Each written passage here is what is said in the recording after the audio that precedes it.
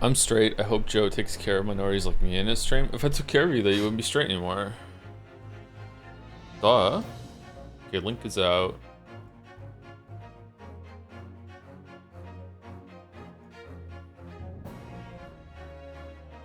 Okay, Windows.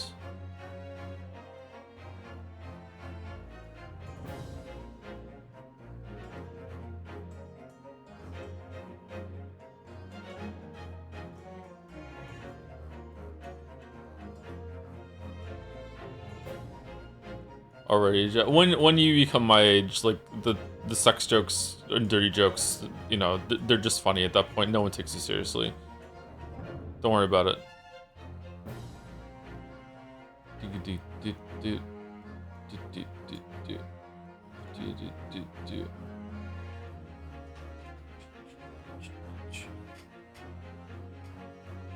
Twitch notification 4 minutes late. That's why we don't start for 5 minutes. Oh shit, I want to start for these emotes. You don't have to, they're follower ones, they're free. You just have to follow and you can use them. Actually, I don't even know if you have to follow.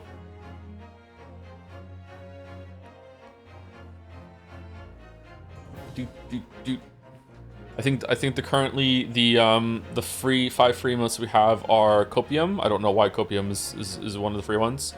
+2, -2 base version, and then now the Yaoi and Yuri ones that Errol made. I removed Lamayo from the free ones, and I moved the Morb, which was the other free one, into a tier 1 emote.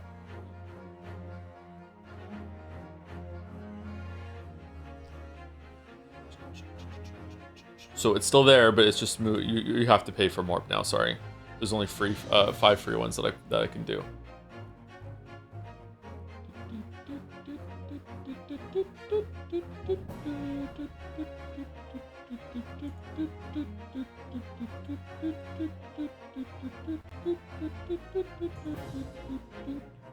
Ba-da-bum bum bum bum bum bum ba-da-bum bum bum. Hold on, let me make sure that my terraforming plan is going stably. Nope, we're negative on glass. Uh-oh.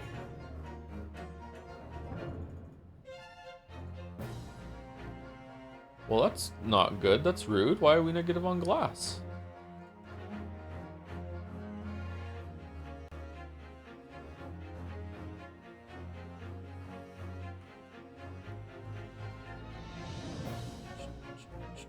You played Dwarf Eats Mountain? I've not played Dwarf Eats Mountain. What's that?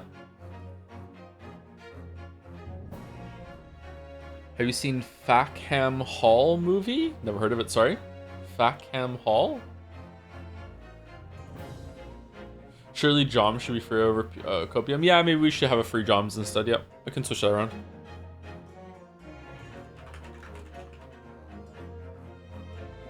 Fackham Hall. Oh, it's got Damian Lewis in it. I love Damian Lewis. Jimmy Carr? What?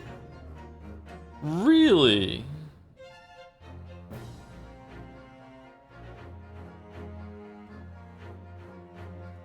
Really? Okay. Joms is a sub-seller? Yeah. We do not prioritize that or optimize that. Ben Radcliffe. Is Ben Radcliffe related to Daniel Radcliffe at all, or is it just a different Radcliffe? Radcliffe is a really cool name. Not related to Daniel Radcliffe. Okay. Movie is... Oh, is it a movie? It looked like a TV show to me.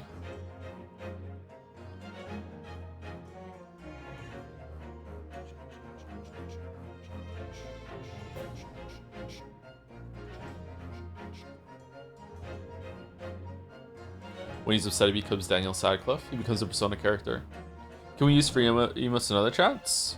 No, I don't allow it. No, not allow. I actually have no idea.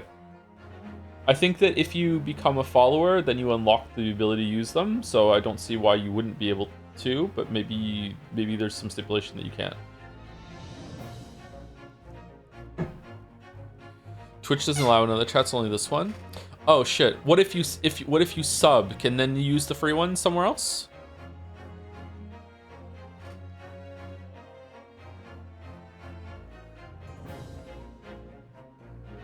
Yes. Okay. Joe, today your construction site radio streamer for me. Interesting choice. Then they're just regular emotes. Okay, that's good. We want to spread the Yowie and Yuri, you know, Twitch wide. And if they're follower emotes and you can't use them even if you sub, that would be bad.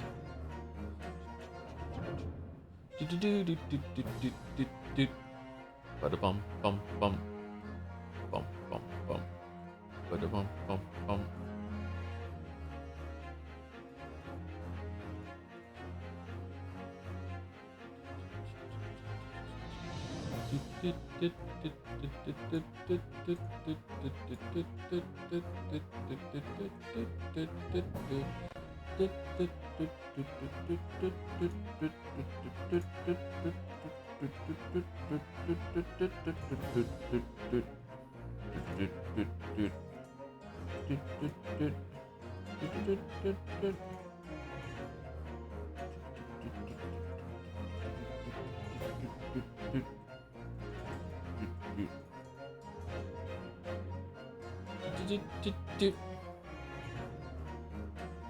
Okay, let me reset my windows up.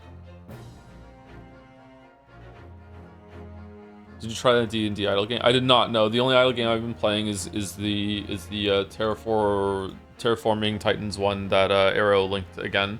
I tried it like a few months ago, and I went back to it after we talked about it, and I finished Terraforming Mars, and I understand it a lot more now. So I'm digging it quite a bit. It's barely an idle game though.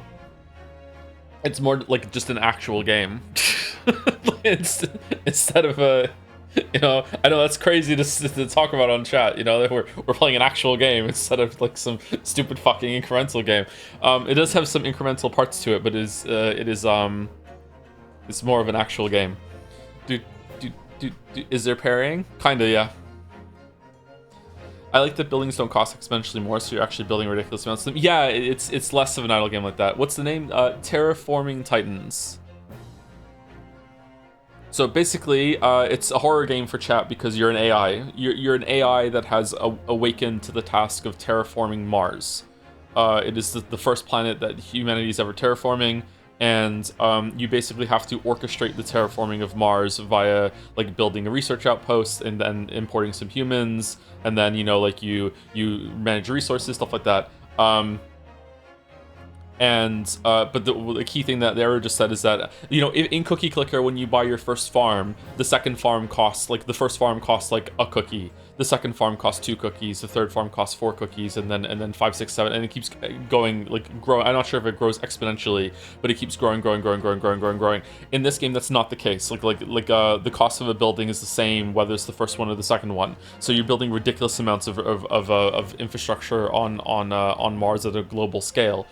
Someone in chat is saying, can you fuck it on with a joke? You actually can, and this is where it becomes less of an incremental game and actually a straight up game, is that it is actually simulating a planet worth of like what is the atmospheric makeup of the game, like how much ice is on the planet. If you build too many mirrors in space, like I built 5 billion mirrors in space to redirect the light from the sun to basically be like a second sun onto Mars to heat it up, and 5 billion was apparently 3 billion too much. I should have stopped at 2 billion. So I accidentally like raised the temperature of Mars too much, and I destroyed all of the biomass, all of the moss and grass that I cultivated on Mars in the space of like fucking like a minute because the temperature skyrocketed. So I actually had to like lower the amount of space mirrors that were active in order to get it. There's also, it simulates to the level that if you cool the planet, if you add too much water before you have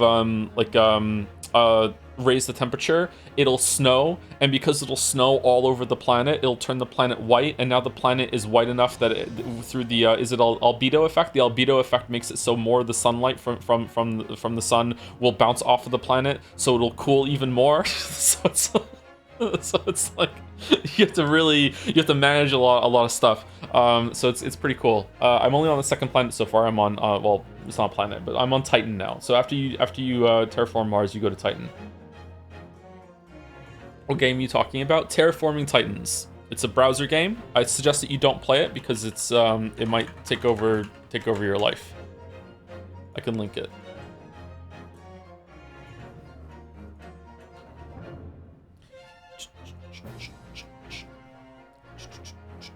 It reminds me of Evolve Idol, but with more of a like reactive gameplay thing.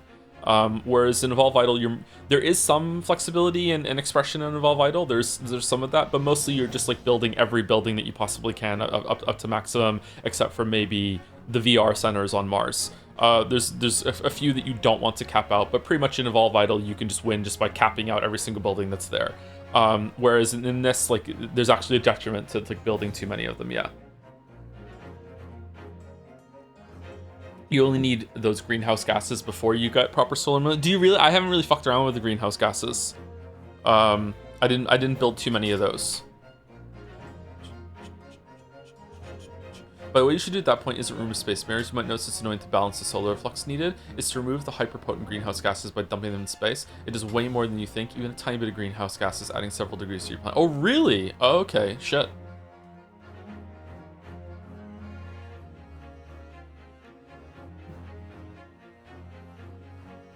What happened to idle games vaccinating against themselves, Joe? That is true, but two reasons why I play idle games still is number one is that it's healthier than becoming an alcoholic. Is he kidding? Let's continue before they find out. And number two is that I actually want to make one day. So like to me, it's a intellectual curiosity, like game design sort of thing. I want to make one, or I want to make a game that has some of it in it. Yeah.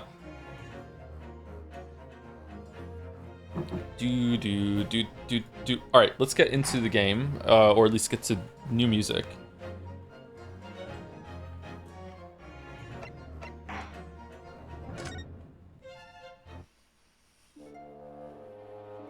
VR centers are building an Evolve Idol that are on Mars that require the rarest resources in the game, which are soul gems. Even in the very end game, soul gems are probably still the rarest resource because you can't make them like anything else. Even Elysium ore that you get in Eden, I think you can probably get the production up there to crazy levels. Whereas soul gems, like they're a very like the most you can get are maybe dozens a day, right? Dozens a cycle. Like soul gems are way more difficult to get. Whereas the VR center uses soul gems to increase morale, and it's usually not worth it. Like I don't know why that building exists, to be honest.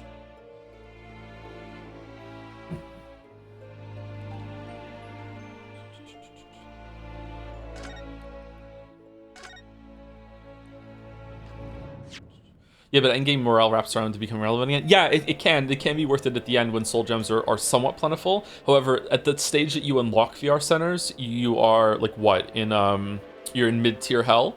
Like you're not even in Andromeda yet. So I don't really know why.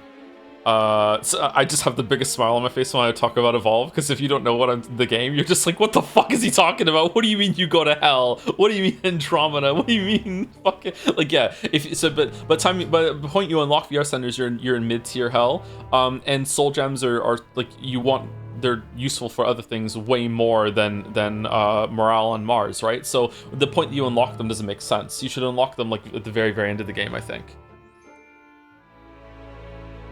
When did unicorns come in? Well, you can't be unicorns until you you use the black hole to destroy the universe, and then choose the next universe to go to as the evil universe, because the evil universe is the only universe that has Edenic planets. And then when you go to the end Edenic planet, then you can get unlock unicorns along with Seraph.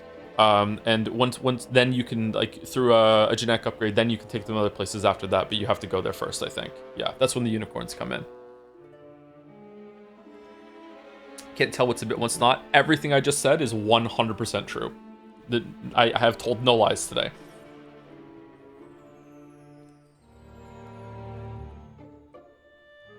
Hell is literal, yes. This sounds like the marble voting game. I know, isn't it great?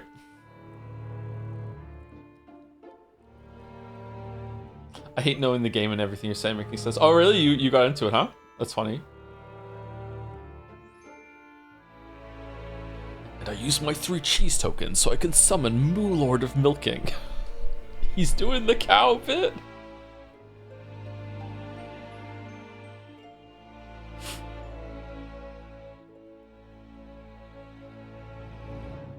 Is that what it feels to be jobbing when we're talking about anime? Exactly. Weep didn't start the fire. Thank you, Zorox, for the bits. Listening to the AA VODs, and it's so funny, I can't tell when you're riffing some lines or not. That's why you gotta watch. You can't just listen, that's why you gotta watch. I love riffing lines, it's so fun. Thank you to Gamer13254 for the 19 months with a dancing job. Thank you very much. Thank you, Big Man Rat, for the 18 months. Another rodent chatter. I can't believe OD Assman died while attempting to follow Lotta Heart's time travel hot air balloon schematics. Sure, my dad made that's my favorite bit from Steins Gate, even more than Great Vegetables. It's a dark horse, but I think I can't believe my dad died. He told me goodbye. He kissed me goodbye as he went on to his time traveling hot air balloon, and we never found the body or the wreckage. But no, he's dead. He's dead. There's no way. There's no way. Just like he was lying when he said he got letters from his past self telling him how to design that time traveling hot air balloon. There's no way. Okarin, no. Ghost though, Ghost maybe. Thank you, Company999 for the 18 months with, as you probably know, the demo for Jonathan Blow's new game is out. I did not know that, actually. I need you to play it so I can learn my opinion. I did not know that. I will probably play that game when it's out. I probably won't make a video on it though, unless I love it. It's the same kind of Darkest Dungeon sort of thing. Like I feel like I enjoyed Darkest Dungeon. I enjoyed The Witness way more than Darkest Dungeon. Like Darkest Dungeon is a really interesting game, visually really cool. It's a really good mood. I like a lot about it, but like Darkest Dungeon's like back half even just absolutely sucks. It's better now because they patched it. Like I hasten to add, they've made it a lot better. But that doesn't help me because I played it before they patched it. The Witness is a really great game. I like it a lot. But I feel like if I played his new game and I didn't like it, I feel like making another video on it would just be like cheekily punching down at that point. So I think I won't.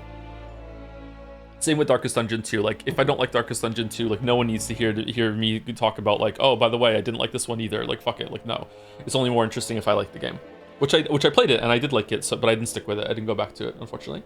Thank you, Lafney2 for the 7 months with Imagine Following. Couldn't be me. Resubbed, but not following. Wow, okay. Thank you, Doublemont for the bits. Loving the Great AC22 streams, Joseph. I am looking forward to watching the VODs when I decide to drown myself in RimWorld or Factorio next. I never really got into RimWorld. I looked at it. I didn't... That and, like, what, Prison Architect... I'm like Dwarf Fortress is my only one of those games that I really liked. And is Oxygen not included in the RimWorld area? RimWorld is they're somewhat similar, aren't they? I think RimWorld is more about emergent storytelling than Oxygen. Oxygen not included is about systems, right? About like managing gas and temperature and food. Whereas RimWorld has that too, I think, but it's more about like what your little shits get up to and how they interact, right?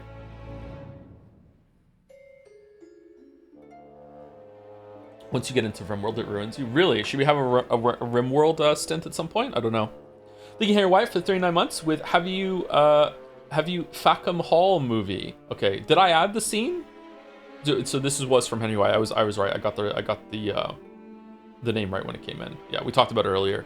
I don't know how I feel about Jimmy Carr. Sometimes Jimmy Carr I find funny. His laugh is really annoying. On the panel shows, usually it's like, oh, okay, Jimmy Carr's here. That's fine, fair enough.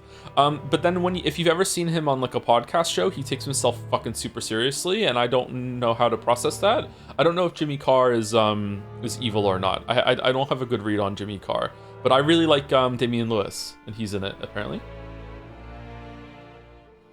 He's like really transphobic. Is he really?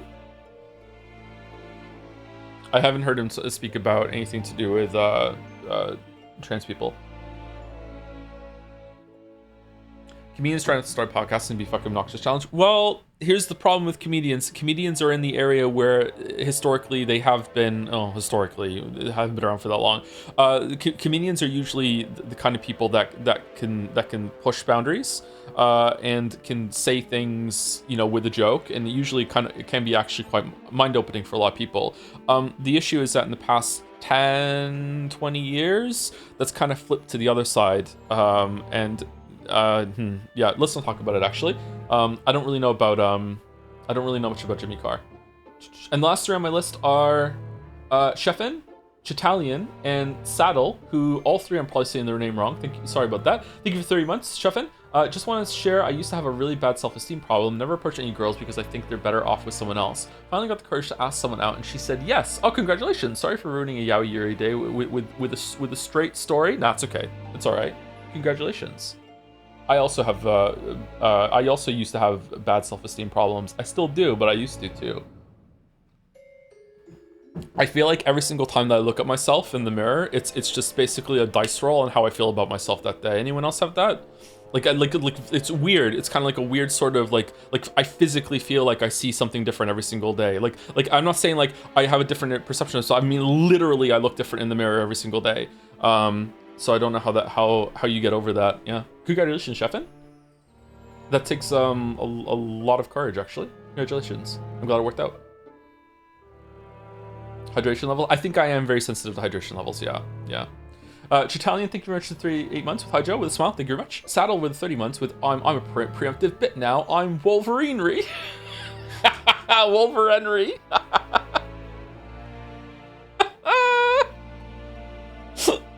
I don't know. I like that one. That one's good. Thank you, Myellis, the malicious for the 19 months. Have you seen that video of a guy smoking dill from a pickle pipe, smoking up a bong full of pickle juice, chugging said liquid and eating the pickle pipe? It's not really funny at first. You have to let it marinate a bit. No, I haven't. Fucking hell. Thank you, Jabbing Quirker for the 3 months with I'm fixing the Yuri quoting. Me, woman, and my girlfriend and her girlfriend woke up today and decided to go to a gay aquarium, so I fixed a gay aquarium? Is there too much yaoi? We have to balance it with Yuri. Gay fish. Do you like fish sticks?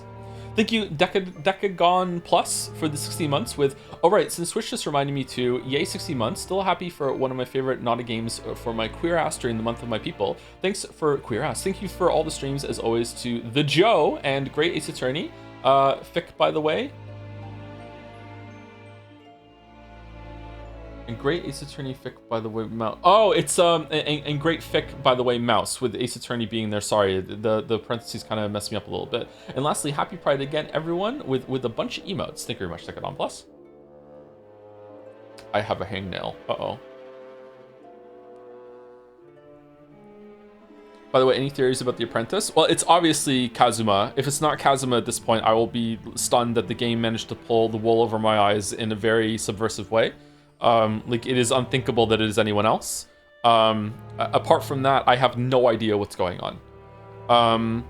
Like maybe I feel like Strongheart is a bad guy or going to be a villain later, but that's only because there's no one else that can fill that spot just now, and it feels like he's probably a well-meaning bad guy, but also he reminds me of the guy at the end of Ace Attorney 3. I can't remember his name. Damon something.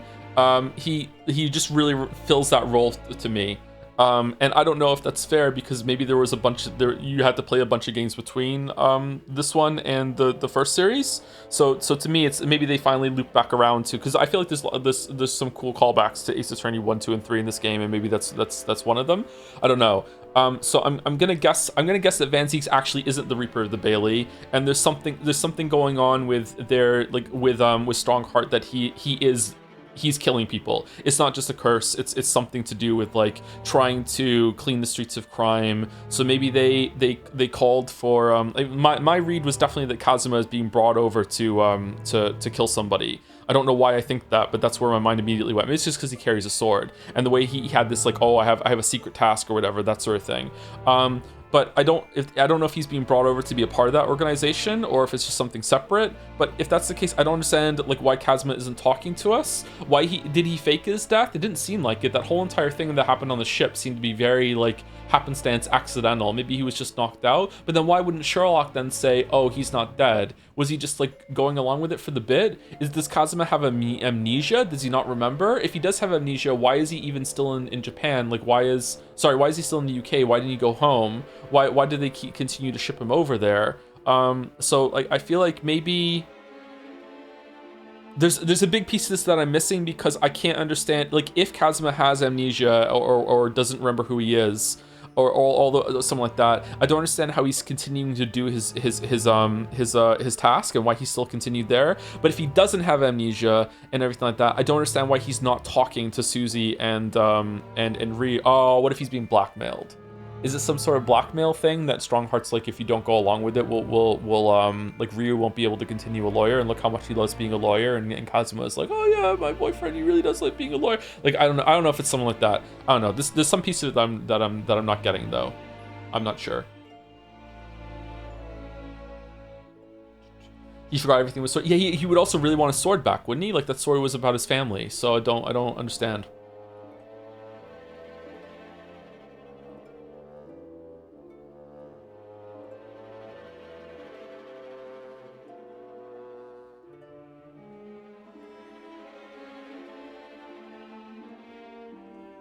Thank you, Etorak with the bits to say, I'm an apartment building now. I'm tenement, like a tenement. Fucking hell. All right. God damn. Thank you, Nidelia, for 6 months. Sorry, I'm saying your name wrong. Today's my birthday. It's my anniversary. Happy birthday. Happy birthday. It was my daughter's birthday yesterday. She had a really good day. She really liked the flowers I went and got her. Happy birthday, Nidelia. One of those. Thank you very much. For the resub as well. Thank you, Annie Storm Sonic, for the 10 months with. Hey Joe, are you following the World Cup at all? Greetings to this man. I'm not. I don't give a shit about sports typically. Sorry. I wish I did, but yeah. If I was to pick a sport that I would follow, it would almost certainly be hockey, though. I've never really liked soccer. I'm a bad British person. I know. I'm sorry. Congratulations to anyone's team that is doing well or winning, though. I know it's a big deal to a lot of people. I don't think it's bad to like it. I just never found it interesting. Sorry. I tried a bunch to watch football when I was younger, and it was just so unbelievably boring to me. So yeah, don't like it. Sorry. Nidila. I will try and remember Nidila. And the last 3 on my list, because more came in. This is the second time I'm saying last year on my list. This is 4, actually. Eddie Avery with 17 months. Thank you very much. Cook with 8 months. Sengi 53 for the 19 months. We have to play Saros for Sengi. And thank you, Joe Cam with 31 for the 18 months also with resub message. Thank you for the resub message. Is there any boss in Saros or any moment in Saros that's as good as the Hyperion fight from Eternal? Anybody know?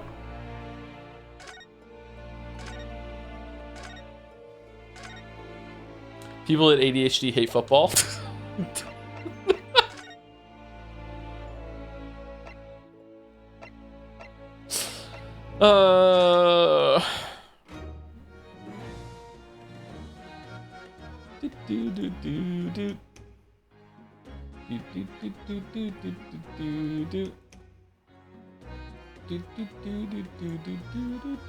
Is it true? Is that a true thing? There's no way it's a true thing. It can't be.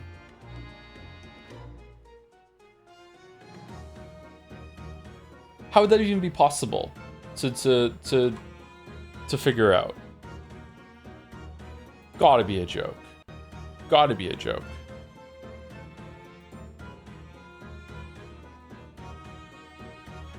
Okay, so we have permission, so we can just go in, right?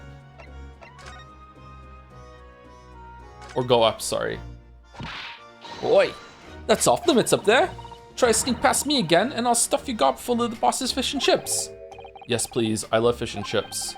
I suppose we need special permission. We have it. We have it. We got it. What do you mean? Do I have to show it to her?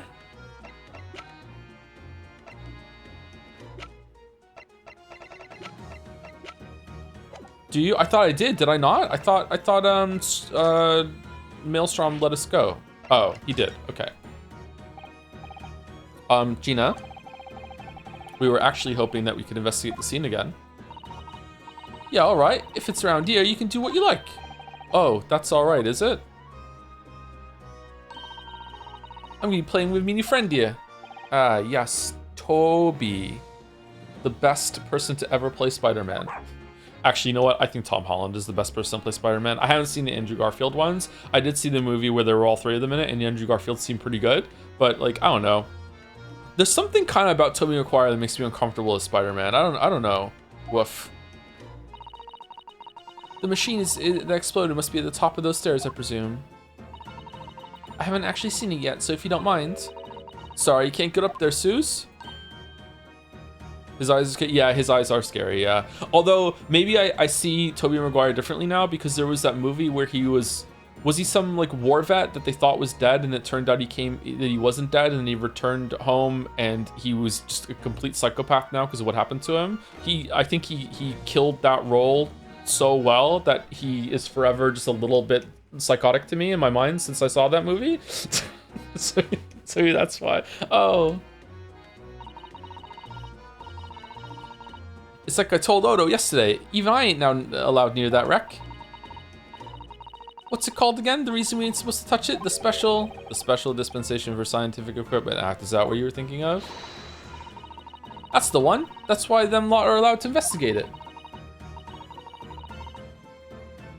What are they called again? The forensic something. We read this yesterday, didn't we? So it's like there's a new thing at the end of it. That's the one, yeah. But isn't it the case that the special dispensation has been lifted?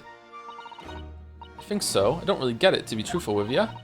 You're still supposed to get permission from some bigwig or other, as far as I know.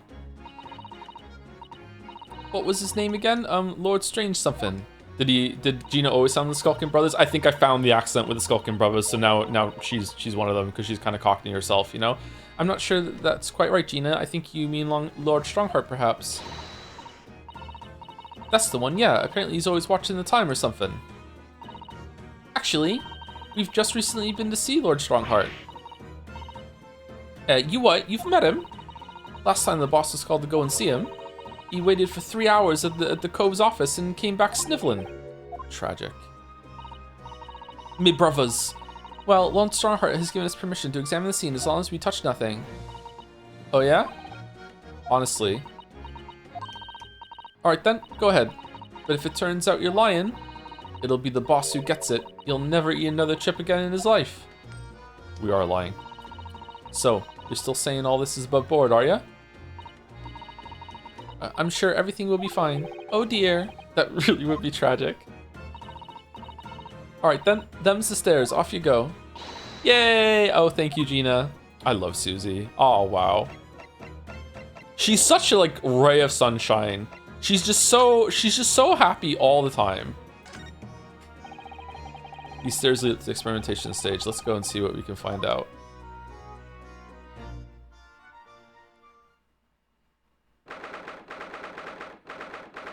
October, the Great Exhibition. Grounds, experimentation stage. Oh my, so this is the machine that was used to deceive people into thinking instantaneous kinesis had taken place. What if it did, though? Yes, that's right. Or rather, it was the machine. It's a little worse for wear at the moment. What extraordinary lengths Professor Harebrain went to in order to obtain the research grant. Is it just me that vastly prefers over Maya? They're similar with Maya, kind of noisy. Maya's super annoying. Yeah. This is a hot take, apparently. I don't think it's a hot take to like Susie. Everyone seems to like Susie. But like thinking she's better than Maya, I think you're gonna have like 50-50 coin flip on that one. Thinking Maya is annoying though is like big time. Like, oh, what are you doing? Like I dislike Maya. Like if we played another game and Maya comes back, like I would be disappointed unless she's gone through like a change like Chloe did from the famous series Life is Strange. That's my go-to apparently. No. The professor was tricked as well. He didn't know anything about it. Yes, of course. It's amazing though, isn't it? The scale of the whole affair is so very British. You're right about that. You never see such a grand deception in Japan, that's for sure. Oh look, is that... Oh! Lord Van Zeeks? So I think we're more or less done here, aren't we? Shall we, Miss Susato? Already? He is the Reaper, remember? We do well to keep our distance, I think. Nah, don't fear the Reaper.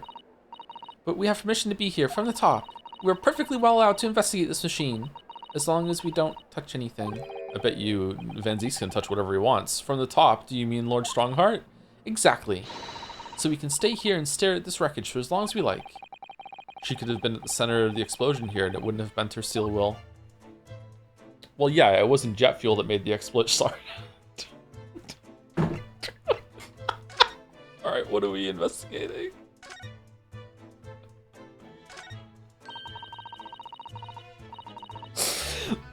Look at that horn-shaped transmitting device. Isn't it amazing? That's exactly what I thought when I first saw it. Makes you think, doesn't it? If only it had just been a normal horn, none of this would have happened. That's almost exactly what I thought as well. I bet I can predict what you're going to say next in that case. You're about to say nothing ever. Oh, Susie is a fucking Wikipedia possum too. She's like a Kane. Like she even has the fucking book in it. She's a fucking encyclopedia possum before Wikipedia. She just fucking knows. Did you? Fucking Ryu, did you know? And she just whips out her book and tells us shit. You're about to say nothing ever goes to plan, aren't you? Oh no, I would never say anything like that.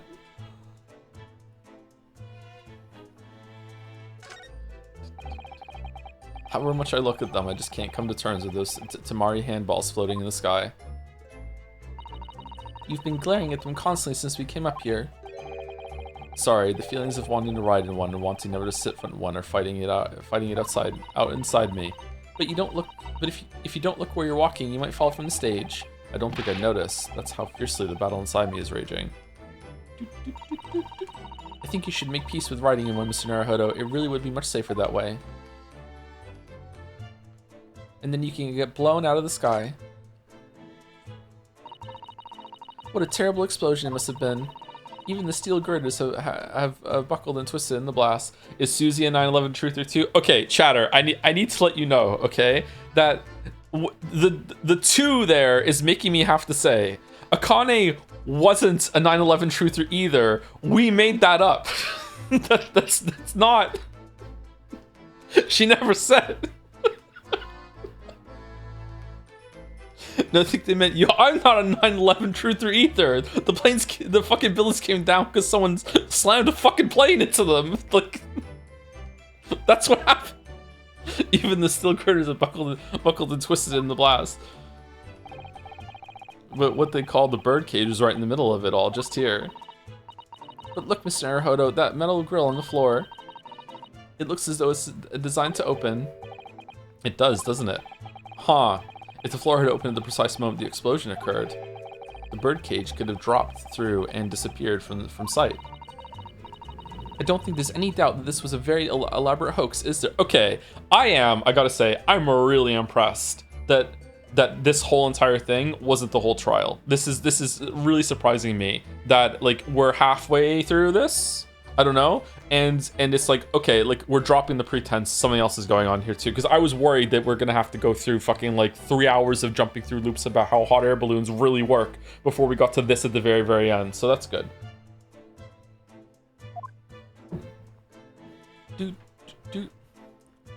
This is not VT. Exactly. Yeah. Danganronpa could never. Yeah. I'm pretty sure there are some trials, not all of them though. There are some trials in Danganronpa that you can entirely solve before you even go into the trial, and you are just so mad the whole entire time. You're like, okay, fucking hell, let's go. Like, not all of them though. Some of the best ones you can't. I think like what are the ones that you can't solve before you go in? Maybe the Sakura one in the first game. Definitely 2-4 or 2-5, probably 2-4 and 2-5 actually. And the one with the toilet in V3. I don't think you can solve that one until you go in. Incidentally, those are also probably my favorite cases in the game. So yeah, I solved 1-3 for going to trial 1 and died for 4 hours. Yeah, I did too. I think that's the one with number 15 Burger King foot lettuce, right? Yeah. I'm pretty sure I solved that one as it was going on.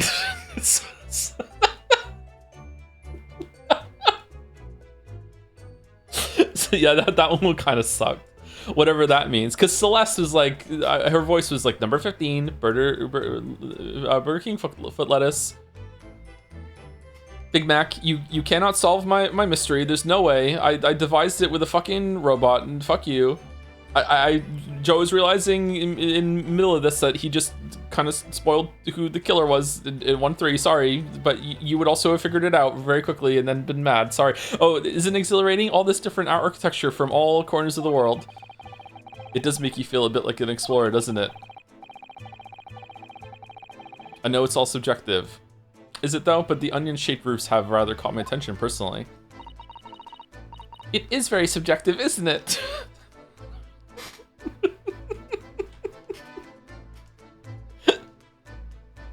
Almost like it's implied. That's so true. That's so true. Japanese buildings with their wood and paper construction have excellent ventilation. And I've realized that British buildings being made from brick and stone are very strong and long-lasting. The more you know about how things are done in other countries, the more you understand your own, I feel. That's true, actually, yeah.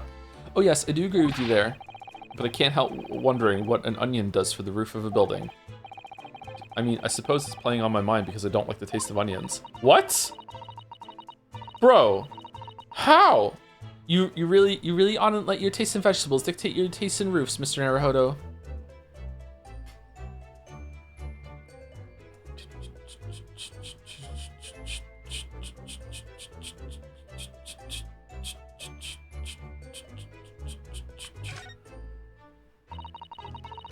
I hear that a ride on the Ferris wheel is a favorite romantic outing among young lord couples. I think the romance would be slightly spoiled by the abject terror personally, but then I'm not a Londoner. Are you a little scared of heights, Mr. Naruhodo? Anyone else not feel like any ship potential from these two whatsoever? I think they would actually make a good like couple in terms of getting shit done, but in terms of like romance, I don't really feel any romance between the two of them. That's fine, there doesn't have to be, absolutely not. It's quite refreshing actually that there isn't. Like, yeah, they just feel like really good friends that work well together rather than like a romance or something like that. It's not that I'm scared, not at all. It's just that staying on the ground seems so much safer. Well, perhaps I shall have to ask Iris and Mr. Sholmes to accompany me on it in that case. You put it like that, part of me does want to give it a try. Oh dear. Yeah, it is complicated for you, isn't it? I knew it. I could sense that oh dear coming a mile away.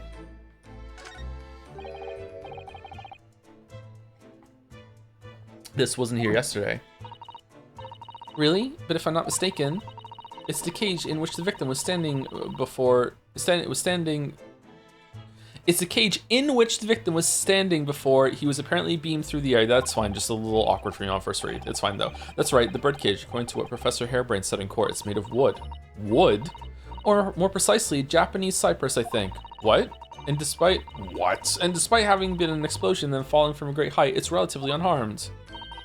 What wonderfully durable construction, wouldn't you say, Mr. Naruhodo? Who knew the world had wondrous wood? I'd understood that the forensic investigation team had taken it away yesterday to examine it. Oh, and then they brought it back? I suppose they must have brought it back here when they finished their work. But sadly, not with the body inside it. No, that's right. Sadly? I know we were given strict instructions not to touch anything, but still. This is too important a piece of evidence to overlook. We might need it for the trial. It's been some time since Ghost Trick, but how does Suzato compare to Line, in your opinion? At the time you said Line was one of your faves in the game, so another Maya-like reward. I honestly don't remember. A lot has happened since Ghost Trick, sorry. I'm noticing that maybe it's because streaming makes me play so much more media now than I used to. I find it that, or maybe I'm just older. Maybe it's just an age thing. Like there's so many things that I've played that like even within the past like 5 years or so, and if someone asks me something about it, I'm like, I don't know.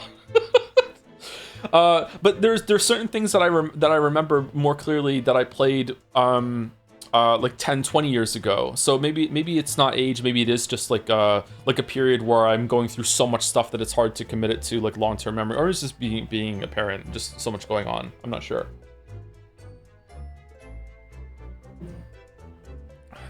The wooden cage that was used for Professor Harebrain's experiment, this cage with the victim inside, crashed down into the crystal tower. No, it is age. Emphasizes chat. Okay, thanks. Thanks, chat. Thank you. Thank you so much. Thank you. Think you did one for the bits? Haha, you thought it was time to start the stream, but it was ideal. A JoJo meme in 2026? Wow.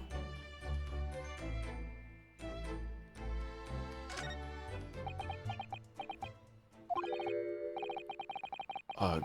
Least approachable man in the world winner, 10 years in a row. Okay.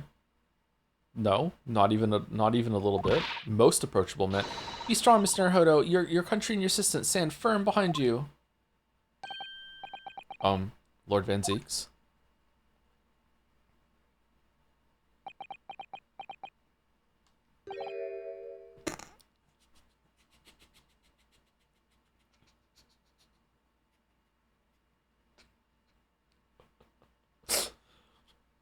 What? Well, beautiful weather we're having, isn't it? Oh, he's trying to flirt.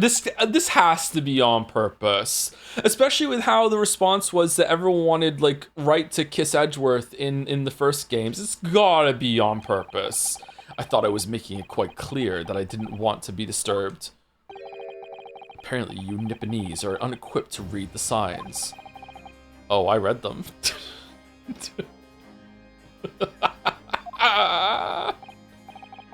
So, what are you doing here? Entry to this area is prohibited. Well, the thing is... Lord Chief Justice Strongheart granted us permission to investigate. On the condition that we didn't disturb anything. You're disturbing me. And yet you've managed to disturb me. Oh. Never mind. State your business then. Come to think of it, there are quite a few things I'd like to ask Lord Van Zeeks about.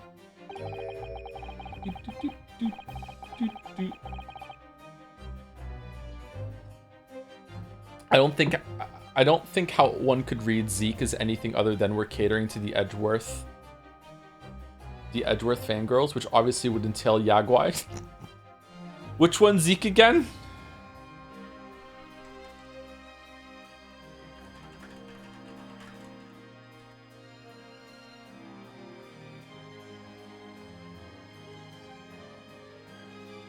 Oh, this Zeke.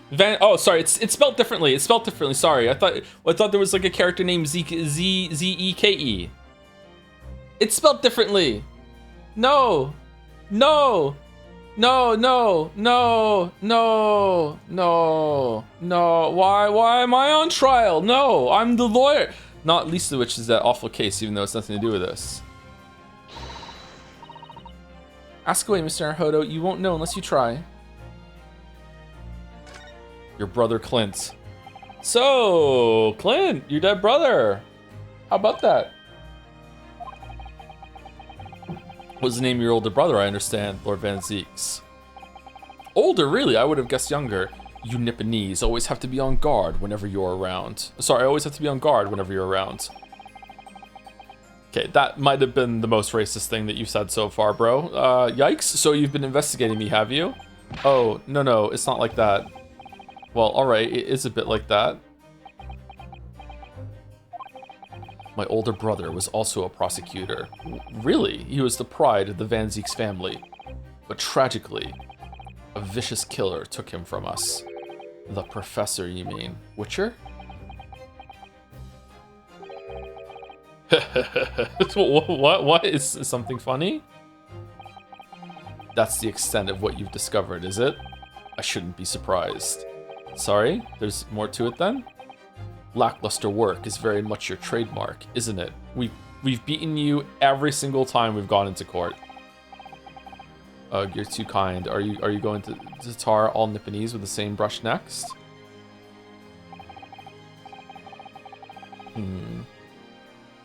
How do we feel about what if they had put some sort of like montage when of like, let's say that he was allowed to continue practicing law while Susie was gone, and in the 6 months he did a lot of cases, and there was a montage that bridged the games together, and it showed that yeah, sometimes he beats Van Zeeks, but like over the course of the last few months, Van Zeeks has actually trounced him in court, and he's lost a lot. He's not always against Van Zeeks as well, but like I feel like these lines would land a lot more as if in the interim between the two games that that Van Zeeks actually is like, you know, he's beat him like 5-1 or something like that. I think that would have been good, because right now these lines are falling short. They're sounding hollow because like we are legitimately better than him. You know what I mean? So, I don't know. So tell me, what's your interest in that historic incident? As it happens, Lord Van Zeeks, there's a rather curious case that's come to our attention. Maybe they're supposed to sound hollow? Maybe. I don't think so, but maybe. Are you aware of the Madame Tuspel's Museum of Waxwork by any chance? I am, naturally. I believe that since last month I feature in one of the displays there for public scorn.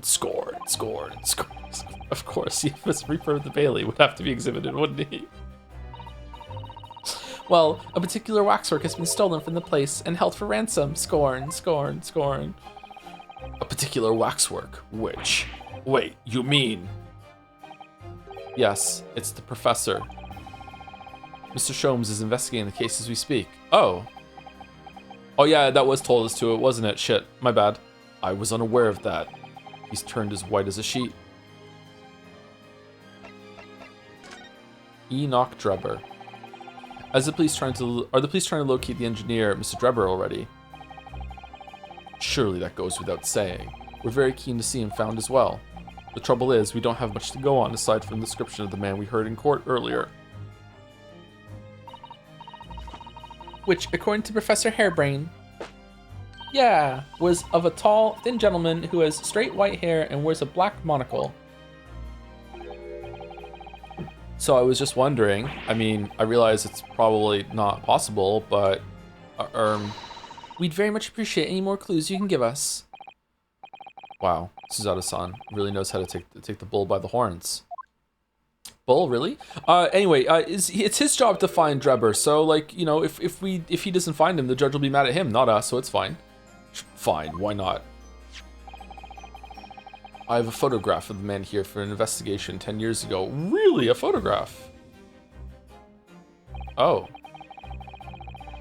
Raiden? Okay, he kind of looks like the coroner. Are they related somehow, or is it just like a coincidence, or what? Goldstown? Though it appears he already had that black monocle at the time. Monocle? That looks like a straight up fucking eye patch, bro, not a monocle. What? Oh, no, nothing. I was just surprised that you shared that with us. We all need the man's testimony in court tomorrow, which means we have to do everything we possibly can to track him down in the short time available. So why wouldn't I show you the photograph? What is it about Lord Van Zeeks? Sometimes I just can't work him out at all.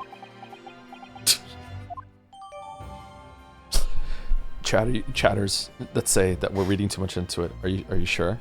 Are you sure though? Are you sure though? Photograph of Drebber. A photograph print of the engineer, Mr. Enoch Drebber. It's hard to make out, but appears to be wearing a monocle with black glass. The photograph of Drebber has been entered into the court record.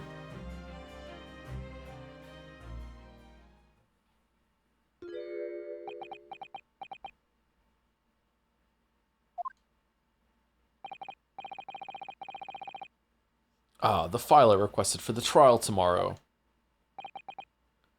Thank you. Kazuma says what? Come on. It felt like maybe you and Kazuma had a thing going, actually. I felt there was like more than friendship there. Maybe not, I don't know, but like, come on. Susie, please. Are you alright? Who is this man, Mr. Naruhodo? Lord Van Zeek's apprentice, apparently. So I'm not the only one. Suzato-san can see it too. Okay, they know. Do they know? Lord Van Zeeks? May we speak with your apprentice for a moment? The pout. With him. Why?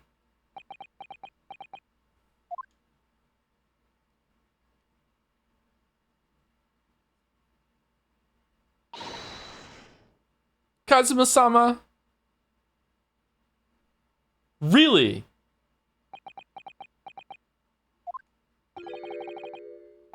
Kazuma? I don't believe it. Your posture, your presence, it can only be. It's you, isn't it, Kazuma-sama?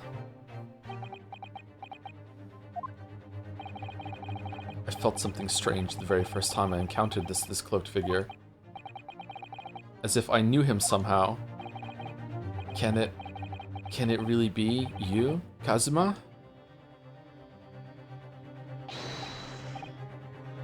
Wait. Too late. What's going on here? Okay, well, I have some bad news, okay? Are you sitting down? Maybe you should be standing up, actually. No, sit down. No, stand up. Sit down. Your apprentice, yes. He's Nipponese. Oh! Yeah, you're good. What is your interest in my apprentice exactly? You act as if you know the man or something.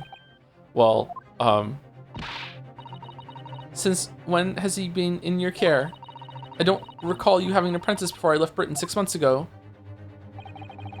Lord Strongheart introduced him to me about 3 months ago now, as a bit, as a joke. I guess I'm being owed with instructions to mentor him as a prosecutor.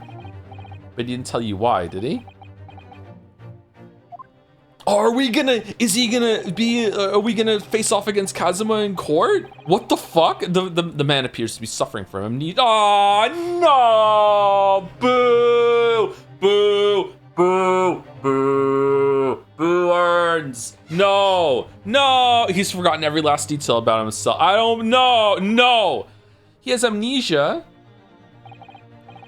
Tomorrow he will appear in court at my side. What?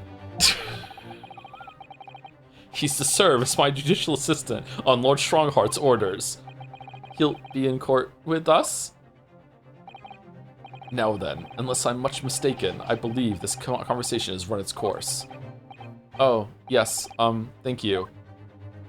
It knocked all of the fucking memories and personality out of him, but just, you know what, everything about being a lawyer, that stayed in somehow. That's rock solid. That's built into the bones. Can't get that out of him when he gets hit in the head.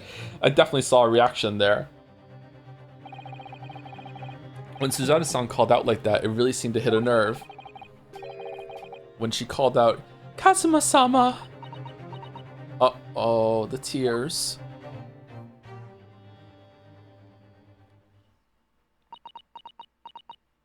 Do you think love can bloom in a courtroom? You already met that masked man, hadn't you, Mr. Naruhodo, and you didn't realize it was Kazuma right away? Are you fucking idiotic? What's wrong with you?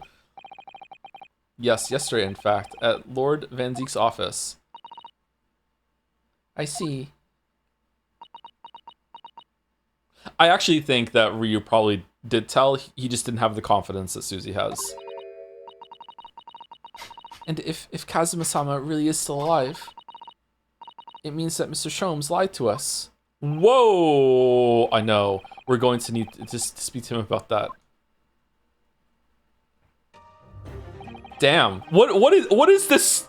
What is this competency from these characters that are just like immediately just like, oh yeah, that means that right away. Here we go. Now we're gonna go question that. Now we're like, what the fuck is this? This is weeb writing. Usually it's like we have to wait fucking 25 hours when some fairy comes out of a fucking jar and says, hey, why didn't you say that? And then the character has an inner monologue going, I did think it, but for whatever reason, I just didn't have the confidence at the time to say it. I did, but now the fairy from the jar has told me, you know, I really should go over and fuck it. But oh no, the person we were about to ask is dead or missing or put on a spacesuit and blacked out the visor, and then a voice came out of the speaker and started talking to us as they went out, and it had to be them though because there's no one else that could be in the spacesuit, and the other person was coming through like the remote control fucking visor or anything like that. Like it was fucking hell, man. Like what's going on? Just immediately, just up here during the investigation, and she's just immediately like, yeah, that's Kazuma. No fucking 5 conversations about it when we go home drinking tea while Iris leaves the room or anything like that. Holy shit. The pacing. You're gonna have to leave now. The forensic investigation team are due to arrive shortly. If they find you here, it will cause problems. Why? What sort of problem? What are you talking about? Foreign affairs problems. Well, we could do without that. They know. All right, we'll be on our way. Let's go, Miss Suzato. If Suzy had been in Metaphor, they would have teleported back to see the prince right away. Right away. Like fucking day 3. Just boom. Back to see the prince. Like fucking Suzy in every game. Of course.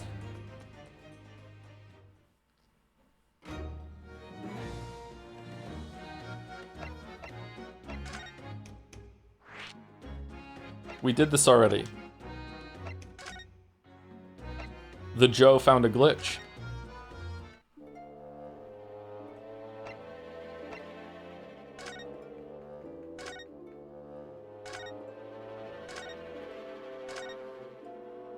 Did you know Capcom released merch to celebrate the 10th anniversary of the Great Ace Attorney, and one of them was a series of engagement rings for Ryo, Kazuma, Sholmes, and Van Zeeks?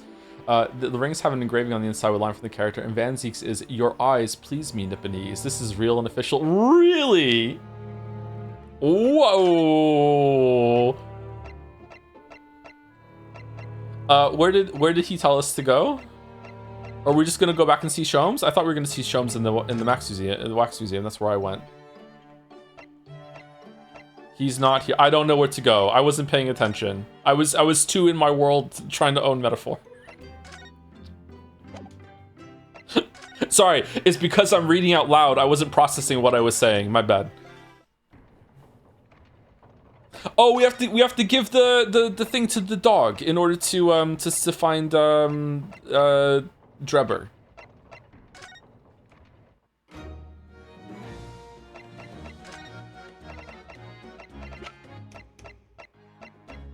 Don't listen to Arrow. Capcom PR team paid her to say that Capcom is paying a lot. Yeah, it's true. That's true. That's true. We are playing a Capcom game again, aren't we? Fucking hell. About this, Gina. Yeah, I'm still learning me letters at the moment. I only know A to E, so if it ain't too much bleeding trouble. Actually, Gina, it's the back of the card that's important. Eh? How come? It's just a dirty old smudge on the back, that's all. Speaking of reading, like, all of the kids fucking hate how much reading there is in Pokopia. Just all of them fucking, like, yesterday morning and last night, they're playing Pokopia, and they're like, why does Tangrowth keep talking to me? I just want to play the game. Leo played it first, and then Kate played it, like, later, and both of them, like, they weren't in the same room when they did it, too, so both of them word for word when it started, they're like, I hate cutscenes in games.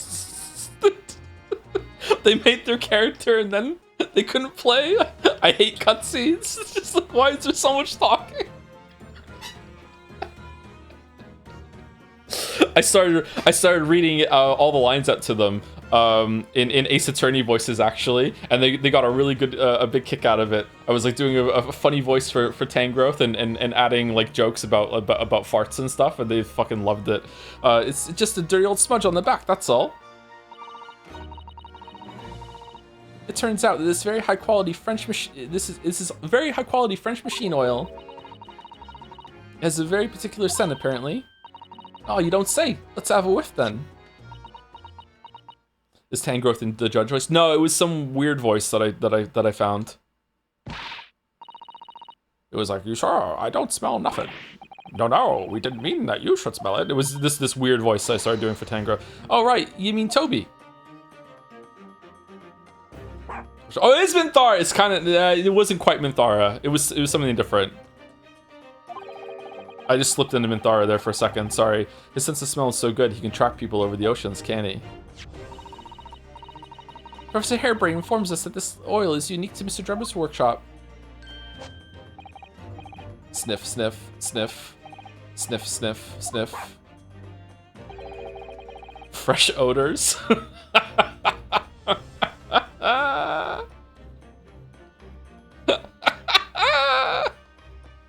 I think he's picked up a scent. Well done. So you mean if he follows the scent of this oil, Toby could lead us to that dodgy Co's workshop?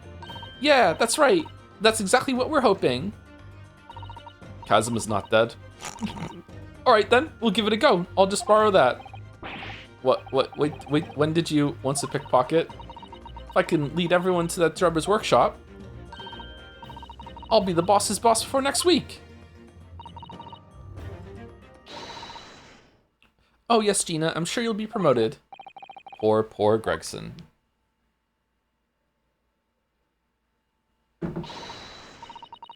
Right then, Odo, leave it to me.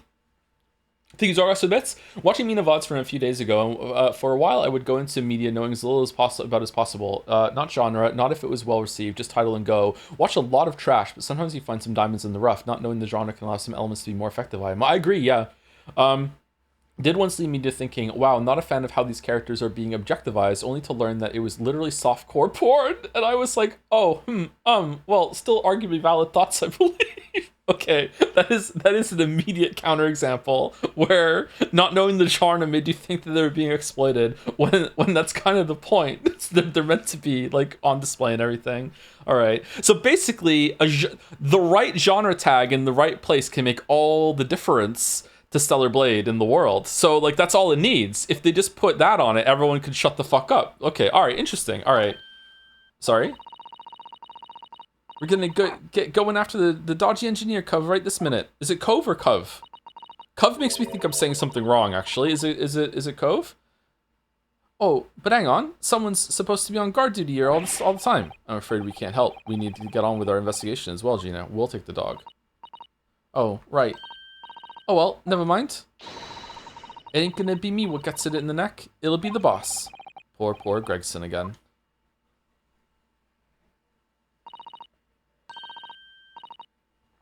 Ready, Toby? Got that oil sent out yet? Come on then, boy. See you later.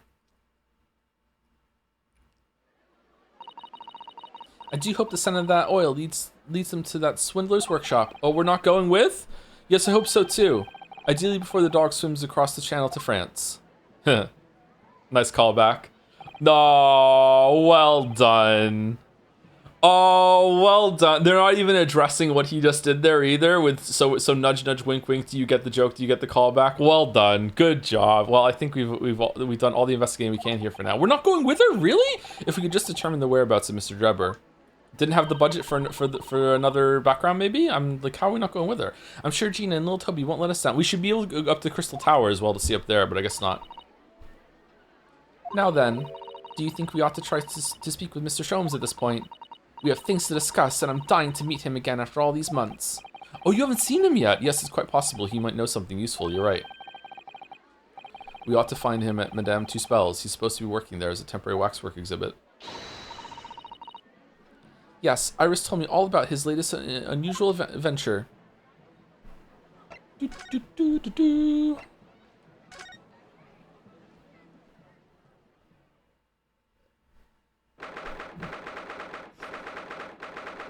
Madame Two Spells.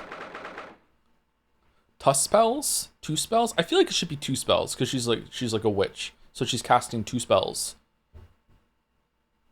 Two spells? Two spells. I don't know.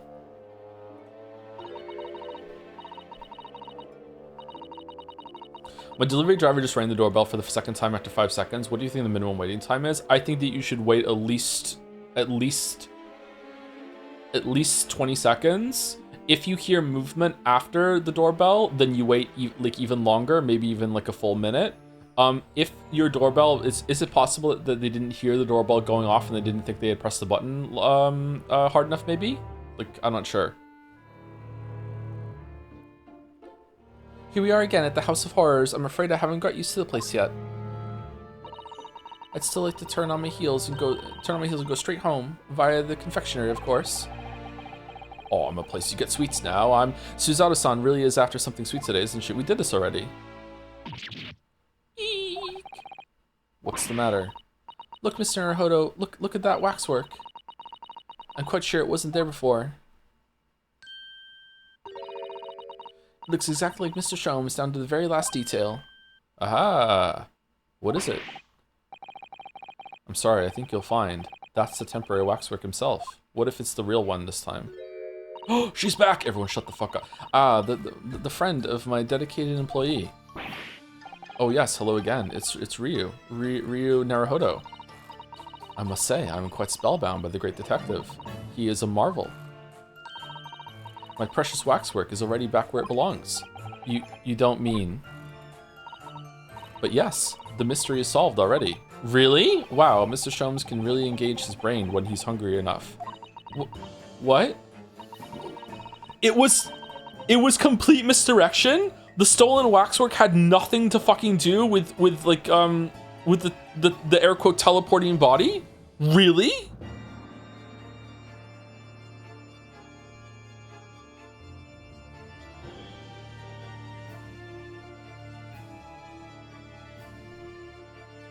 So as you can see, he has returned to his habitual duties. Did he get his 50 shillings? His habitual duty? Alors, do not disturb, eh? Oh no, I like her. Oh no, but poor Suzato-san, she looks very perplexed.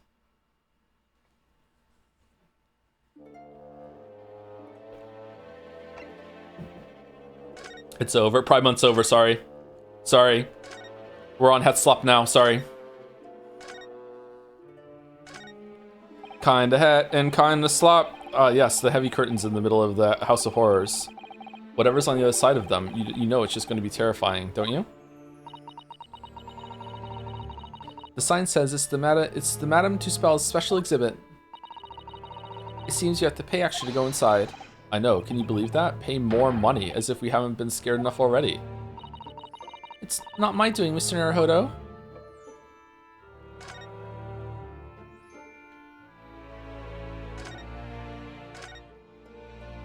Do we have unique dialogue of all these things now with Susie here? Oh, what a horrifying scene. A murderer caught in the grisly act. I know, and in case you were wondering, it's the one with the big knife that's supposed to be the killer. I don't think anybody would be in any doubt about that, Shirley? And did you know that according to the description, the bathroom in the back has no particular significance? Okay, I like this bit. He's like, I learned things last time I was here, and I'm gonna say them, goddammit. What, really? I would have thought it was meant to show that the killer also worked in a bathhouse, peddling criminal wares. Aha, we have a new theory.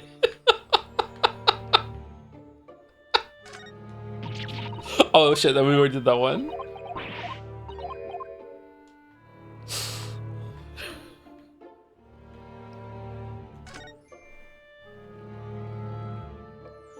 The knower has logged on. That old policeman isn't here now, obviously. I still can't believe he just happened to be on the jury, though. I can, actually. I'd understood that London has a population of 6 million people, yet you do seem to run into the same people disproportionately often, don't you?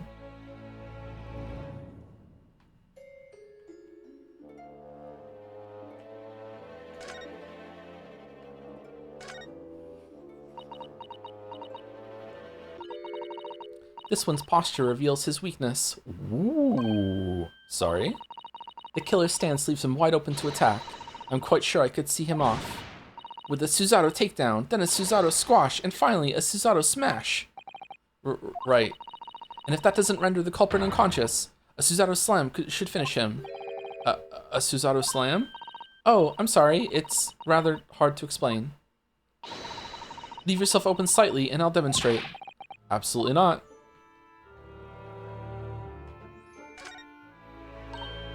Ah, there's a stepladder there, look. Oh, yes, a stepladder. I think perhaps we should let the proprietress know that someone's left it out. The stepladder, I mean. What? Is something wrong? Why do I feel as though I just managed to sidestep an argument? Is it the return of spade versus shovel? Like what are we doing? What are we doing?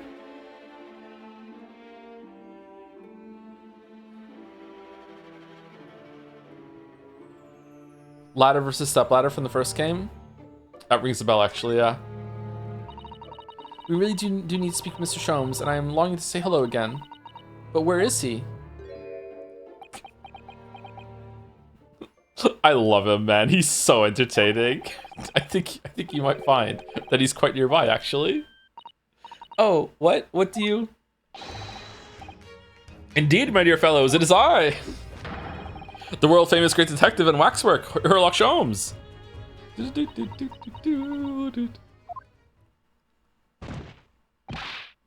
Suzato-san! Suzato-san!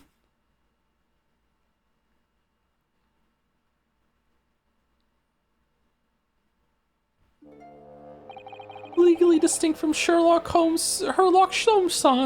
My most humble apologies.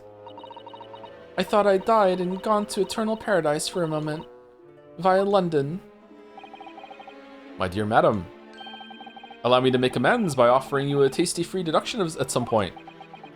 As long as it's not a questionable street food quality.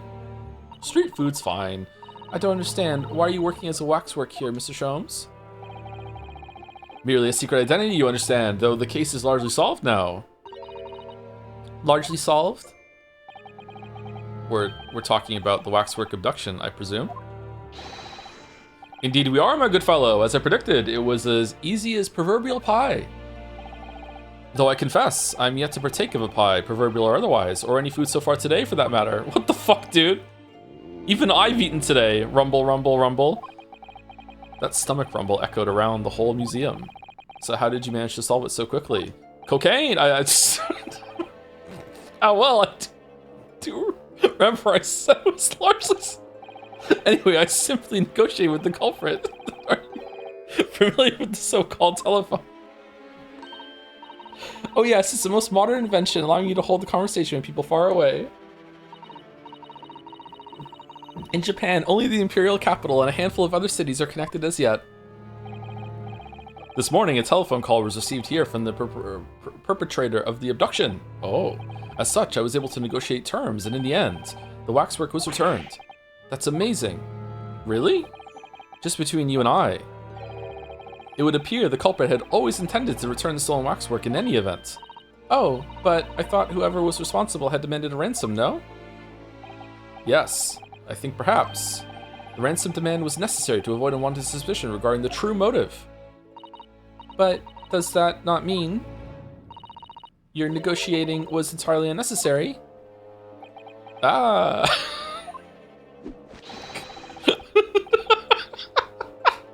A fact that I must ask you to keep away from Madame Tuspells at all costs. 50 shillings are coming my way. A hungry young Iris awaits my return to Baker Street after all. Poor Iris.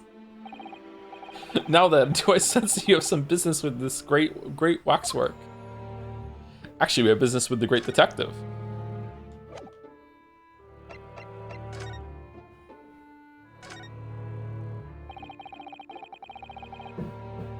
We're in the process of trying to track somebody down.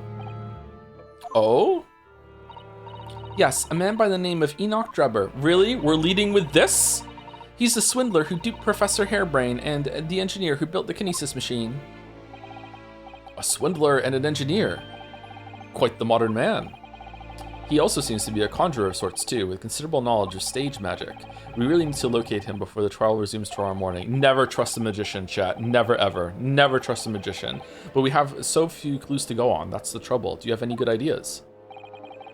I have no data yet. It is a capital mistake to have good ideas before one has data. If I knew something of the man's appearance, at least, I may be in a better position to help. Yes, Drebber's appearance. Fortunately for you, however, presently I have little to occupy myself and little to fill my stomach. As soon as you find any clue, no matter how small, I should gladly give you my thoughts on it, and then eat it. Uh-oh. Mr. Sholmes, did you lie to us? My dear Mr. Naruhodo, stay that piercing stare. What is this about? Last winter, when we were first on our way to Britain aboard the steamship... Did he investigate the body, or did someone else and he just went along with it? Your words are very clear. So then, let us unravel this mystery and discover what events led to this curious murder.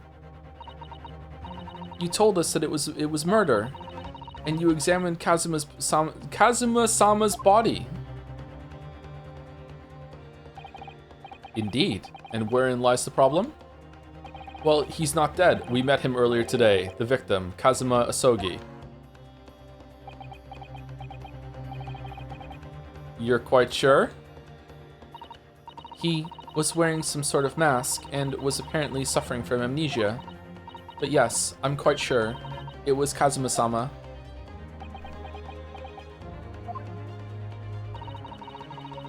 You must have known at the time, Mr. Sholmes, that he wasn't actually dead.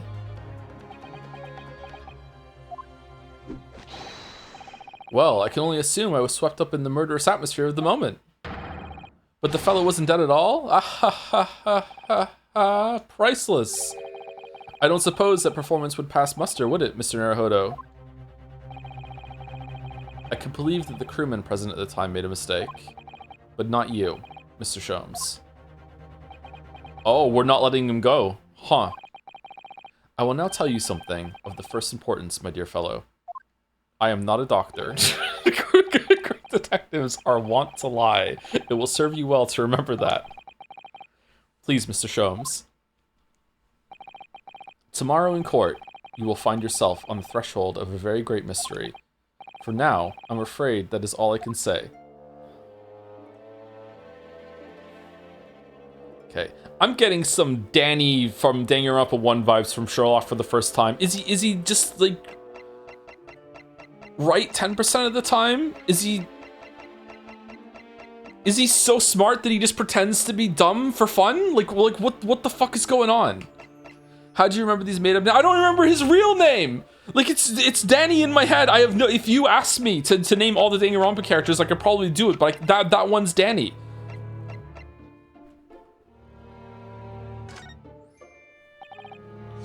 Mr. Sholmes, would you cast your eyes over this photographic print? It's of Mr. Enoch Drebber, the face of the engineer we seek. Well, all Englishmen look broadly the same, of course. So looking at the photograph won't be particularly instructive. Ah, are you all right, Mr. Sholmes? Why did you lie about Kazuma? Why were you even on the boat? Were you hired to go? But no, it was a random thing that got him killed. Air quotes killed.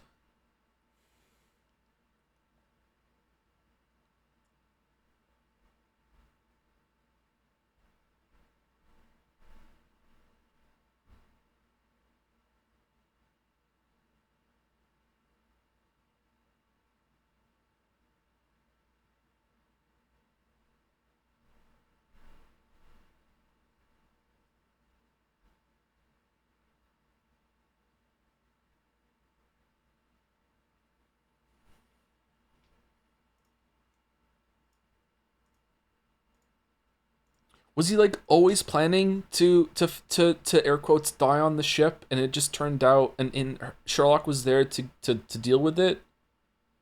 Hired by Strongheart, maybe? Like, as we can see, he'll do anything for money. This is he has to be pawning all the time too, and just like an accident just so happened to happen before the plan went through. Like, why would he hide us in the closet? Why would he bring us with it? Like that wasn't planned.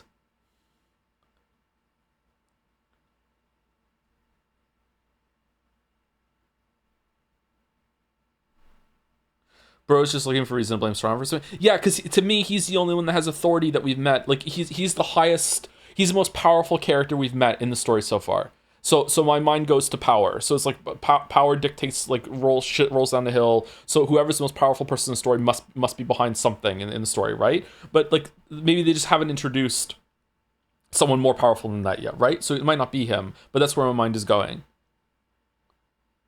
And also that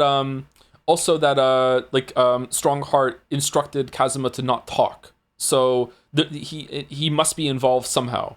He's involved at least a little bit. The fact that Strongheart must know who maybe he doesn't. If he has amnesia, maybe he doesn't know who he is. Why give him to Van Zieks though? Why train him to be a prosecutor?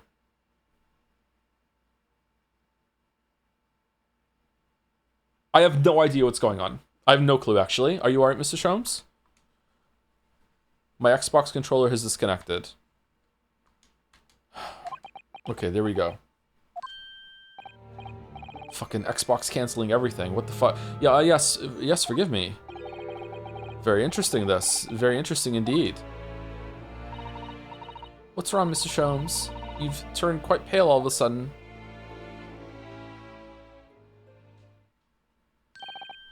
I have a suggestion, Mr. Naruhodo. Will you indulge me? Oh, well, what is it? Can we see I want to see the wax thing in the curtain, behind the curtain. As I explained to you when you arrived, the missing waxwork has been returned. And I personally reinstalled it in the exhibit from which it was taken, behind those thick curtains. Thick. Really? You did it. Not two spells? Oh yes, the professor exhibit, isn't it? Would you like to see it? For a mere 5 shillings. That's a special one-time only price, you understand. 5 shilling? Wait, does the professor look like Drebber? What? The opportunity won't come again, I might add. Wouldn't you like to see the fruits of my labor? Oh, well, we do have a rather pressing investigation to carry out. Perhaps we could postpone? The price is a very reasonable 5 shillings. I think you'll find it's well worth it.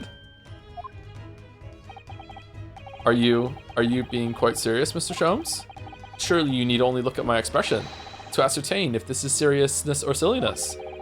I can never tell with you. That's the point. Very well, it couldn't hurt. Here's your 5 shillings. Gratefully received. So, the special exhibit awaits behind the curtain. I invite you to peruse it at your leisure. Wait, didn't Van Zieks gave us this photograph, right? So, Van Zieks must know what the professor looks like if the professor fucking killed his brother. Wouldn't he see this and be like, oh shit, that's the guy who killed my brother? Like, right? Like...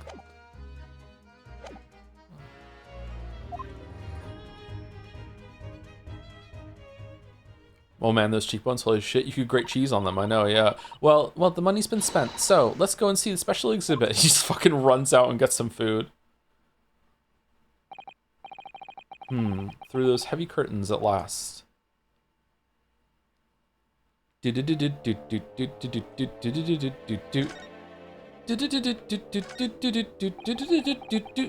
shillings you've had to pay. It doesn't seem right somehow that Mr. Sholmes slipped the money into his own pocket, does it? No. We could ask Gina to retrieve it for us using her special skills. Pickpocketing police officers and diddling detectives. Is this what makes Britain great? Yup. Not to mention demigod prosecutors taking the law into their own hands and chip-loving inspectors.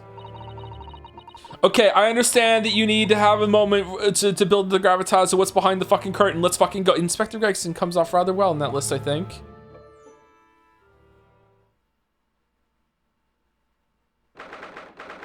Oh my fucking god. 23rd October, Madame Tuspel's special exhibit. This better be good.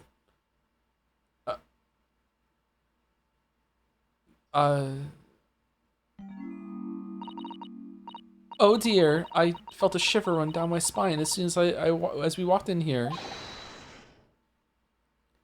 Miss Susato, I say we turn on our heels and go straight home, via really big confectionery. We certainly can't do that. We've paid 5 shillings already.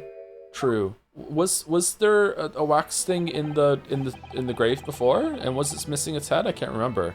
Actually, now I'm looking a little more closely. We've paid good money to see an exhibit that's clearly incomplete. The nerve of the great diddling detective is far more terrifying than anything else in this place. This must be what Mr. Sholmes meant when he said the case was largely solved. I want to talk to Tuspels. Be that as it may, Mr. Sholmes heavily implied there'd be a clue about the engineering here, didn't he? But where? Since we paid 5 shillings, let's do 5 shillings worth of investigation, shall we? Are we going to do a dance of deduction? Yes, we will get what we paid for.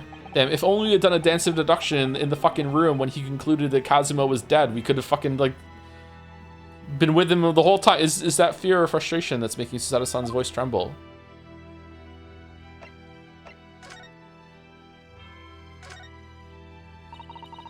This must be the killer, the fiend known as the Professor. Yes, I think so, according to what Madame Tuspel said. He killed 5 victims, all noble or royal blood. The waxwork is so lifelike, isn't it? Like all the models in this place. I know, it looks like it could start moving any moment, doesn't it? If only it had a head, that is. Really? The Professor's not the one on the left? Perhaps we should examine it in a little more detail.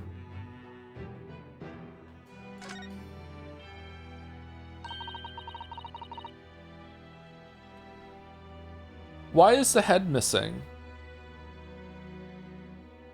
Was it someone wearing like a big trench coat to make it look like fucking Assman was in the cage and it was just his head sticking out as he could still move around? Why is the head missing? I can't drop it that this wax thing was involved in this murder, by the way. So this is the condemned man. Yes, the so-called professor. Then perhaps His head was chopped off by a guillotine, but unable to find peace, he emerged from his grave as a headless ghost. Do we have to entertain such terrifying ideas, Miss Susato? Anyway, I'm sure the model had a head once. There's a metal fitting for it, see? Then perhaps Mr. Sholmes absentmindedly forgot to reattach it. That's an extremely absent-minded detective you're describing, isn't it? Well, he just misdiagnosed our best friend as dead, Ryu, so I think that my theory holds some water. Why don't you shut the fuck up? All right, Susie, you're right, yeah. Okay, then, let's continue the investigation without making this awkward, okay? Or perhaps the thief absentmindedly forgot to include the head when he or she returned it to the museum. And that would be an extremely absent-minded thief. Could there have been some reason why only the head wasn't returned? Well, whatever the reason, it means we don't know what the face of the infamous professor looked like, do we? Oh. There's something caught just inside the convict's jacket here. It looks like a piece of broken glass, and quite a big piece too. Like from the glass tower? It's very thick, isn't it? About 5 times thicker than any normal window glazing, I'd say. Thick. Where could such a thick piece of glass have come from, I wonder? I suppose it must have been made thick to increase its strength. But why? Well, perhaps because the glass had to span a particular wide area, such as a big building, for example. Ah, well, we've seen a large glass building recently, haven't we? And some of the glass was broken too. You don't mean? Exactly. Danganronpa characters could never. Holy shit! Holy shit, the Crystal Tower, the Great Exhibition. But why would glass from the Crystal Tower be lodged inside this waxworks jacket? It makes you think, doesn't it? Really makes you think. The piece of broken glass has been entered the court. So it is something to do with the murder. A small fragment of very unusual and thick glass was found in the folds of the clothing of the Professor Waxer. It would appear to be from the Crystal Tower. Earlier in court, we established that the kinesis experiment was a trick, and now we discover this fragment of glass here in this waxwork. Is it just a coincidence? Yes. Just a coincidence.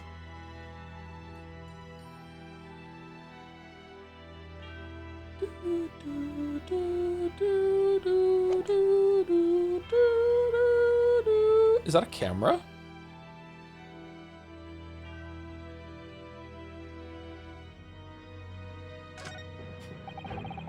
Doesn't matter if they're here in Britain or in Japan. Graveyards are scary. There's something kind of uncomfortable with graveyards, something kind of beautiful about them too, but yeah. Now I come to think of it, this is the first time I've seen a British grave. According to what I've read, the custom in Britain is to bury the dead as they are, without cremation.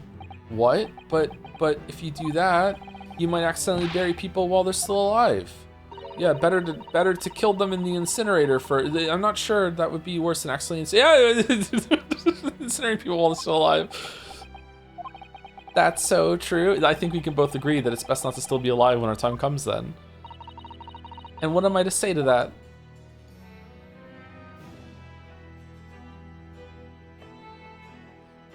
Okay, is this a shovel or a spade? This part of the exhibit is just as disturbing as the rest. It looks so real. It seems to be a young man in a white overcoat. And he has a large shovel in his hand too. Look. I think it's a spade. Perhaps we should investigate a little more detail. Okay, why are you hiding his face?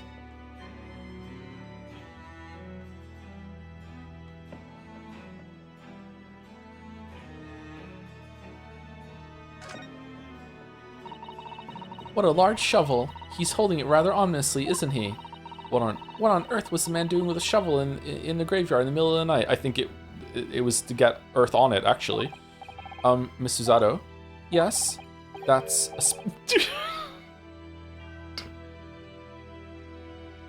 That's a spade, isn't it? No, it's a shovel. No, shovels are for digging. That's for scooping up loose material. It's a spade. We've been through this, Mr. Naruhodo. It's a shovel. No. Although, we haven't considered trowels. We've allowed ourselves to be distracted, I feel. Perhaps we should concentrate on what the man was doing with the implement. So we're going to bury the hatchet? You're right, though. What would you use to bury it, though? What was the man doing in the graveyard in the first place? That's the real question.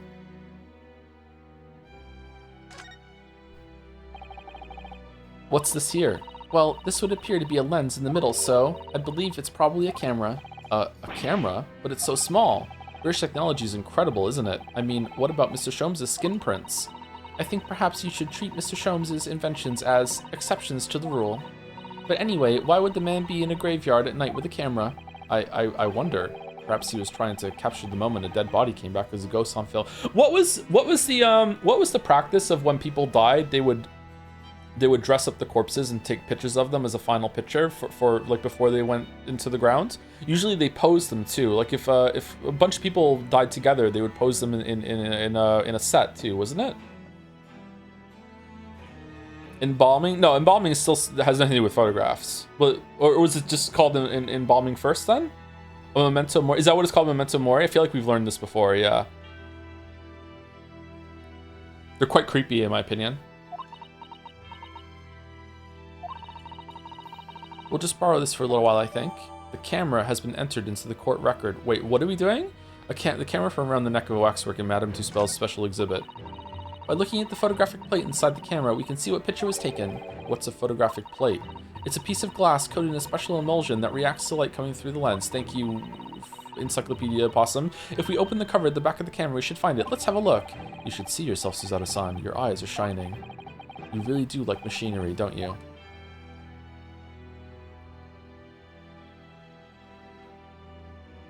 Do we have to look at it in the court record to see it, or?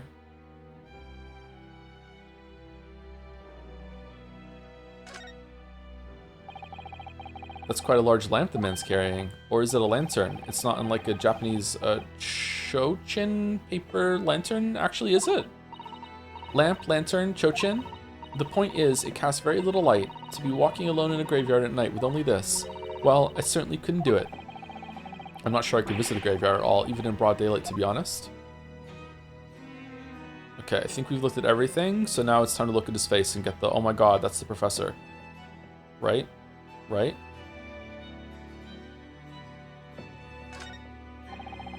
I can't see his face very well, can you? Perhaps if I just... Oh, do you think you should be manhandling the exhibits, Mr. Naruhodo? Gotta manhandle something. I'll put it back exactly as it was, don't worry.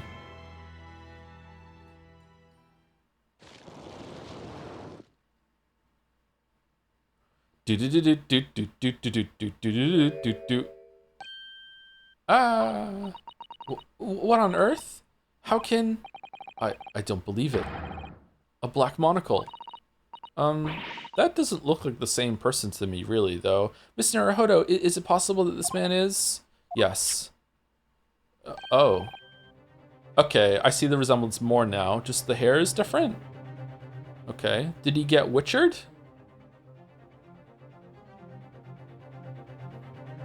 It's Enoch Drubber. The color of his hair is different, but it's unmistakably him.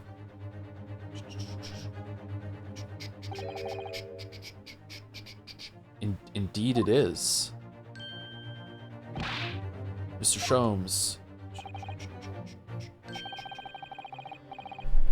Not all witchers get white hair when they go through the trial of the grasses, just like Geralt was very, very strong and resilient to it, so he graduated to a more experimental treatment, and the stress of it through the experimental treatment made his hair go white. Not all the witchers go through that. You might think that because the first other witcher that you really see in the game series is Vesemir, and he's old, so you know that's why. Yeah, it's not. Yeah, okay, all right. This man is the subject of your present hunt, I believe. We should do GeoGuessr Witcher 3. Yes, that's right. Just who is this man? Why is he here in this exhibit? You see Letho before Vesemir, don't you? Who's the first Witcher? The first Witchers you see in Witcher 1 are Geralt being dragged on the cart, and Lambert and Eskel and Vesemir are all there too. But who's the very first one you see of those three? I'm not sure. Maybe it's Lambert.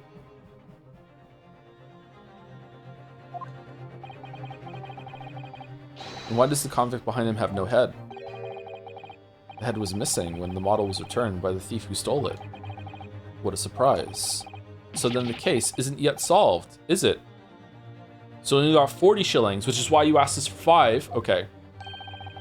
Did I not say so myself? Largely solved were my words, I believe. Largely solved means it's not solved. I must locate the missing head. Tweet a sweet, as Madame would say, or I'll be in grave trouble. Aha! A very hungry iris still awaits my return to Baker Street, preferably with rations. Arg. Do you know, though? Something about this room is strange. Strange? What do you mean? Well, the displays in the House of Horrors are supposed to depict real events, are they not? Indeed they are, Miss Susato. Do go on. And as terrifying as they are, the scenes in the other exhibits are believable. But this one... This surely couldn't ever really have happened, could it? What's going on here? Is this like him returning to the crime to see, like, the Clint, and Clint comes back from the dead or something? Or... And also Kazuma's come back from the dead. What's this theme of coming back from the dead that's going on here?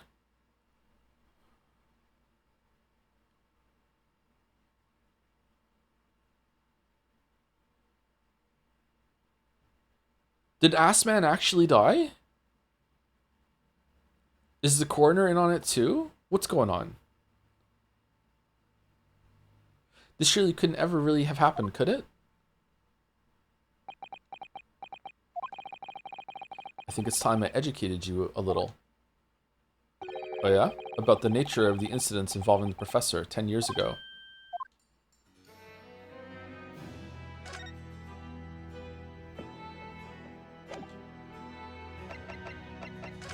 He's gonna teach me something. The resurrecting convict. I believe I told you a little about the professor yesterday, did I not? He took the lives of 5 victims, everyone being either a member of the aristocracy, I can't say this word very well, sorry. Aristocracy, aristocrats, the aristocrats, aristocracy, or royalty, aristocracy. All were attacked by an enormous hunting hound and had their throats ripped from their bodies. What?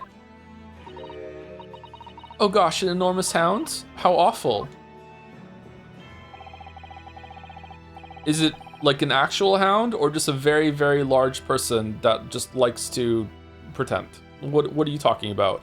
After taking the life of his 5th victim, the killer was apprehended. It was a case of unprecedented magnitude in Britain, you understand. Accordingly, the professor was tried in a closed court. No members of the public were permitted. Closed court. The undercourt? You mean the professor's identity? As you've surmised, my dear fellow, his identity was never made public. Huh? Naturally, he was found guilty and was summarily sentenced to death by hanging. He was buried in a grave at Lowgate Cemetery, which adjoins the rear of the prison where he had been held. However, that was not the end of the affair. Oh... The very night that he was buried, the convicted man came back to life. Came back to life? He clawed his way out of the ground and emerged into the moonlit graveyard. And the judge decided, but the sentence was carried out. He was dead. We can't kill him again. That would require a whole other trial, and I'm busy. Closed trials are hard to do. Okay, well, we did it. He came back to life. What are we gonna do? Kill him again? He gets to go free now. Fuck it. The exhibit here depicts that very scene as described by the sole witness of those chilling events. There was a witness? But of course, my dear fellow, it was none other than the young man in the white overcoat. Enoch Drebber. He saw it happen? Okay, so not the professor then. All right.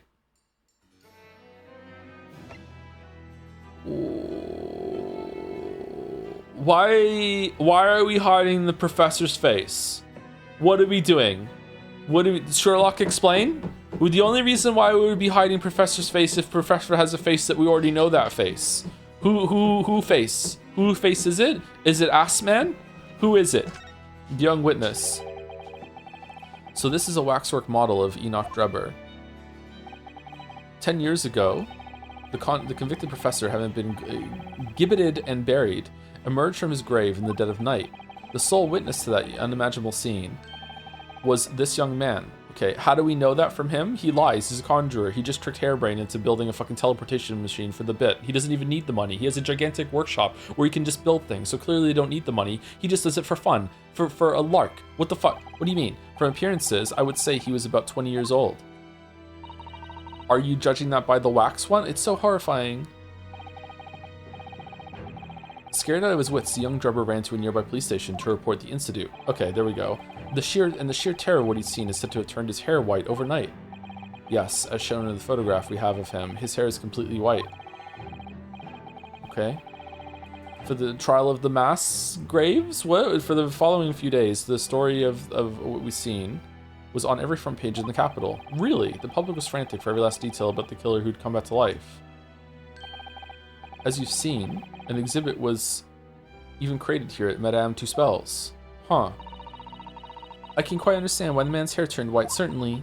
But what I don't understand is what Mr. Drebber was doing in the first place. In a lonely graveyard in the middle of the night. Just a bit of grave robbing, innit? Simple as. Yes, what was he up to?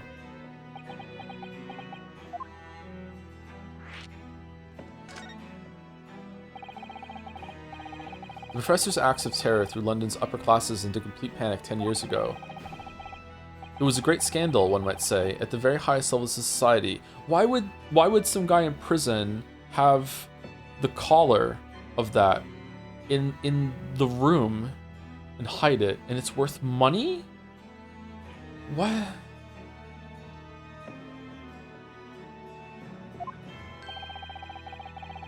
And since the killer's identity was never made public, rumors abounded.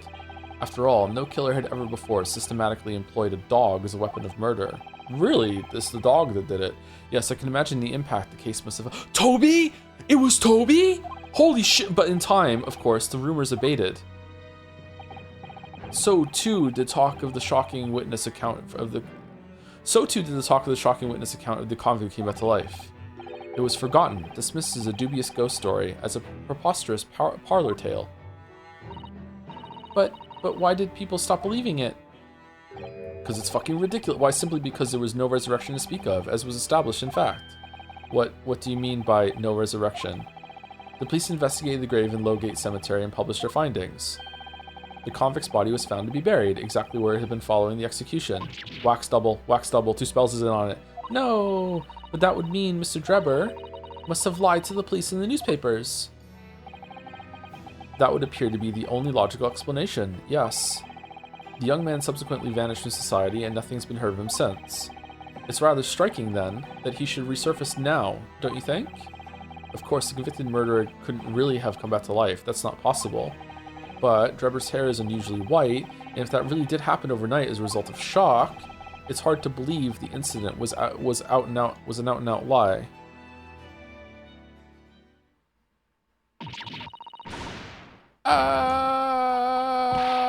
What the bleeding Nora? Oh no! What have you gone and done? Okay, I was too busy theorizing what's going on in the story there to register what the fuck was he doing in the graveyard.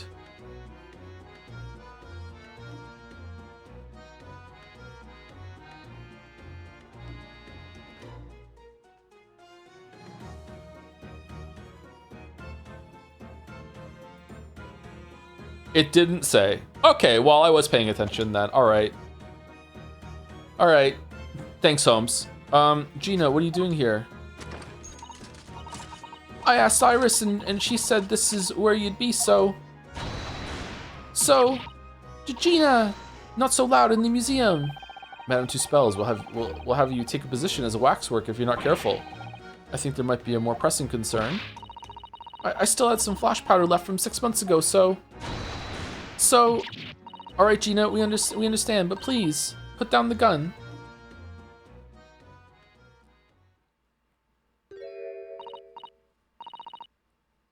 Sorry, I got scared. You should try being the one on the other end of the barrel. So what brings you here, Gina? What brings me here? What you think? We found it. We found that dodgy Cubs workshop. What? You found Drebber's work? The Hound of the Meadow! No! He's a killer! If you put that collar on that dog, he's gonna transform like a fucking Pokemon into like the most dangerous killer imaginable and rip all of our throats out. Get him the fuck out of here. Yeah, yep. Toby's nose took me straight there. The boss and the others are heading over there now in a drag. So come on.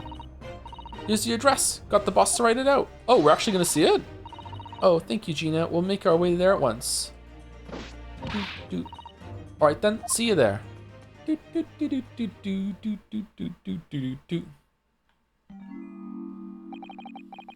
You go. Don't mind me. I'll just stay here, being still. What? I know my place. In the exhibit over there. Oh dear, someone is feeling sorry for himself. Let's go, Mr. Sholmes. You're coming. Your words hearten me, I must say, but if I were to shirk my duties here, Madame would have me pay monetary recompense, and Iris's dinner plate would be empty once more. Forget that, I'll pay for everything. Then there's not a moment to lose, my dear fellow. I shall hail a carriage at once. One of the expensive ones that has like a buffet inside. No offer to share the cost of Mr. Sholmes then. Dude, I shall gladly pay half, Mr. Naruhodo. Thank you, Mr. Zato. Right, let's go. 23rd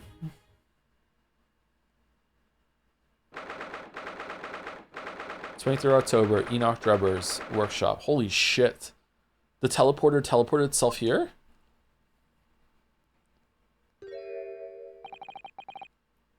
What's with the quiver?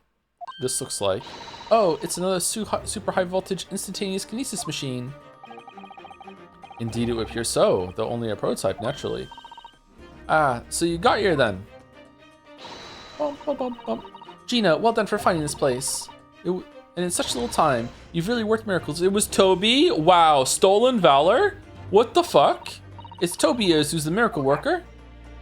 Woof. Ah, I thought you lot would show up before long. Greg, what's wrong with your fucking eyes? Hello, Inspector. That's one knitted brow. He looks like he's eating a lemon, not a bag of fish and chips. Lemon goes well with fish and chips. Maybe he just went, like, overboard on the vinegar. I don't know. Oh, thank you to Kale.io for the 4 months. Thank you very much. At work, we use +1 to indicate that something is a good idea, and I keep wanting to ask people if my comments deserve a +2 with the rain. Thank you, Kale.io. Thank you, Chaotic Despair, for the 48 months. 4 years. No thoughts, head empty. That's a good state of mind, yeah. Thank you very much for the dancing drums with that. And thank you, Rexialda, both for the 69 months. Hope you're well, Rex. Hey, Joe. Hope you've been keeping well. Currently catching up on the Great Ace Attorney VODs. Hope it's been fun. It's been a really fun time, yeah. Yeah, really, really good. I think that this is probably my favorite investigative part in the whole entire game, in the whole entire series. I actually enjoyed this investigation part, and usually I don't. Like, the best they are usually is neutral. This one has been really good. So there is a way to make them work, I think. So, Inspector, is there any sign of the engineer?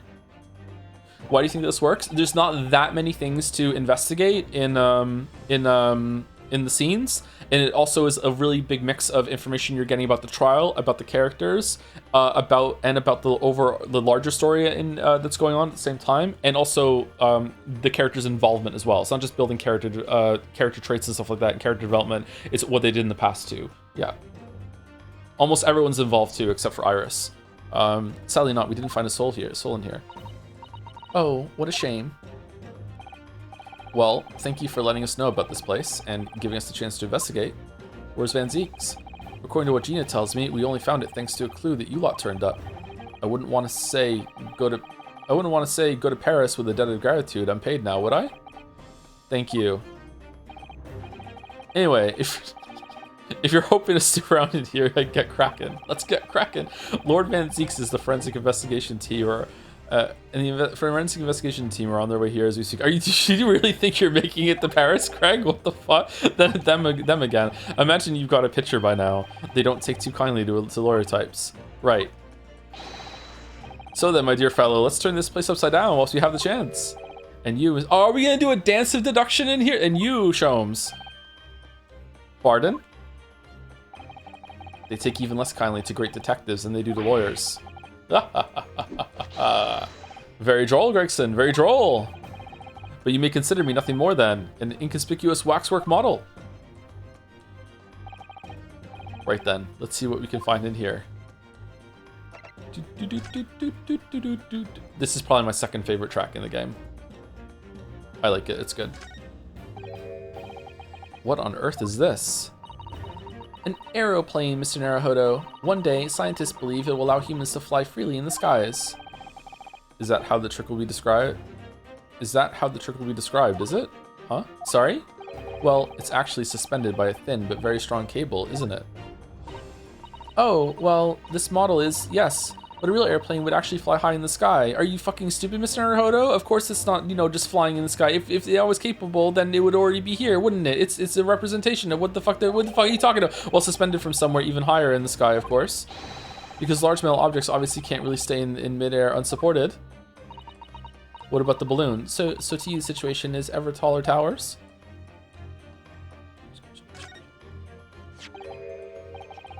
Hey, just signed up to thank you for pointing me to the good place. Haven't laughed out loud so much in a while. Thank you. I see your value now.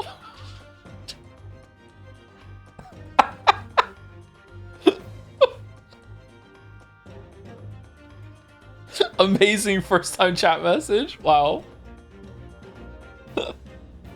Good place is really good. Yeah, glad you're enjoying it. This appears to be most interesting. Yes, most interesting indeed, wouldn't you say? It's an impressive looking back massager, that's for sure. I've no doubt that if you hit your shoulders a few times with that, your aches and pains would soon go away, because you'd be fucking dead, yeah. It's a Royal Society trophy for excellence in science. A young scientist could wish for no higher honor, except for money. Ah. Would you like a massage? Yeah? No, I'm fine, thank you. What do you mean? I had no idea it was such a grand thing. I think it's becoming increasingly clear that you're all fucking gay. That sorry, that there's no that there's much more to this Enoch Trevor than a conjuring trick. I couldn't agree more, my dear madam. And how about you, Mr. Naruhodo? Wouldn't you like to take it with you? For your tired shoulders, of course. Yeah, sure. He's not going to let that go, is he? It's curious, though, isn't it? You would expect such an important trophy to be probably on display somewhere, not haphazardly cast aside. Yeah, it seems like it's like a replica or a model of a trophy. English gentlemen can be quite a mystery at times. Was it a fake trophy that they gave to him to make him think that he was more powerful, more accomplished than he actually was? I'm not sure. A Royal Society trophy for excellence in science that was found in Mr. Drebber's workshop. It's a very prestigious award for a young scientist. All right, let's talk to Greggy last. I'm sorry, Mr. Naruhodo, that machine is covered by the special dispensation for scientific equipment. No, it's not. No, there would be serious repercussions if you were to examine it from the Crown and the government. It's only a model. Well, those two don't seem to be holding back. It's quite hollow inside. No working parts or devices of deception to be seen, my dear fellow. No loose change dropped on the floor or nothing. Not even a bone for Toby here, my dear fella. British people are very much ruled by their own ideals, aren't they? Yeah, famously so. I think that's just these two, Miss Susato. Hate being ruled, the British. They barely ever do it. This door doesn't want to open. Yeah, looks like it's got a pretty hefty lock on it. There's a specialist locksmith on his way over from the yard, so hands off till he gets here. I'm the lockpicking CSI. With permission, Inspector, I could have that lock open in less than a minute. Well, you don't have permission. And no one's given it to you, Sunshine. Gregson looked as though he really enjoyed that. Well, there's no sound of anybody on the other side. No, Drebber must have fled at the first sign of danger.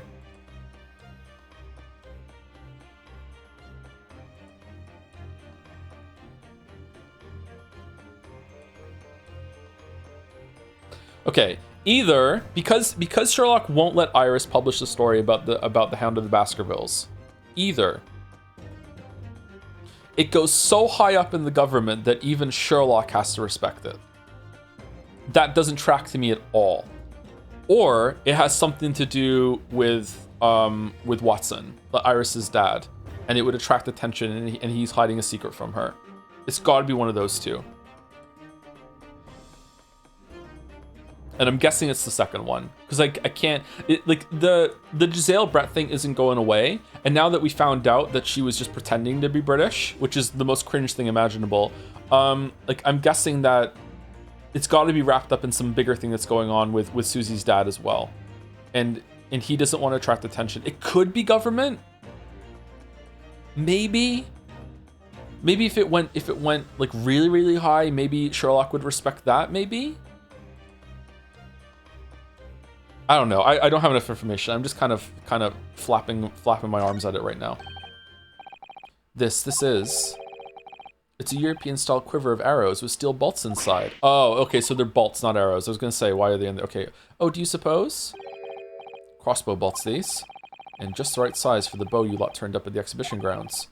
In other words, Sumari. Yep, that's more evidence to support your theory. It all goes to show that Drebber was the one pulling the strings behind the scenes of the whole scam. Okay, why is there even still a trial at this point? It is obvious the Harebrain didn't do it. A crossbow found hidden behind a tree under the experimentation stage of the exhibition grounds. It belongs to Mr. Enoch Drebber. Thud. Uh-oh, we didn't talk to Greg. Shit. Oh. Is something wrong, Mr. Zato? Well, I thought I heard a noise from the far side of that door. Well, Gina, did you hear it too? Yeah, I heard it and all. What do you reckon, Toby? Woof, woof. Right, mind the grease? Thud, thud, thud. Whoever's in there, open up. This is Scotland Yard. Clomp, clomp, clomp, clomp. Squeak, clunk. Well, they're fucking gone. Oh my, someone is in there. Jesus Christ, that's Jason Bourne. Ah, this rotten bleeding lock. My dear Gregson, as I said only minutes ago. If only it were countenanced, I could unlock that door in less than a minute.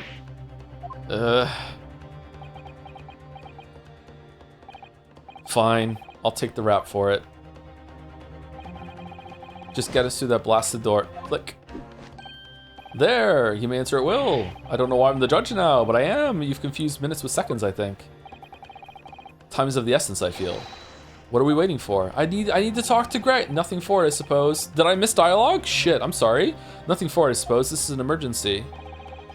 There's a strong possibility that beyond that door is the engineer you all seek. So you better finish investigating everything before you go through. Prepare for action, my dear fellow. Yes.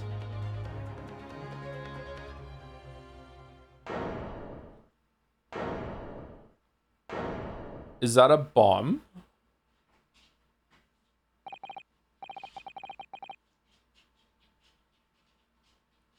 Okay, we have there's so much going on in this room. There's a hot air balloon model that is blue on the bottom but green on the top, so it's kind of almost looks like the ones that are in the sky, but not really. It's a recommissioned one. There's like a ship frame model hull on the wall. There's footprints on the ceiling door. The cupboard is upside down, and there's a safe. An old-timey safe, too. I should get a safe. I feel like I should have a safe. I think by the time you get to my age, you should have a safe, right? I don't know what I'm keeping in the safe. But I feel like you should have one. What? What's happening here? Why is everything upside down?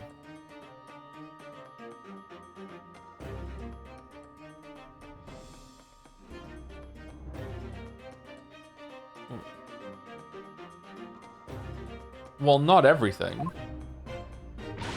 Is it? Rats, there ain't no one in here after all. But there must be. It was only moments ago that we heard those noises. Maybe that was the sound of Drebber running away. But there's only one door into this room. He's in the safe! And no windows that could afford an escape route. Those skylights are too high.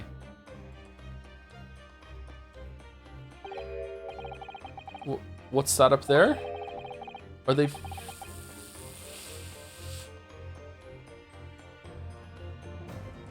Okay, Was Christopher Nolan consulted? It's an Inception room. Does it flip upside down? What the fuck is it? Are there footprints on the ceiling? Blow me. I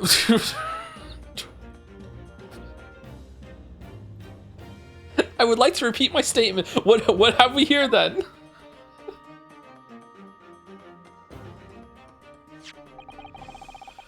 Looks like someone was trying to burn something in a hurry. Oh, that looks like a set of blueprints. Oh, blueprints! What? To what? To that Professor Hairbrain's barmy machine, is it? Blimey, if we had these, there'd have been no need to muck about trying to investigate all that scrap metal.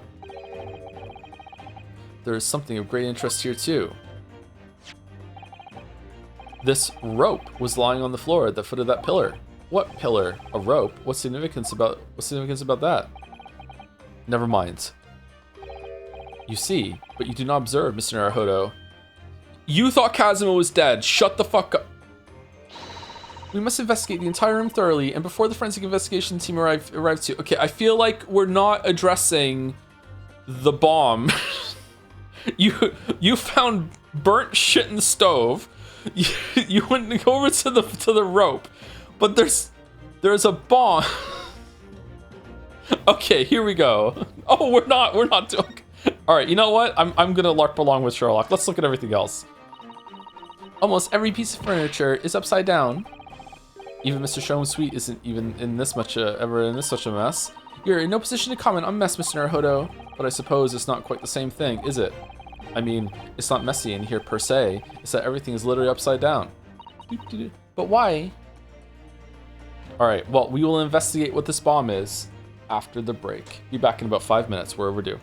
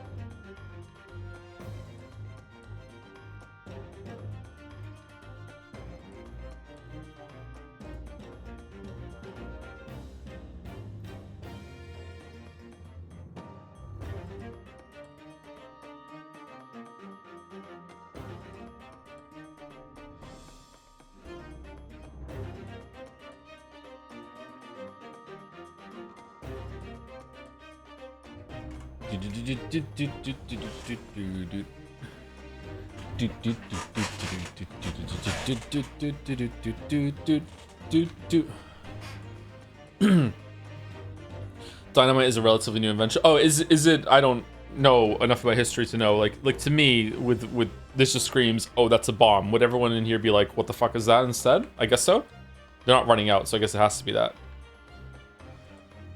Alfred Nobel, good old inventor dynamite. Nobel Prizes, blood money. There's no denying it, is there? There are footprints. Yeah, why would there be footprints up there?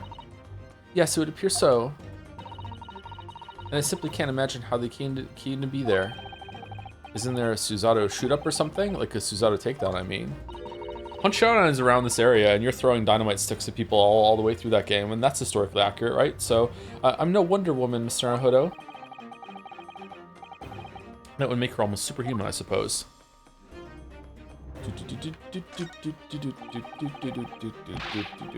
It's a really lovely model. It looks just like a real flying balloon. I think it's probably staying aloft on the same principle as a full-size balloon using gas. Really? A green flying balloon. It does have the hallmarks of that amazing deception at the Great Exhibition, doesn't it? Could it be that the whole thing was planned here in this very workshop? Nah.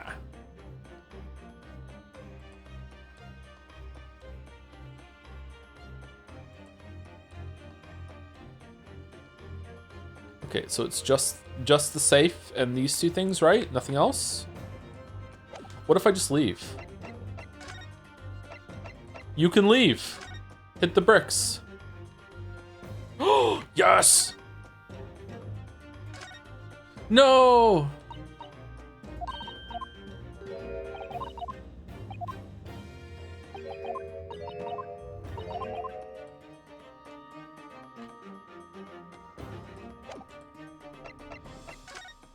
The casino!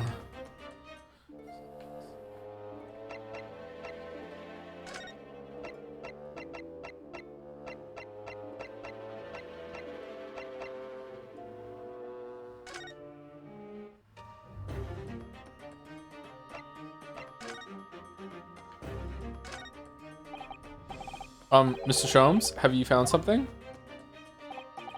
Ah, Mr. Naruhodo, yes, in point of fact, something rather fascinating. Imagine if we extended the stream yesterday to get back to the trial. Holy shit. 2 hours and we haven't seen the judge. What do you make of this? Let's see. I've never seen anything like it before. It looks like a bundle of thick cigars wrapped... Ah! Mr. Zato, what's the matter? That's a... Surely that's a time bomb, isn't it? What? Did you say bomb? A bomb? A time bomb? Yeah. But why? But sorry, what is a time bomb exactly? Eh? Well, if it was made by the Canes, it would do something else. Ah ha ha ha ha! You truly one of a kind, Mr. Naruhodo. I won't take that as a compliment. Hey, Gatsby, you've been kind of sad today. Are you okay? You've been like keeping to yourself today. Oh, you're smiling now? That's good. You okay, buddy? Yeah, you good?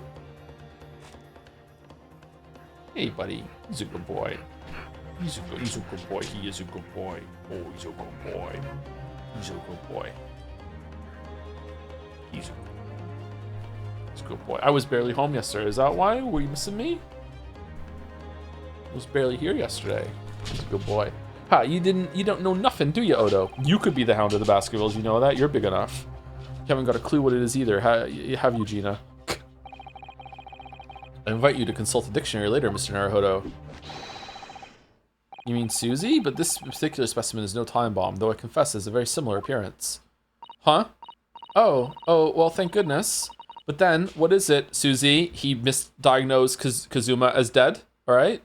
Kazuma, I don't know which is correct anymore. Kazuma is dead. It could be a bomb, all right? I see, so that's it. Goodness, Mr. Sholmes, have you seen to the heart of the matter? There are times when I consider my lot most unfair. It's not a time bomb, it's just a regular bomb. For I'm fated never to know how it feels to flounder as you do when a puzzle presents itself. But I've learned to accept the hardships that come with being a great detective, Miss Susato. Alright, this is a weird death eulogy that's going on right now. Here we go. I feel a great deduction coming. Once again, I can draw two conclusions from the scene we see before us. The first is that the inverted nature of the furniture in this room is the work of Drebber himself. Oh, but how could you? And the second conclusion is that the small device on the floor there is, without question, completely genuine. Please, Mr. Sholmes, you must explain everything.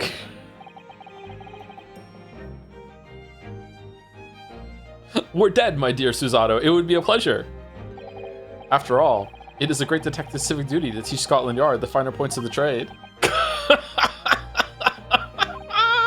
Well, Inspector Gregson seems delighted with the idea anyway. Oh, you deflected the inspector's glare with such fortitude there, Mr. Sholmes. Well done. There's a bomb! What the You're too kind, my dear madam. I hereby dedicate this great deduction to you. Kindly stand just there, Miss Susato. Oh, yes. I'd be delighted. Is it gonna blow up in the middle of his dance? So, shall we begin? Once again, Sherlock Sholmes is proud to present his logic and reasoning spectacular. Oh my fucking god. No! No! Flipped furniture. Tension. Oh my god. It's plain to see this room is in complete disarray. The bed, the table, the chairs, the lamp, everything is upside down. Almost as if every item in the room had, until recently, been happily positioned on the ceiling, before falling straight down onto the floor. Every item in the room was on the ceiling? Are you suggesting that there's a safe code? Indeed, the key here. Whoa! Is gravity the budget? What the fuck? It would appear that technology has last succeeded in freeing us from the great pull of the earth. Wait, what? For the gravity in this room was reversed and then suddenly restored to normality. Goodness. The inverted furniture clearly reveals the truth about the part gravity played in this whole business. I quite understand your skepticism, Miss Susato. I, too, was incredulous at first. However, my conviction in my analysis was cemented when I observed this. Just want to... An anti-gravity device? Almost identical to the one that featured in a dream of mine only the other day. In fact, the only reason we're still standing in here is because this nutter told us this wasn't the bomb. We're fucking dead. No, don't fuck with it, but why does it have a clock on it? A most relevant question indeed. That is the timing device that controls when the gravity direction will switch. There was clearly a requirement for the engineer to be able to restore normal gravity automatically. And the commotion we heard earlier from the other side of the door was the moment that restoration occurred. I gotta say, the feet on the trapdoor at the top are, maybe he's right. Yes, the reason why everything in here has been turned upside down is because of the anti-gravity device. So you see, we need to look no further to explain the state in which we now find this room. The direction in which gravity acts in here was reversed by Mr. Drebber, before being restored to normality in an automatic fashion since some time later by the timer device. I didn't read that right, I'm sorry. I witnessed precisely the scene in a dream I once had when I fell out of bed.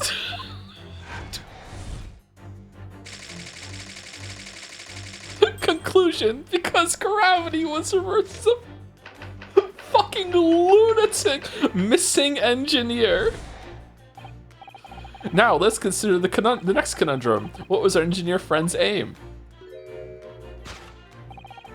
Indubitably, the greatest clue we have to explain his actions is above our heads. He reversed gravity for 10 seconds in order to just jump out of the window, Lamayo. Yes, how is it possible that there are footprints all the way up there on the ceiling? A question whose answer will lead us neatly to the truth, my dear madam. The reason there are footprints on the ceiling is because of the nearby skylight. Of course, Mr. Drebber's aim was singular, to escape. However, there is but one way into this room, excepting the skylight, that is.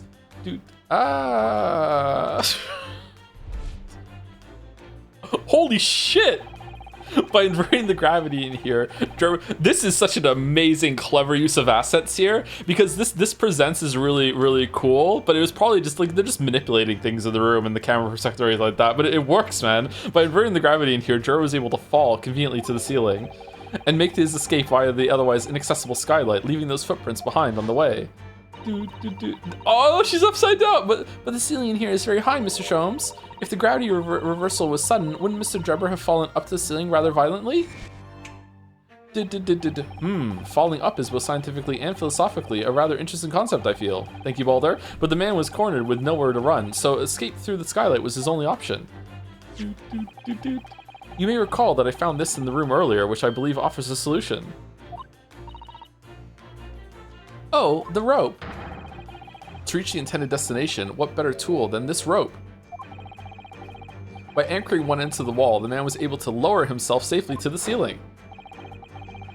Which explains how Drebber was able to escape this room before our arrival. He reversed the pull of gravity and fled via the skylight. And personally, I should very much like to reverse the pull of gravity again now, just for fun.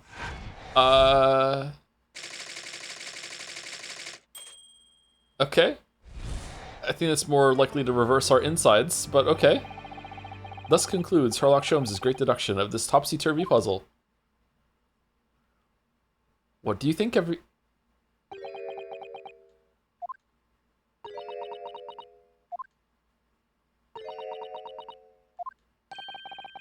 She's completely spellbound. Mr. Holmes, there's just one thing that troubles me. I would expect nothing less. You're destined to be troubled by just one thing for the rest of your life. The thing is such a thing actually possible? An anti-gravity device, I mean? I would say that with man's current scientific knowledge at the turn of the 20th century, it's no more possible than instantaneous kinesis. Oh. But your whole deduction hinges on it. You told us that it wasn't possible. Are you just fucking with us? Ah, but my dear fellow, when you have eliminated the impossible, whatever remains must be the truth. Okay, Jonathan Creek, however improbable it may seem. Oh dear. It's a marvelous line, wouldn't you agree? One of my more enduring pearls of wisdom. I had Iris come up with the exact phrasing. My original was clumsy. Yes, I have a feeling I've read it in something that Miss Susato lent me once. Actually, there is one other thing, Mr. Sholmes. The spell's broken at last. The rope you found was on the floor, wasn't it? Indeed it was, in lonely coils near the wall. It wasn't tied to anything? But if Mr. Drebber had used it to escape in the way you described, wouldn't it still be tied to the wall? Oh. Mysteries inevitably unravel in the end, as I think you'll find, do ropes.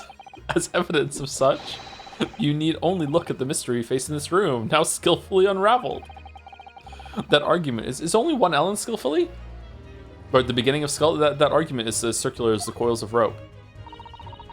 I think perhaps we might need to give Mr. Sholmes the usual little helping hand. I'm sure with some minor corrections. The great detective's great deduction will lead us to the truth. Yes, you're right. We must do it quickly before Enoch Drebber gets too far away. I think we need to do it quickly before the bomb explodes, but okay. If you're ready, then let us resume. Sherlock Holmes is Logic and Reasoning Spectacular.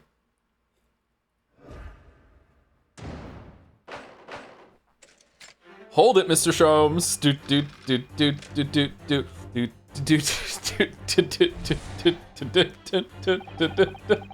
It's plain to see that this room is in complete disarray. The bed, the table, the chairs, the lamp, everything is upside down. Almost as if every item in the room had until recently been happily positioned on the ceiling, before falling straight down onto the floor. Every item in the room is on the ceiling? Are you suggesting that? Indeed, the key here is gravity. It would appear that technology has last succeeded in freeing us from the great pull of Earth.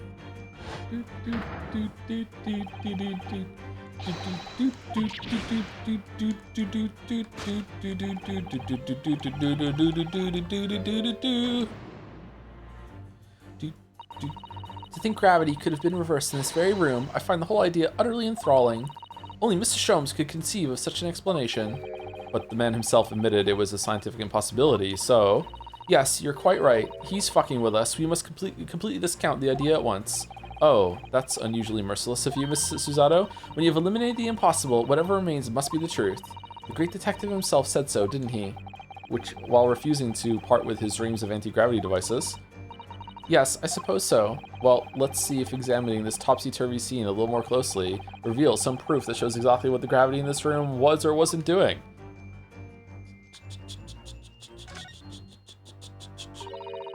All the furniture in here is very conspicuously upside down, certainly. Yes, it does immediately put you in a mind of some strange quirk of gravity, I admit. Ah, could it be that a mini whirlwind passed through here, do you think? Someone was told that the safe code is underneath a piece of furniture, but wasn't told which piece of furniture? I'm not sure that's much more plausible than Mr. Sholmes' explanation. Oh dear, saying the first thing that comes into your head isn't the way forward here, it seems. That's how Sholmes works. Well, I was expecting to find a pretty bunch of flowers in here, that's for sure. Ah, look at that. I know, that slender little vase looks like it's about to topple any moment, but the flowers are thriving. Somehow it makes you think of the fragility, but not that fragility of life, wouldn't you say? To be honest, Mr. Naruhodo, something else about it made a rather deeper impression on me. Okay, so there's more? No, okay. Oh, okay, so all the furniture is just the same one. Okay. What about the safe? Oh, it's bolted to the floor. Look, Miss Susato. When everything seems to be upside down in here, this safe is conspicuously the right way up. Have you noticed? Yes, that's true. That's so true. But look more closely at the safe's feet. Feet? Ah, that's a lot of very large bolts fixing it to the floor. Think before you speak. That's what you wanted to say, isn't it? I really put my foot in my mouth there. I certainly didn't say that.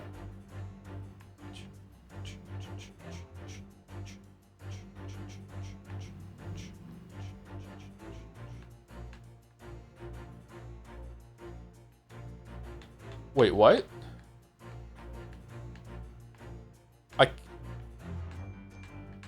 I can't go look at the thing that's on the code? I'm guessing it's this then.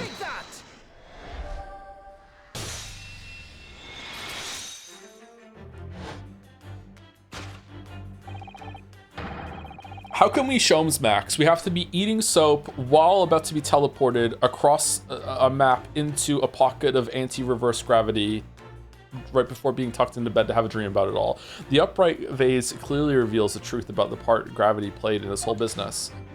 Into a pawnbro? Yeah, always be pawning. Always be pawning. Thanks for the raid, Utada. Hope you're having a good time. What were you playing? Upon my word, Mr. Naruhodo, you surpassed yourself by completely turning my argument on its head. He's never mad. Trying to impress your assistant here, perhaps? Always. No one is trying to steal your spotlight here, Mr. Sholmes. Trust me. As you rightly say, though it appears at first glance that all the furniture in the room is upside down.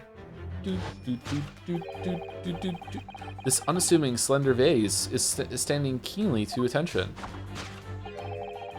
And unlike the large safe, there is nothing affixing it to the floor. And it's the exception that breaks the rule. In short, Sue, much as it pains me, the gravity in this room was never inverted at all. Oh, well, that was easy. My deepest sympathies for your loss. Oh, poor Mr. Sholmes. But the show must go on, so let's continue with our deductions.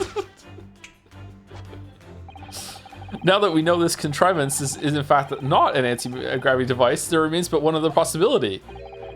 You don't say. Someone deliberately turned over every piece of furniture in here, which might sound obvious, but leaves one mystery very much unsolved. Namely, why would anyone choose to do that? Quite, and naturally, there is an explanation. Is just Greg's and Gina just watching? The only reason why everything in here has been turned upside down is because of the anti-gravity device. We thought we did it. He's absolutely determined that this device must have something to do with it, isn't he? I'm afraid the lure of an exciting scientific explanation is too strong. Well, there's no doubt that somebody did this. Somebody turned all this furniture over, and so whoever it was must have had a reason. I'm afraid nothing comes to mind at all, though. Well, let's look around and see if the answer presents itself. We've already established that gravity wasn't actually reversed in here, haven't we? In other words, Sumari, this isn't an anti-gravity device at all, which makes me very curious to know what sort of device it is. But I think for now it's clear that we're looking for an answer elsewhere. What the fuck are we doing? That's a coal-burning heater, I think, isn't it? Yes, it is, but it's not just for heating, you know? You can grill on it, bake in it, boil it, and steam things with it. It serves all sorts of purposes. Fucking Frodo doing his dance of... No, Bilbo doing his fucking dance of deduction about how all the treasure got into Smaug's fucking hoard while the dragon is there sleeping on top of it. Be like, who knows? It was the dwarfs that brought the fucking treasure. Who fucking... Don't worry about that thing. Let's just dance and talk in front of it. What the fuck are we doing? That seems like it's having your cake and eating it too. Not unlike a heated kotatsu table with a nabe pot, hot pot, a mikan orange, a cat, and an elderly relative. Oh, you mean it seems too much? I suppose perhaps it does. But you realize only some of those things on your list are edible, don't you?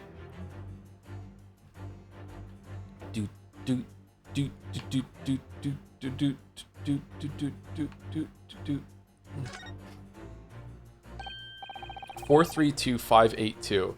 Oh, look, there's something written on the underside of this armchair. Oh yes, safe. 432582. Safe, as in safe and secure? As in secure lockable box, I think. Admittedly, more likely. Well, there is a large safe bolted to the floor on the other side of the room, so yes. So you mean this number would let us open it? I wonder why it's written here, though. Take that! Bum bum bum bum bum bum bum bum bum. Yes, the reason why everything in here has been turned upside down is because of the safe combination. Precisely, I believe, Mr. Naruhodo, that you had a very similar experience once, did you not? Yes, last year, when I bought a lottery ticket and noted the ticket number on the inside cover of a book just in case. That's it, for people are forgetful souls at heart and always make a written note of important information. Just keeping the ticket itself safe would be more sensible, I think. I love when media does this snapping quickly back and forth to get people to talk. This in games, movies, TV shows, I love this shit. And what happened next, Mr. Naruhodo? When the day of the draw came around, I'd forgotten which book I'd written the number in and had to turn my room upside down to find it. That's it. For people are forgetful souls at heart and always forget where they've noted things down. Now, not if you always note things in the same place. In the Susie book of Susie things, I actually won the second prize, you know? But I couldn't remember which magazine I'd slipped the ticket into, so I had to turn my room upside down. Thank you, Mr. Naruhodo, but I believe I've proved my point now. Which is that a very similar scenario has clearly unfolded in this room. Finding himself requiring access to the safe, the occupant of this room needed the combination code. He remembered that he'd written it on the underside of a piece of furniture, but forgot which one, leading to the state in which we now find the room. Bum, bum, bum, bum, bum, bum, bum, bum. Yes, Mr. Drebber overturned all the furniture in here in a desperate hurry to locate the combination code that would unlock the safe, and then he shot out a bomb and left to find the safe combination. Bum bum bum bum bum bum bum bum bum bum bum bum bum bum bum bum bum bum. Escape via skylight. Did he use the balloon to escape? Would that be enough to get one person to launch them upwards a little bit more? Or now let's consider the next conundrum. What was our engineer friend's aim?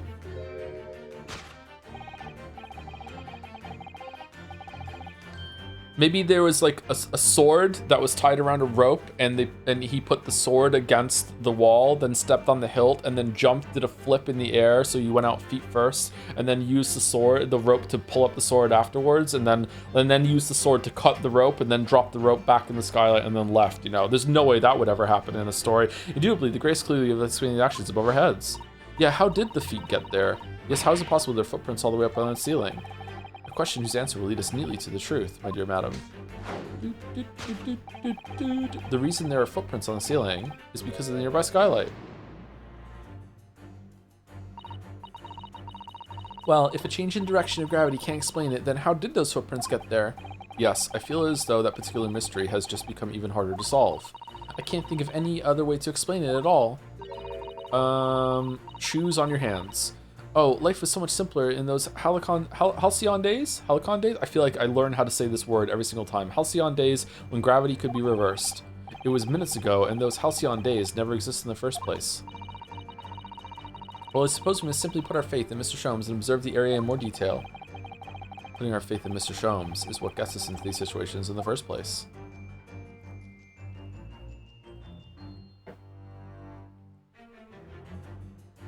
What the fuck?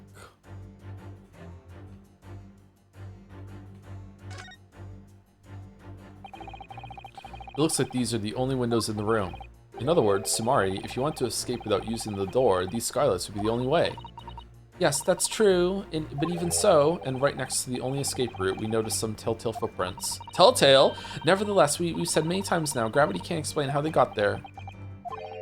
But powerful springs in the soles of a man's shoe could. Have you been having strange dreams as well, like Mr. Shows?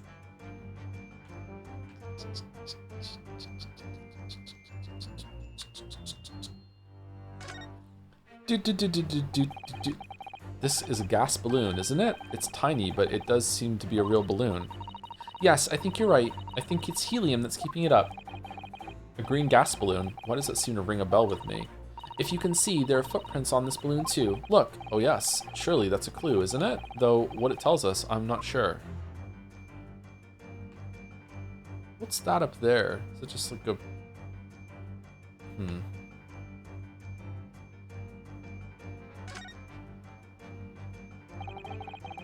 It's hard to believe, but there's a shoe up there, look. Oh yes, and there are more footprints on this little balloon too. Perhaps the shoe was thrown up there and became lodged, do you think? If so, then judging from the number of footprints, it must have been thrown up several times. Those are different feet, those different shoes on that wall there.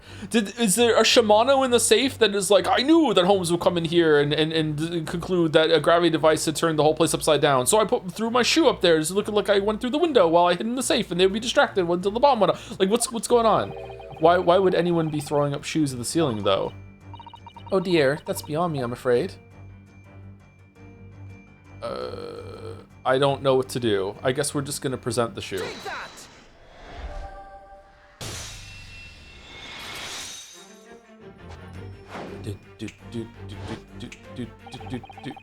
The reason there are footprints on the ceiling is because of the nearby shoe.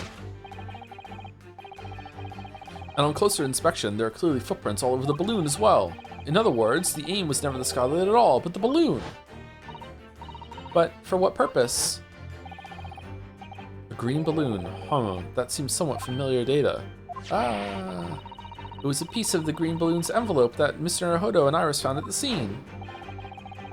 Inside the green balloon that Master Gotts claims he saw above the stage when he instantly occurred, I did see it, yes, was the second birdcage, the crux of the whole instantaneous kinesis deception. You mean to say? If we assume the balloon in here is a model of the one used on the day, there is a strong possibility something may be concealed inside it. Something our absconder was desperate to retrieve before making a hasty getaway. But the balloon's out of reach, hence why he resorted to a projectile, namely the shoe. Most probably, Drebber intended to tear a hole in the envelope by assailing it with the shoe. However, his efforts were thwarted when the shoe itself became a prisoner of those lofty heights. Is he listening to this from inside the safe? Oh dear, we desperately need to examine that balloon. What? Why are they still here? It was the bomb. If only there was some way we could see inside. You may recall that I found this in the room earlier, which I believe offers a solution. Oh, the rope. To reach the intended destination, what better tool than this rope? Mr. Sholmes has managed to bring the deduction back to the rope. Alright, I have to admit, That was clever. So we just throw the rope up to the balloon and then pull it down to us to the ground, which is much easier said than done, I feel, and could take us a very long time as well. I one-shot it. True, perhaps we need a more surefire method. In fact, we already have one, of course, don't we? The crossbow?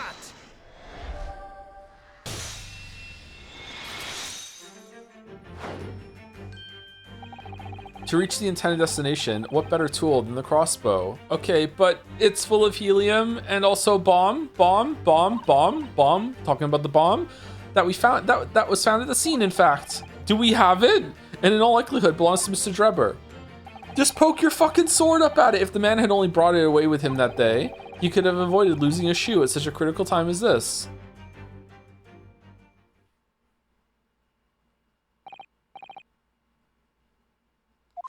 So, shall we? Your curiosity is deeper stirred, no doubt, my dear fellows. What is it that Enoch Drebber has hidden inside that balloon?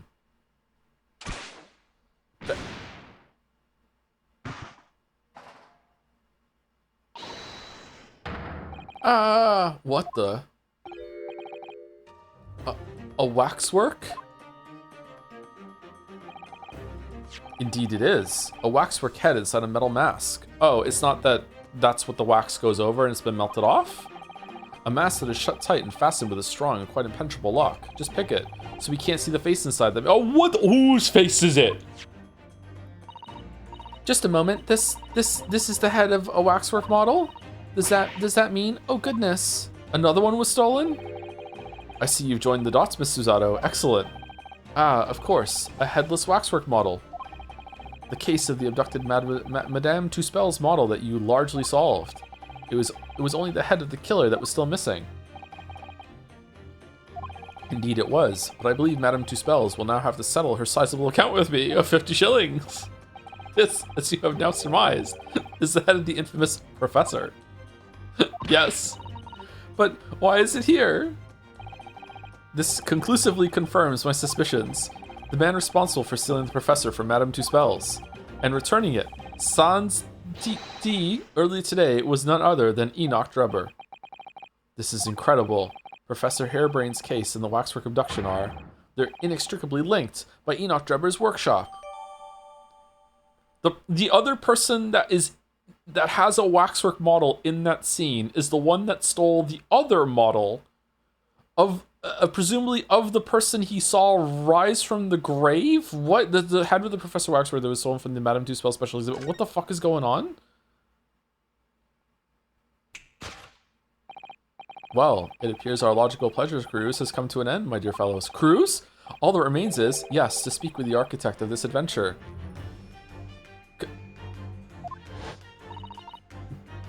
The architect? You mean Mr. Drebber? It seems quite impossible that he escaped via one of the skylights. Obviously, the man must still be here in the room. Why is the music fucked up? And his location should be abundantly clear. If you simply reflect on the journey we've made together during the seduction.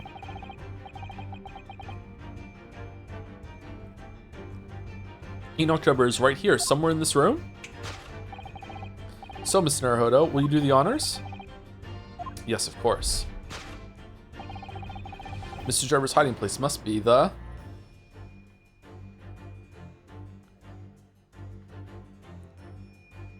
bomb. The wardrobe. Take that. The wardrobe. Oh. All right. There are lives in this section? All right, Mr. Drebber, come out. Oh. Not there, Mr. Naruhodo. But I don't understand. You could always climb inside yourself. Oh, not again. Please, don't mind us. Do go ahead. I know how fond you are of wardrobes. I'll think of somebody else. Thank you very much. Where could Mr. Drebber be hiding? Can you find out where Mr. Drebber is hiding? Bed, skylight, hiding in the safe. I'm sure we've already come across a clue that reveals the answer, you know? Yes, it was when we deduced why all the furniture in here is upside down, wasn't it? That gave us the answer, I'm sure. We're very close now, Mr. Naruhodo. I can sense it. Take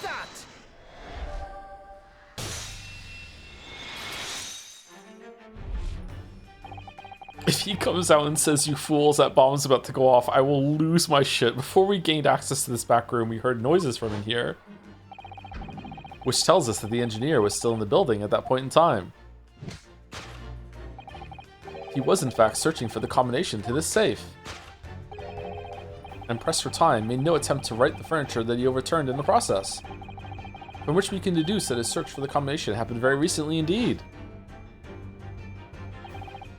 In summary, sue Mr. Enoch Drebber.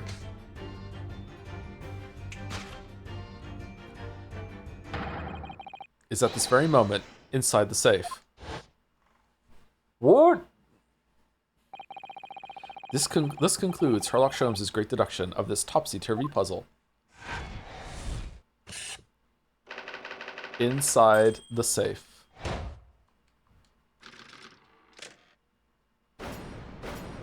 They're a good team.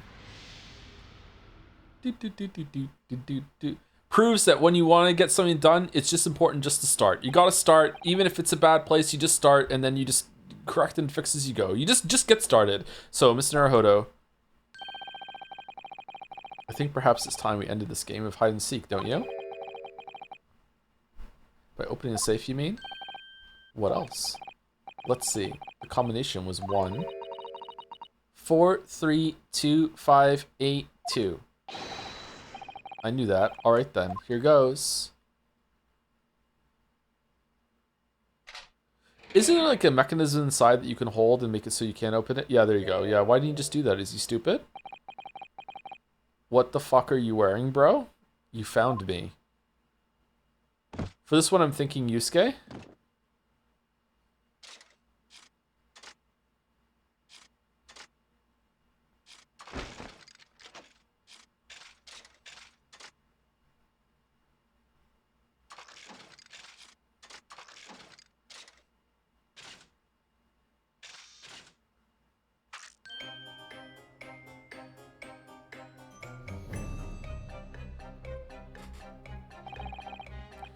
Right then, sir. Mr. Enoch Drebber, I presume? Correct. You better start talking. You tricked Professor Hairbrain with that bogus machine you built. And you shall have to explain the theft of the waxwork from Madame Two Spells as well. Whilst I would be delighted to answer your many questions.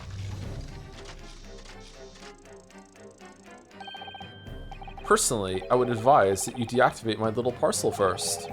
Deactivate? Your parcel? I refer, of course, to the time bomb. I left it in the most prominent position.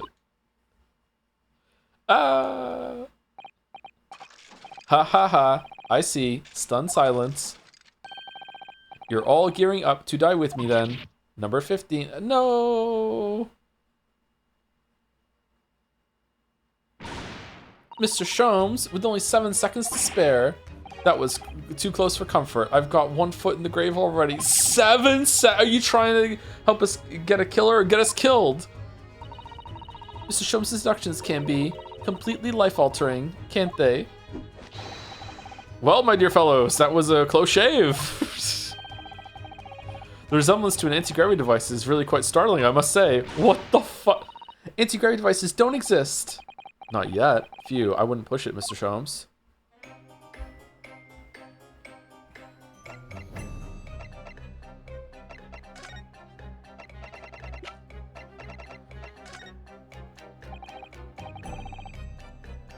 Mr. Drebber, look at this, please. Do you, have anything to say about it? Are these strange mechanical movements supposed to be some sort of answer? He's just constantly doing the fucking robot. Sholmes could pick that. This lock does look very strong, doesn't it? There's definitely no way you could remove the mask yourself if it was put on you. What a terrible way to treat someone, even a convicted criminal. I know, it's starting to make me livid, actually. Mr. Naruhodo, please. I mean, just think about it. Imagine if you had an itch on your cheek all of a sudden. You'd be utterly helpless. Yeah, that sounds awful. Well, yes, that's true. That's so true, but I'm not sure that warrants quite so much anger. Oh, right. Sorry. Oh, they're not even letting you get a clue. You can't see inside it at all. This is really important. Maybe this isn't a mask at all. Maybe this is just what his face looked like. Who made this? This is like custom made just to hide this face.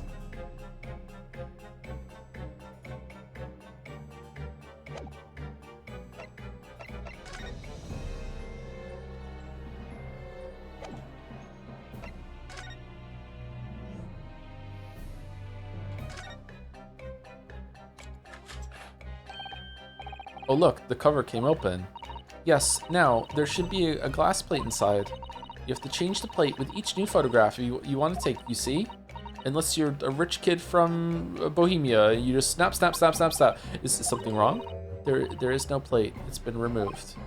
Ah, what a pity, but I suppose if you think about it, this wouldn't be the actual camera that was used at the time, just like the waxwork isn't the actual person. So we'd never have found a photographic print of the executed convict come back to life anyway.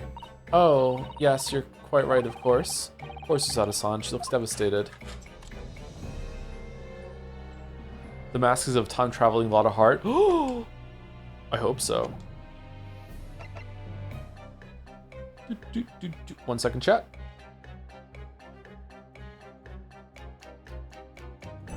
Thank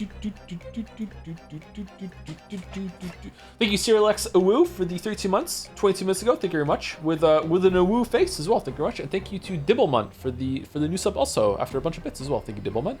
Hope you're enjoying Greatest Attorney.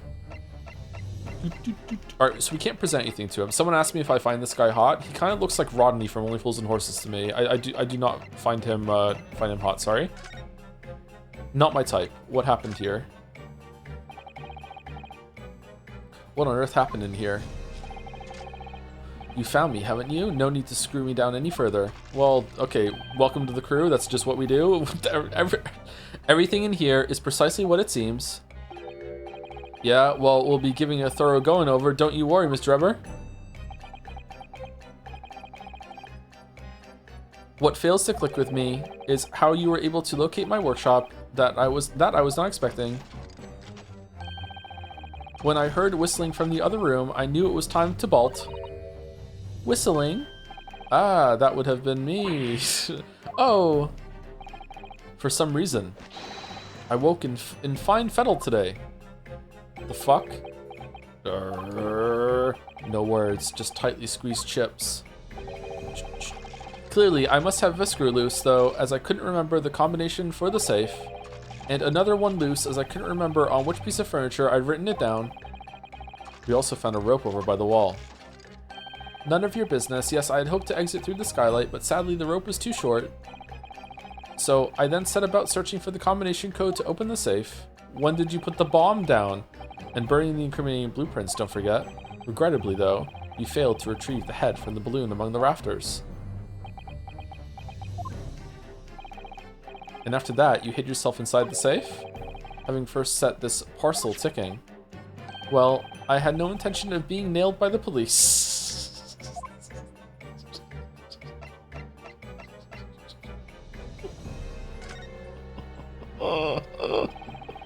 Got a death wish, have you? Hiding right beside a ticking time bomb?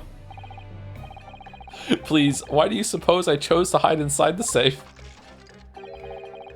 It's no ordinary safe, it's specially designed. A dynamite explosion wouldn't leave a scratch on it. It might destroy the locking mechanism, though. You might get trapped in, though. So in fact, the safe was the only safe place. Ben Zeke's laughing in the chat. Precisely. But once you climbed inside, you wouldn't have been able to get out again. I invite you to look more closely. The safe is fitted with a handle on the inside to allow the door to be unlocked from within. Ah, so it is. Better accommodations than the wardrobe you had on the fucking ship that were completely unnecessary because the door could lock. I had always intended to blow this place to smithereens in any case. I just wasn't expecting uninvited guests to come along and screw up my plans. Do you mean to say you were planning to blow us all up? No, that was unforeseen. What do you mean?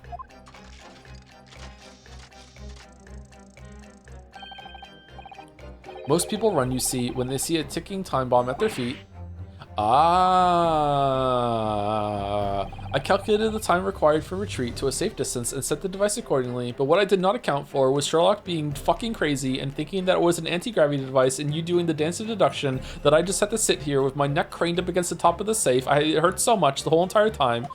It's been 25 minutes. Also, the streamer took a break when he got in here, so it was an extra 5, but you seemingly endless discourse in here threw a spanner in the works.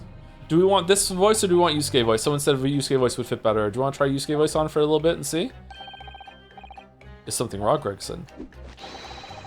Do I have something on my face besides the usual eyes, ears, nose, and mouth?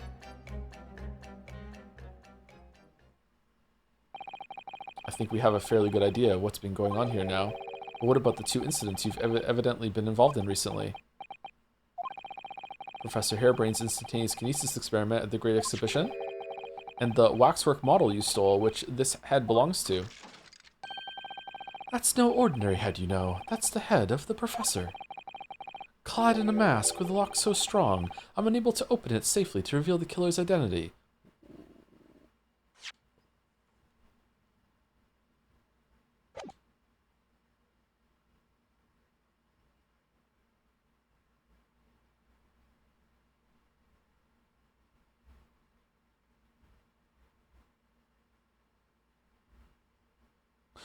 How does Madame Tuspels know what the professor looks like then?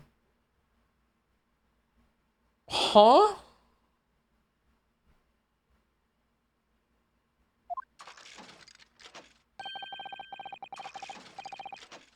Can I do both of them?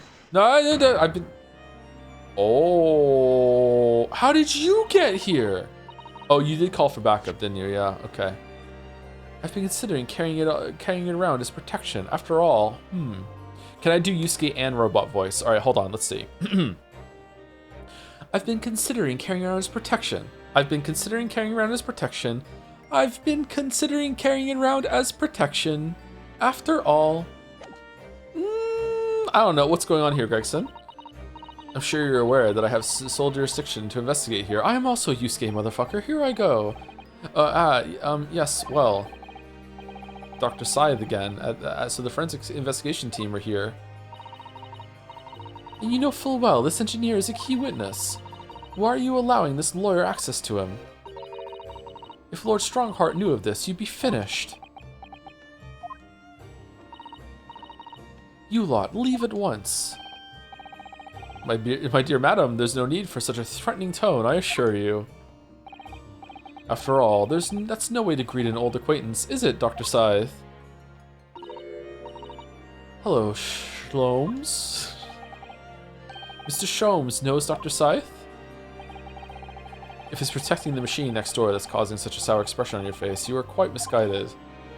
It's really nothing more than a shell. You get out. Oh, but of course, we'll show ourselves the door. I see you haven't softened at all. Mr. Naruhodo. Yes?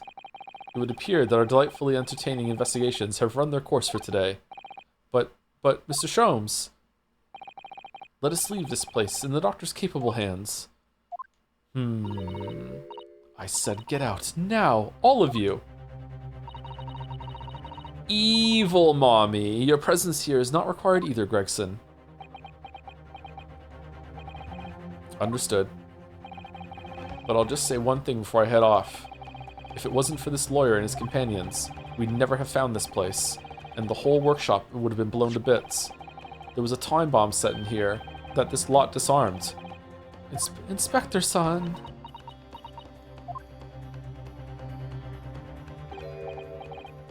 Are these two related? Kuh. Something giving you a chuckle, has it, Sunshine, Drebber? So sorry. Didn't mean to offend. You're quite right, of course. You did disarm the time bomb, didn't you? Yes, you did disarm that one. What are you? That one? You mean?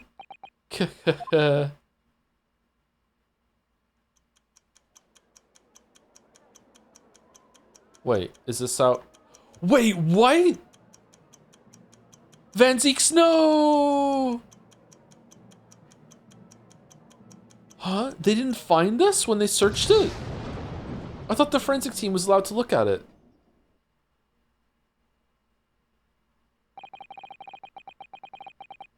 It was an hour later that we heard the news of the enormous explosion that ripped through the experimentation stage of the Great Exhibition. Man, how could Harebrain do this? Professor Harebrain's invention and all of his secrets were blown away forever. So it does work.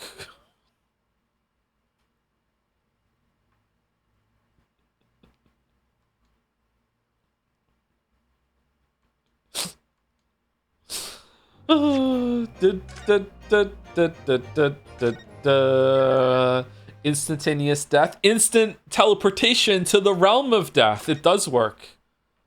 Wow. Okay. Well, that's all we have time for stream today. I'm a bit tired, so I guess we'll continue tomorrow. We're at the trial. Any good raid targets around, or what? 24th October, 9:11 a.m. The Old Bailey Defendant's Antechamber. Good morning to you, Mr. Naruhodo. Good morning, Professor. Ready for today's proceedings? I hope so. I should be. Even I, with nothing left to... Good morning, my dear fellows.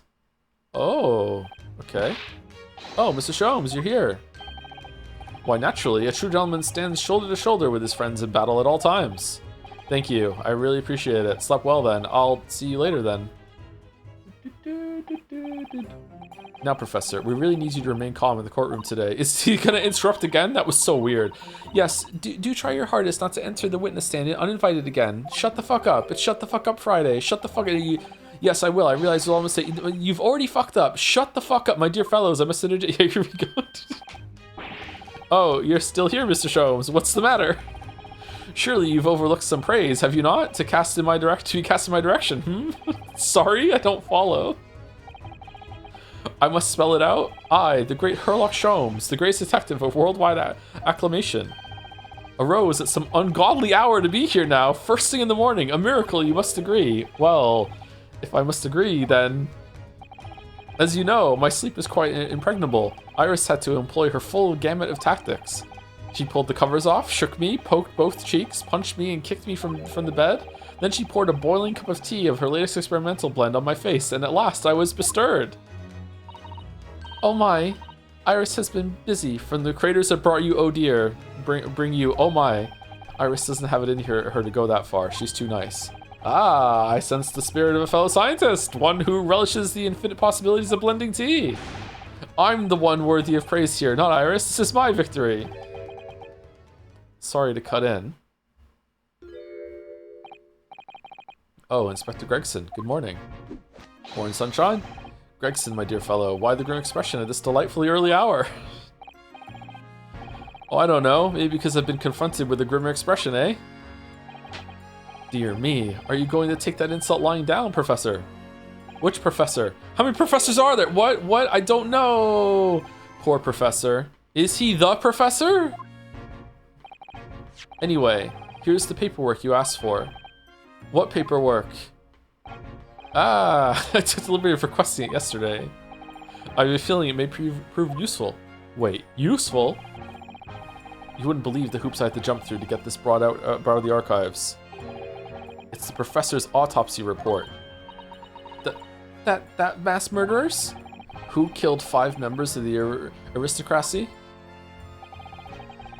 He was found guilty in a closed trial 10 years ago now, and it was all done under wraps. Why? And he was quickly executed soon after the trial. It's all in here. A bit too quickly, if you ask me. The autopsy report of the mass murderer knows the professor who was tried and found guilty by closed trial 10 years ago. I don't know what to say. Thank you, Inspector. How can this possibly be relevant? Yes, much obliged, Gregson. Us lowly lot at the yard are just doing what we can. The shadow of the great detective Sholmes. In the shadow of the great detective Sholmes, of course.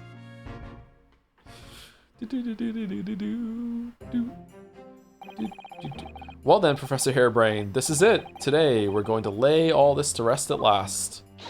Okay, so this is a 2-part trial, not a 3rd-part trial? Okay. I wish you the best of luck, Professor.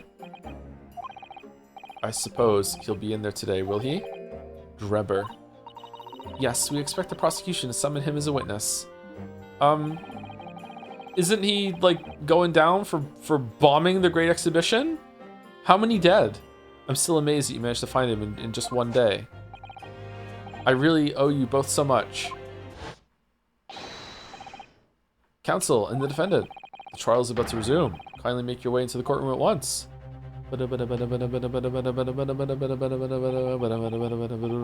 This is it then, the final chapter. Funny, my heart's racing a little. There's 2 more after this, bud. I've not felt this before, actually. And this strange foreboding.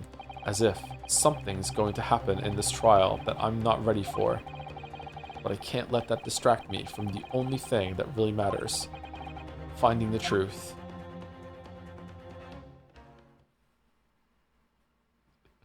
Is Kazuma gonna pull off the mask and Van Zieks is gonna be horrified that his apprentice is from Japan? He's gonna tell his fucking own assistant, my Nipponiese friend, you need to shut up. And then us from across the aisle, like, yeah, you Nipponiese friend, brother, you need to shut up. Yeah, man, high five, yeah, shut your mouth. Okay, all right. Van Zieks be racist to me again now. All right, yeah, kick him out, just me and you. The Old Bailey courtroom. Holy shit, he is there. Okay. In the name of Her Majesty the Queen, I hereby declare this court to be in session again. We resume the public hearing of Albert Hairbrain, here present, who stands accused of... How is he still fucking on trial? What the fuck do you mean? What? Are the counsels for the prosecution and defense ready to proceed? The prosecution is ready, my lord. The defense is ready, my lord.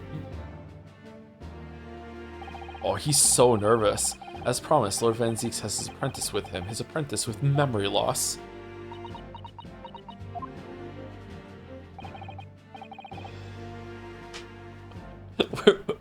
We're in London here specifically to learn the law system as visiting Japanese students, and we're here in court, and 3 of the 4 people being lawyers are already Japanese.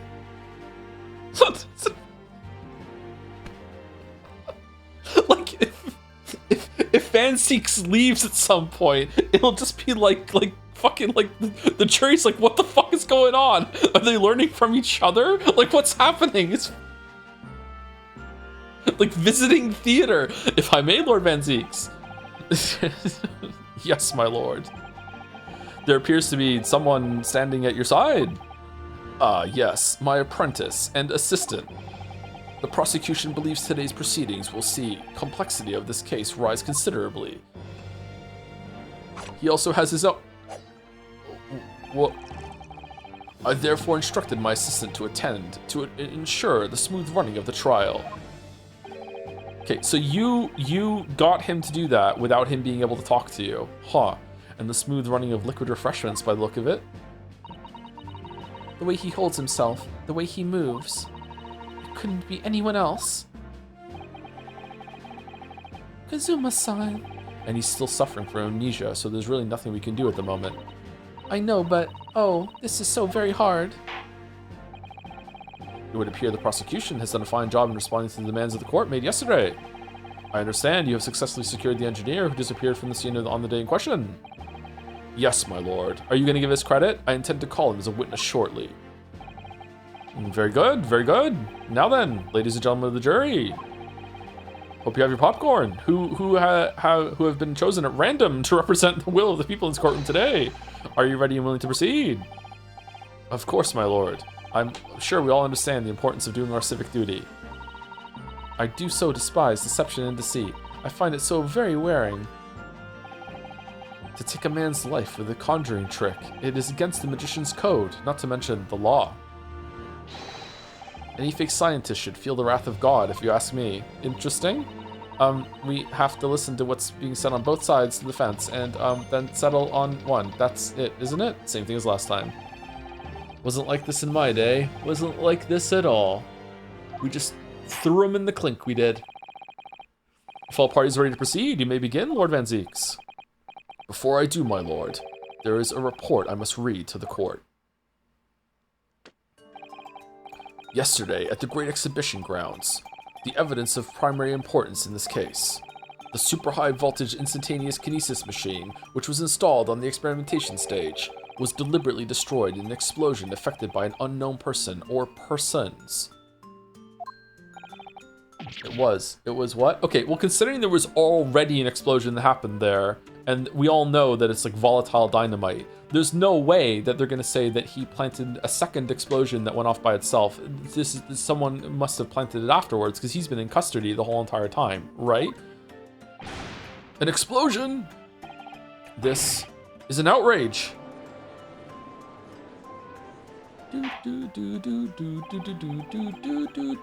Yes, I heard this grave news yesterday. Scotland Yard submitted a report to my office in the evening. I read that the machine was blasted to smithereens, and the wreckage reduced to ashes in the flames. How many people died? I have here a photographic print of the scene, taken in the wake of the explosion. Oh. Oh, okay. So the explosion wasn't that big. It just blew up the top of the thing. Why would you want to blow that up?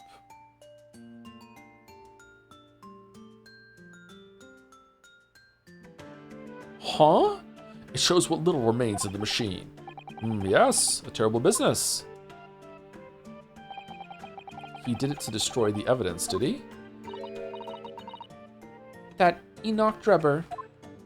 I'm starting to think that the machine worked. The court will take this print as evidence, counsel. They found a stooge fucking scientist to build them a fake machine, and it turns out that they accidentally found a scientist that could actually do it, so it actually worked, and it kind of fucked up their plan. A photographic print of the experimentation stage after it was completely leveled by a time bomb. The metal floor of the stage has been blown open by the explosion. Late yesterday afternoon, the protection afforded to the machine by the Special Dispensation for Scientific Equipment Act was revoked. However, before a thorough investigation could begin, the invention was obliterated from existence. As such, this will become a very different trial.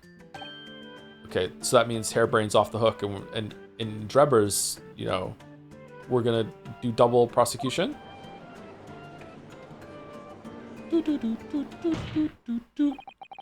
As it stands now, with no evidence on which to draw meaningful conclusions, we just must vote guilty.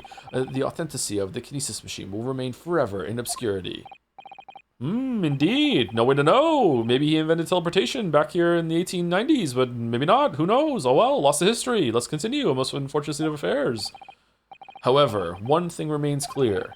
The victim's death was the result of the actions of the accused. Of that, we can be certain. Okay, explain how. For it was the accused himself who was operating the machine and who ultimately caused its loss of control. Whether it worked or not, as Lord Van Zieks rightly says, this is a very different trial now. The accused accepts responsibility for his part in the events that transpired. He acknowledges that Mr. Assman died as a result of the accident caused by his machine's malfunction. However, unbeknownst to the professor, he was being deliberately deceived by a pair of very clever fraudsters. Names, counsel, if you please. You know me, I'm the judge. I've forgotten everything that happened yesterday. It's new day, new me. That's my motto. Pawn all my stuff in the morning. Always be pawning. The engineer, Mr. Enoch Drebber, and the victim himself, Mr. Odie Assman. So what exactly were these two men up to behind the defendant's back? The defense intends to expose the information, thus establishing the unequivocal innocence of the defendant. Order, order. Thank you, counsels. The positions of the prosecution and defense have been clearly stated. Lord Van Zieks, summon your first witness, please. At once, my lord. The prosecution calls the engineer, Mr. Enoch Drebber, to the stand, and to do Yusuke voice while he's on there. Not the robot one, just the normal Yusuke voice, please. Fuck you, Van Zieks. I won't do what you tell me. State your name and occupation for the court. Name, Enoch Drebber. Occupation, whatever you want me to be. Hard to pin down, I would say. Yeah, that's about every single character in this game, actually. See that black monocle? Yes, why do I feel as though I've seen it somewhere before? Oh, you too. I had exactly the same feeling myself. Your file indicates that you are currently being investigated in connection with another case. The theft of a waxwork model, is it? most extraordinary sounding business. What about that he bombed the fucking exhibition? And there's 1, 2, 3, 4, 5, 6 witnesses, 7 if you count the dog Toby. Like, what the fuck are you talking? But that has no bearing on this trial, I assure you. Cleave it from your mind. Okay. Let me get it right out of that thing. You're familiar with the public experiment carried out at the Great Exhibition some days ago. There's no proof of it. He said it. He said he did it. He admitted it. The accused super high voltage instantaneous kinesis demonstration. Yes, you could say that. I'm aware of it. There was a terrible accident, wasn't there? It was you, Mr. Drebber, who constructed the vast machine used in the experiment. Or so our investigations indicate. Can you confirm your involvement? Yes, I constructed it in precise accordance with the blueprints, but that's all. Then the court would be very interested to hear your thoughts about the machine, I'm sure.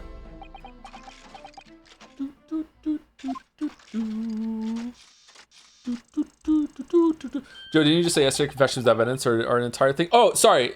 I'm not saying that he should be like don't even need to do a trial in jail with you because you admitted that you did that. I just think that that should also be a part of it right now. That it's not about that he's being involved for that. He should also be investigated right now, and it's relevant that he bombed the fucking exhibit. Like that should be a big thing about this right now too. Maybe it will be. Maybe I'm ahead of the game. I don't know. We'll see.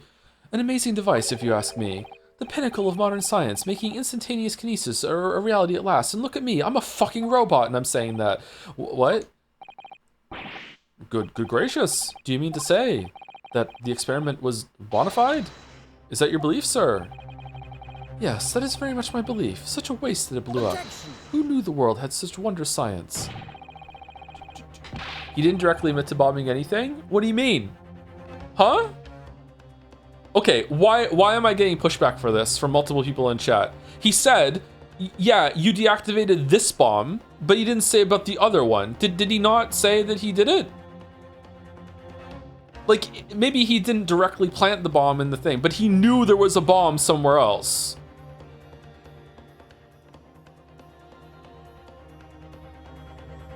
No, he didn't say the second part? What?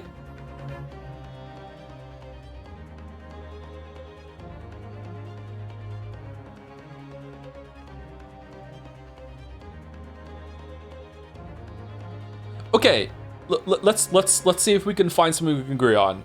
The words he said was admitting that he had knowledge of another bomb that was somewhere, right? We can agree about that, right?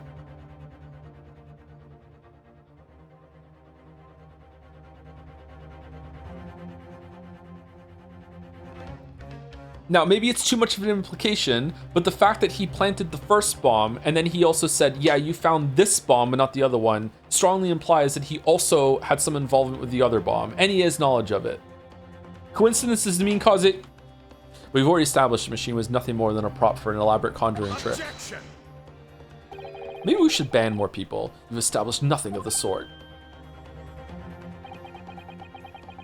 All that was shown during yesterday's proceedings is that the same outcome could have been produced by means of staged trickery. The defense merely proposed a method and demonstrated its feasibility, nothing more. We're still on this, huh? But... We've procrastinated long enough, I feel. Witness, you will now give your formal testimony. This was procrastination about the machine that you constructed for the purpose of the demonstration of the Great Exhibition. Understood.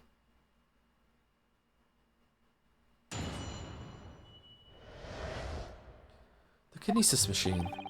I met the young professor approximately 1 year ago through Mr. Assman's introduction. He provided me with the blueprints and I constructed the machine to his precise specifications. It was no trick. If the whole show was a fraud, it would have required a body double. Tell me, did the victim have a twin? Also, please disregard the fact that there was a wax body that I stole from a wax museum. Just remember, I cleaned it from your mind. That's true, yeah, you did tell me to do that. It's out of there. I don't even know what you're talking about. What is this about wax bodies? All the spectators saw the birdcage appear above their heads and then crash headfirst into the crystal tower. A terrible accident, I grant you. Perhaps the science on which the machine was built was flawed somehow.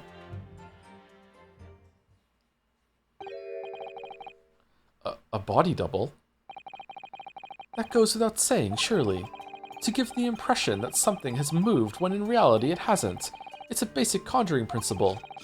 The deception cannot be achieved without substituting the original with a fake at some point in the performance. But would I be right in saying you haven't managed to establish anything along those lines? Incidentally, the prosecution has already confirmed that Mr. Assman has had no twin siblings. It's my understanding that this witness is well versed in conjuring artfulness. So he's probably very credible, but such talents do not indicate that he was actually able to accomplish what he claims. Namely, the construction of what, by all accounts, must have been an extremely complex scientific machine. Whatever do you mean? Yesterday's proceedings brought the true nature of your past exploits to light, Mr. Drebber. Indeed it did, my lord. Yeah, remember, as a swindler who preys on innocent scientists to elicit government grant money through conjuring know-how. Yes, it's true that I possess considerable knowledge of stage magic. And that this seems like a magic trick was pulled off in front of a whole audience, but disregard that. I wasn't being hired in my capacity of magician, but as someone who builds things. It's nothing to do with it. But crucially, my stage knowledge more than matches that of any academic in the field. Investigation of the witness's workshop attests to that claim, my lord. As evidence, the police found this Royal Society trophy for the young talent in science there. Yes, that's true. We spotted it there ourselves. Susie, shut up. If hypothesis is sound, it can always be forged into a physical manifestation with sufficient skill. Though I may have sold the secrets of some deceptive wiles to sniveling, talentless scientists in the past. Would you therefore assert that the explosion of the machine was an unfortunate accident, or, of course, a deliberate act of murder carried out by misuse of the science?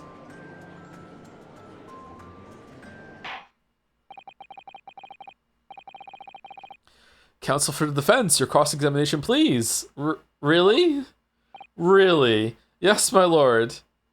Okay.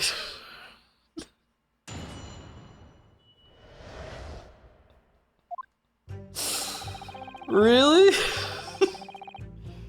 Thank you, Dylan, for the bits. Think crazy, Nick. Nick. And thank you, Fairy Fountain, for the new sub tier. Thank you very much, Fairy Fountain. Welcome, welcome. Hope you're enjoying Grace Journey 2. I met the young professor approximately 1 year ago through Mr. Assman's introduction. When the Assman testifies, the hopeless man believes. So you were already acquainted with Mr. Assman himself? Not really. By chance, I'd seen his name mentioned in the papers, that's all. But I had no interest in his private affairs. If he was an unscrupulous investor, it was no concern of mine. Thank you, Nick's AC, too. Kind of Nick adjacent there. Thank you for the 26 months. As long as people pay their bills, I take my tools and construct what they ask for. So why did Mr. Assman approach you in particular, then?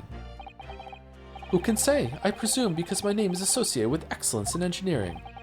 Not to mention excellence in fraud.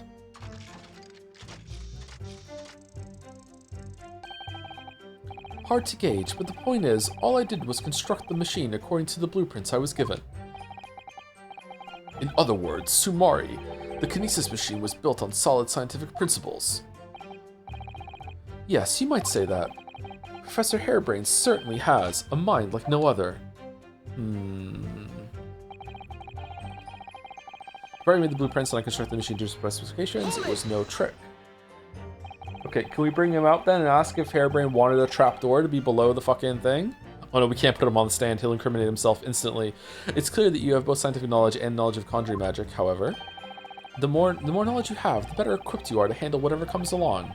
But your implication is that I furnished the machine with some trickery, I think. It's a possibility that we have to explore. Unfortunately, though, the machine has been blown to Kingdom Come. Deliverance? Henry? So there's really nothing left to explore, is there? How about the blueprints? Oh wait, you were found in a room burning them. Are we going to bring that up? It appears that the kinesis machine was fitted with a timed explosive device of some kind. And there's nothing left of that device either. Not a single shred of evidence remaining, I hear. Yeah, that's true. Bombs are the perfect crime, really, because they destroy themselves, therefore there's no evidence, so who can say that there even was a bomb? He must have planned all this from the outset. But in any case, it's abundantly clear that the experiment couldn't have been a trick. Did Harebrain ask for a bomb to be installed up there too? Yes, I followed the specifications exactly. It's not my place to judge. If the whole show was a fraud, it would have required a body double. Tell me, did the victim have a twin? Of course, that's it. Mr. Assman was a twin. Objection.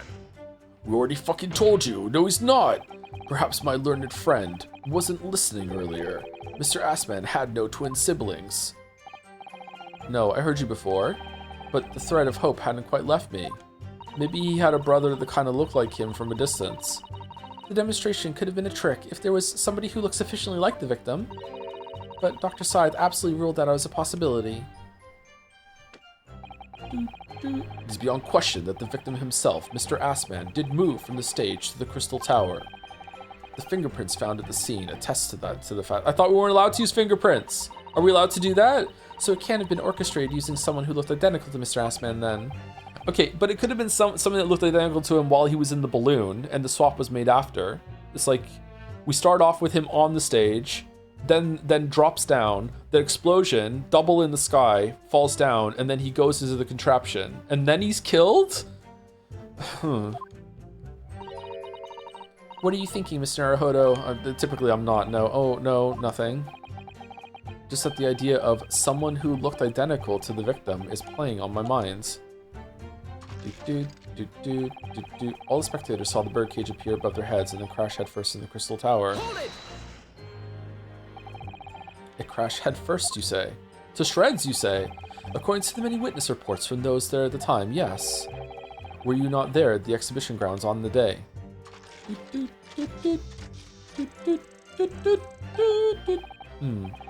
Unlikely. I rarely leave my workshop. I'm not hearing a no. Yet another of your unique inventions was found at the scene.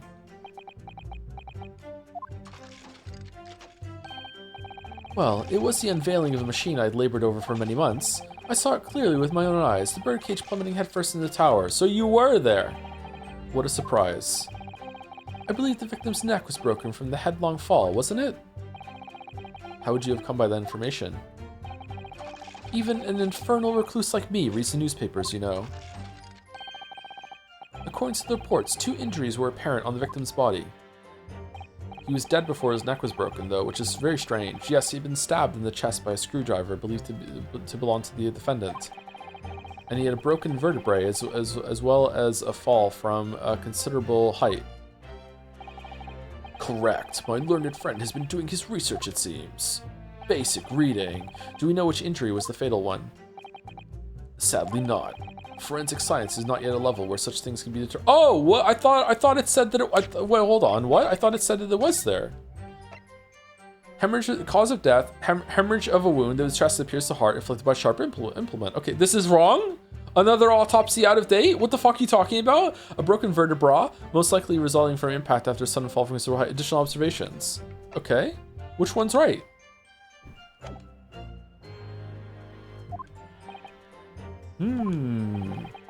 What we do know is that the victim died having sustained both injuries at some point during the experiment, and since he was found in the birdcage with his neck broken, it's obvious that he fell from considerable height.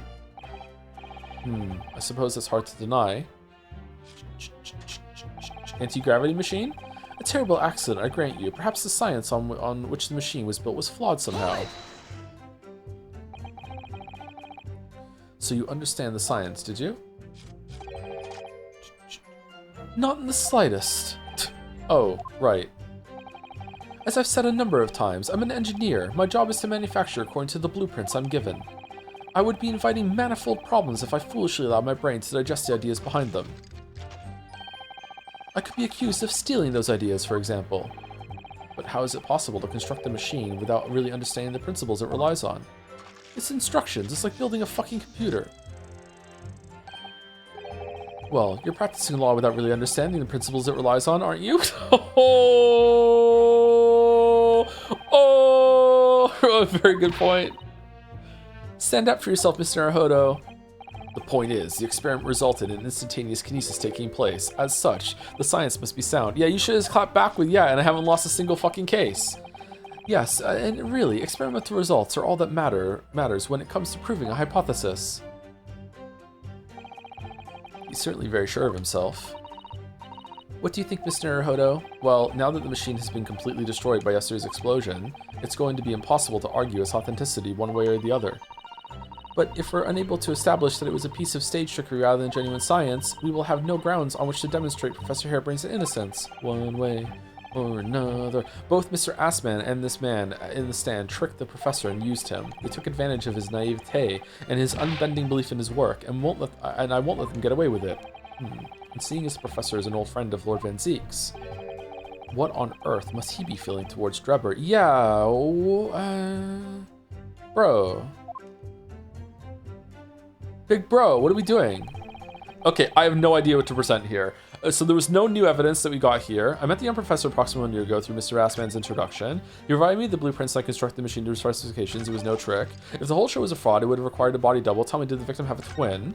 And all the specters saw the birdcage appear above their heads and crash headfirst into the crystal tower. A terrible accident, I grant you. Perhaps the science on which the machine is flawed somehow. Okay, hold on. Let us look at the evidence, the new evidence that we got today that we haven't looked through yet. We haven't looked through this we kind of looked through. Let's just go through them all again, just to be safe. Okay. Oh, so it didn't land head first, it landed bottom first. Ah, look here, Mrs. Otto. Oh yes, the wood's cracked and broken a little. I suppose because it fell from such a height. Yes, from the height at which the balloon was flying, it down into the crystal tower below, a fall of about 30 feet, or 9 meters, leaving the man inside tragically dead. Okay, so that's what we're presenting. Okay, is there anything else here?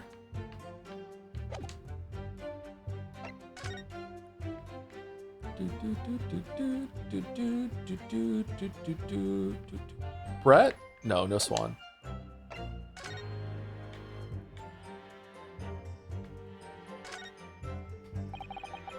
This piece of glass is almost as thick as it is wide. Yes, I've never seen anything like it. If you were to compare it to a human, only Mr. Sholmes has such thick skin. There's really no need for such a comparison, Mr. Naruhodo, as you well know. Anyway, it can only be from the Crystal Tower, surely. Yes, I think so too. It was probably made especially to meet the demands of that great structure. Great structure, Henry. Okay. And we looked at everything here, didn't we? We pulled this out? Oh, we didn't look at this. Oh shit, there's blood on it. What a wonderful machine. You really love contraptions like this, don't you? I love contraptions too, yeah. Oh yes, anything mechanical I find absolutely irresistible. Almost irresistible, surely? Well, whenever I see a pocket watch, for example, I can't help myself. I simply have to take it apart. That's worrying. Yes, Father tells the time by the rumblings of his stomach now. He's given up having a watch. Poor Professor Mikotoba-san. How is there blood on it? It's a prop! Look, Mr. Naruhodo. What is it? On the bellows, just here. Are they still called bellows? They do look like bellows, yeah. Huh. On the bellows just here, there seem to be very dark red stains. Yes, you're right. It looks like blood, actually. Oh my. I'm sure it's not what you're thinking. Ha ha ha ha. The details of the camera have been updated in the court record. How could this possibly have anything to do with what we're going through right now? What the fuck? I love this. I love when I have no idea what something is for. What is this for?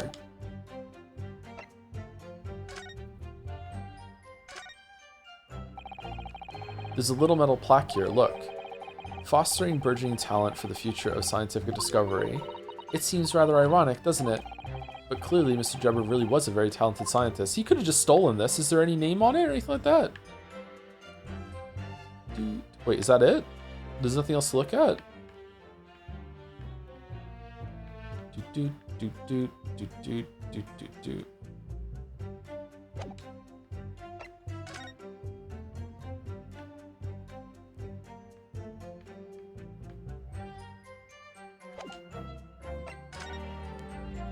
Killer's autopsy report. Condemned prisoner. Redacted for confidentiality. Pseudonym The Professor. Death by hanging confirmed at midnight, 17th of June. Courtney Stevens. Why are they worried about the professor's identity and privacy?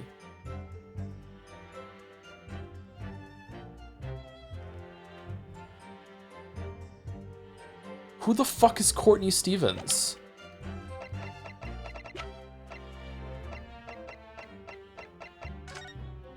You're Courtney Scythe. Did you get married?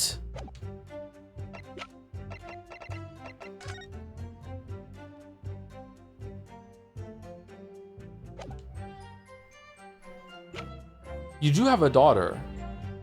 And everyone knows that you can't have a daughter without being married. So, a photograph printing the experimentation stage after it was completely leveled by a time bomb. The metal floor of the stage has been blown up by the explosion.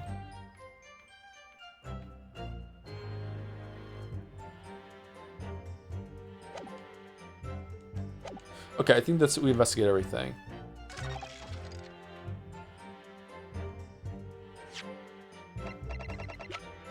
Objection.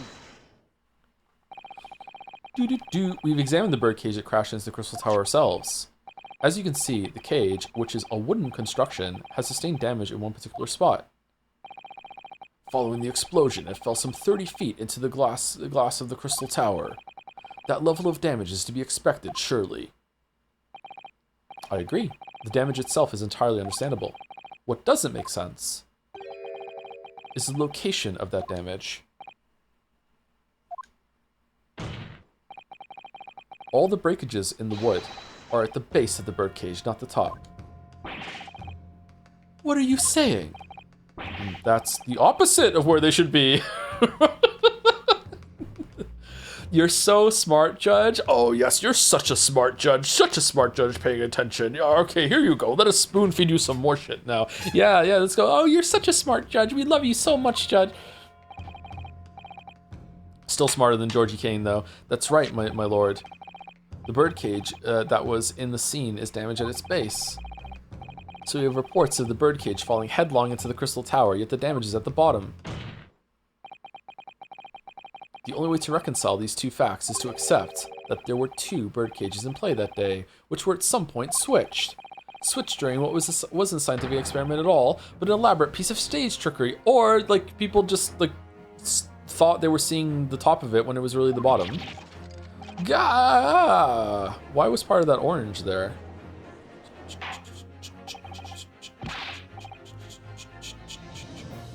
Good gracious, explain yourself, witness. One of my favorite mystery investigation games is Paradise Killer, because when you catch someone in an undeniable lie, instead of confessing, they just go, I don't know what to tell you. You must be mistaken. Someone else must be lying to you. Like what would happen in real life, going down with a ship. Yeah.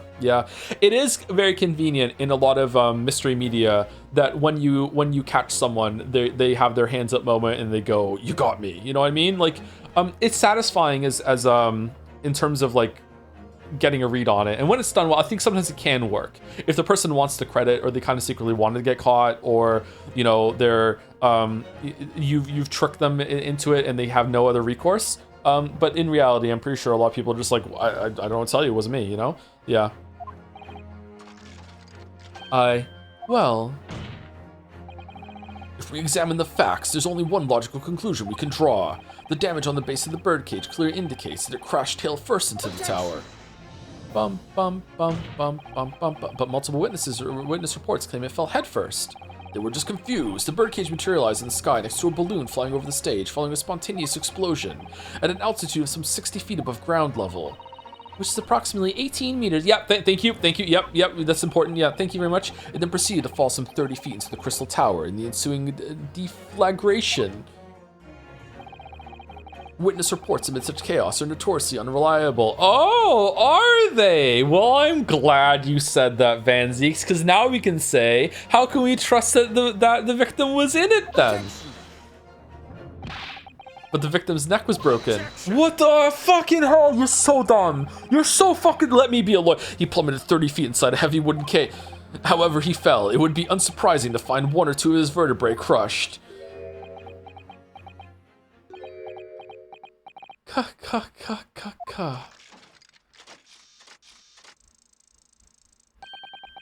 A riveting scientific analysis of events from the prosecution there, just like the safe that I hid in when I planted that bomb. That'd be even more rigorous. You would have to say it was only one vertebra, actually, brah. He wasn't quite quiet for long. I find it hard to see what's motivating Lord Van Zeeks. This witness is clearly a swindler and one who deceived a personal friend of his. Yeah, I know. Yeah. Is he being blackmailed? Can you blackmail the Zeeks? I'm not sure. Big Z, what's going on? If you're going to establish this deception, do it right. Sorry? I feel like that's the undertone here. Did you just... Did you just turn to look at Susie a little bit while also keeping your fist angrily planted on fucking the bench, the bar? What? Ah, yes, there's one more point.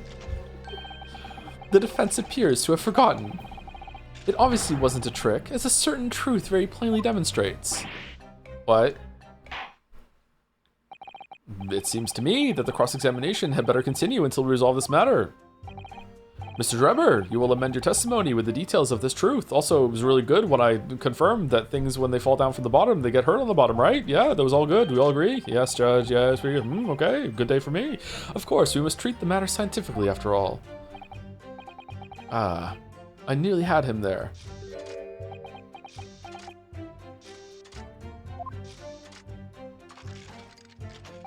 Okay, Ross.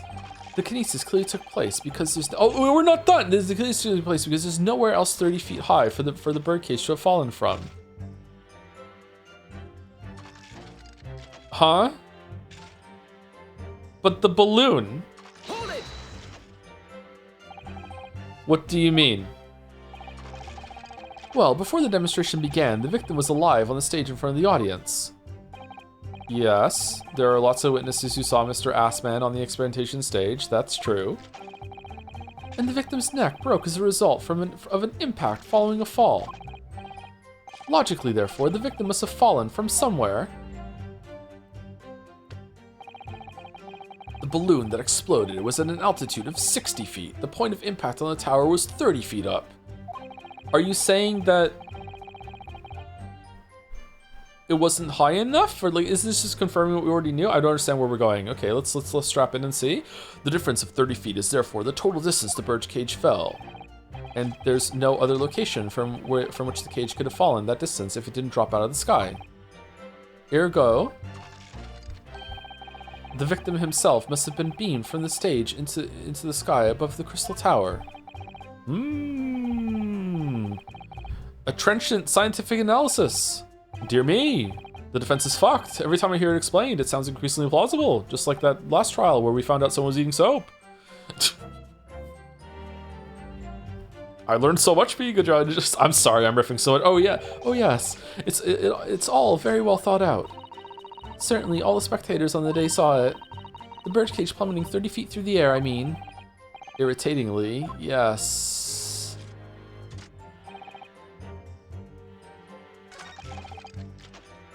Okay, so are we going to present the photograph that it fell through from there?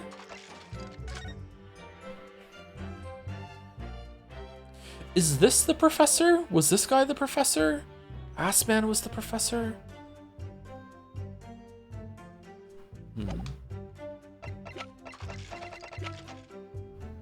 Objection! The defense would like to object to that statement, my lord. And I would have to overrule your objection, counsel. What the what? The defense would have to accept the penalty given. What do you mean? Glad to hear it. I would also, and you would also think again, Really?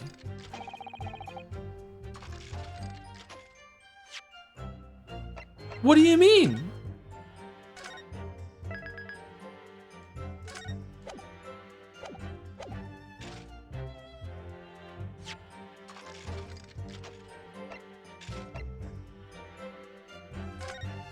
This one? Objection! Boo! Boo! Boo! Boo! Boo earns! Boo! This is a diagram of the experimentation stage and its surroundings.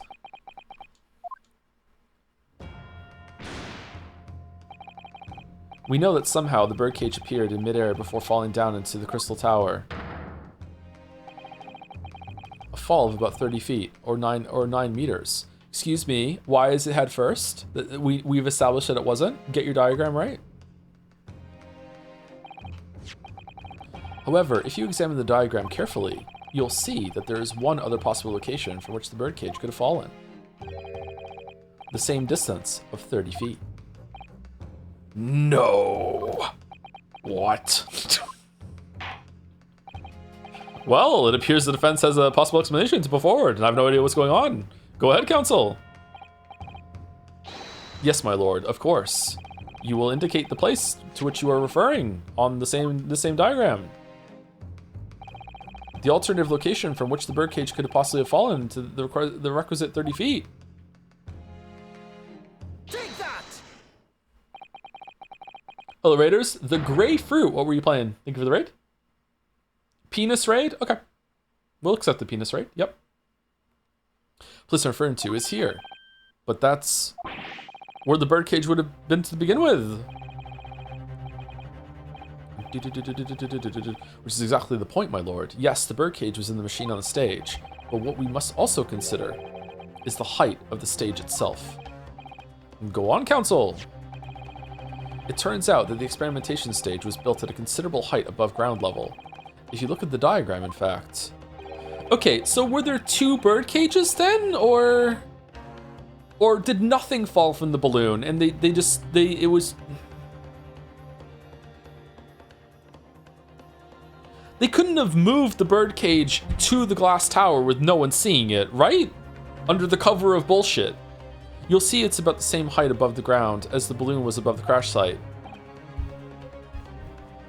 That guy in Metaphor, that guy in that undisclosed weeb game that we really all enjoyed did manage to sneak out a fucking like 30-foot long spear in front of about 200 witnesses. So like maybe, I don't know, it's definitely possible, right?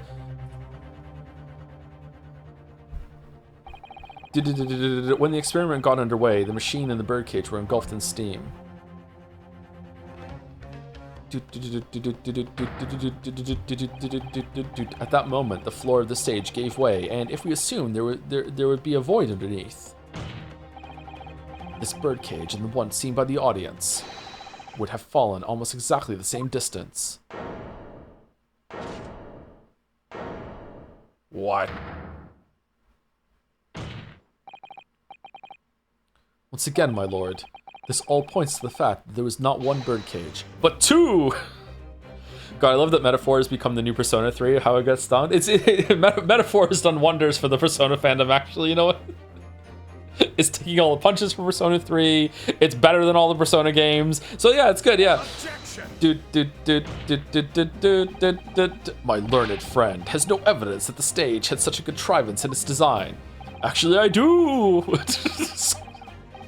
Someone responsible for the criminal the destruction of the kinesis machine itself, it's true. However, the stage still stands.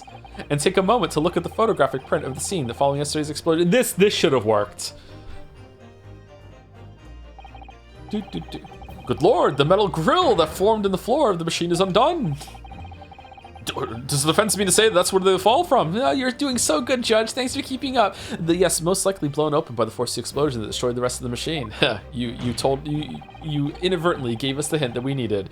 The defense calls for the space below the stage to be investigated immediately. Time for a recess. Mr. Drebber. It was you who built the kinesis machine, which means that it was you who built the 2 bird cages that were used to carry out this deception. The photo doesn't show the stage site. Yeah, and the diagram doesn't show the mechanism at which it could have fallen, and you had to prove both, right? You had to prove that it had fallen and also the height. So both should have worked, I think. I think that's an easy thing to agree on. Whether Professor Harebrain's hypothesis is sound or not makes no difference, because it's the construction of this machine that matters, a machine designed to take Mr. Assman's life. And lay the blame firmly at the professor's door, something that could only have been carried out. You had to show the height first? No, I didn't. I could have just shown that it could have fallen first. You're just accepting that because that's the order that the game went with. Yeah, it could have easily just accepted the photograph and then went over to the diagram at the same time. Like, picking the photograph is demonstrating that you understand what happened, which is really what the question is asking, right? Thank you, Tipsy Phoenix, for 32 months. Thank you very much. 1 minute ago. What a good streamer. Thank you very much. What was the grapefruit playing, by the way? I didn't see the answer. Maybe they didn't answer. Maybe they didn't come with the raid. I usually don't go with my raids. Sometimes I do, but usually I don't. Gimmick 2? What's Gimmick? I've never heard of Gimmick 1. Never mind Gimmick 2. But you, Enoch Drebber. Grr. Wah! Objection! Drebber said nowhere else to fight, which Soto doesn't contradict. Okay.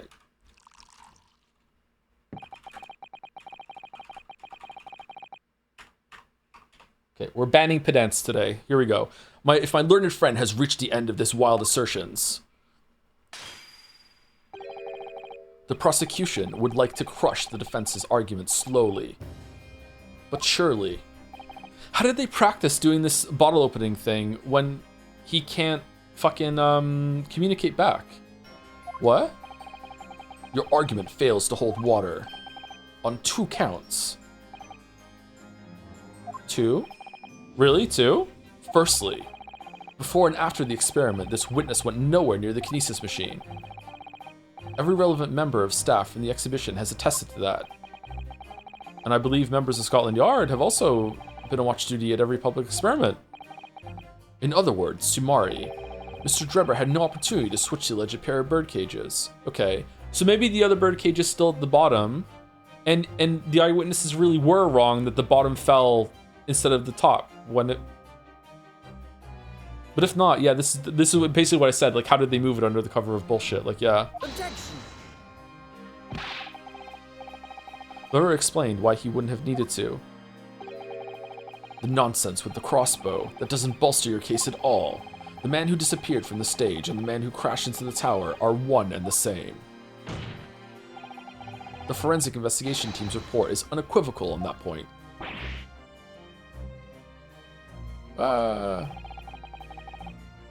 And the second flaw in your assertion is a distinct lack of motive. Why would this man have wanted to take the victim's life? He had no reason to do so. A motive? Do I have to think of everything myself? Yes. I have here a contract provided by the witness. What contract is this, Lord Van Zeeks? The contract into which Mr. Drebber entered with the victim, Mr. Assman. Where are you getting this? Mr. Drebber is to receive 30% of all ruminations from government grants or other income. 30%? Certainly very favorable contractual conditions. But there was one very important provision bolted onto that clause. What provision? Mr. Drebber may only uphold this right on condition that both contracting parties are alive. Oh. In other words, the rare use case summary, if either of us were to die, the contract would become null and void. What if you died from like natural causes or something?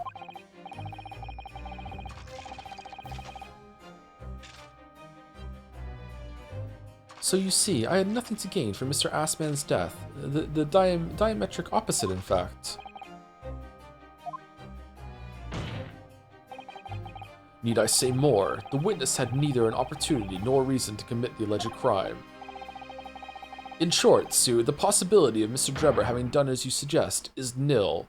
Well, he seems pretty wealthy. Maybe he's just like, fuck it, I'll tank the financial hit.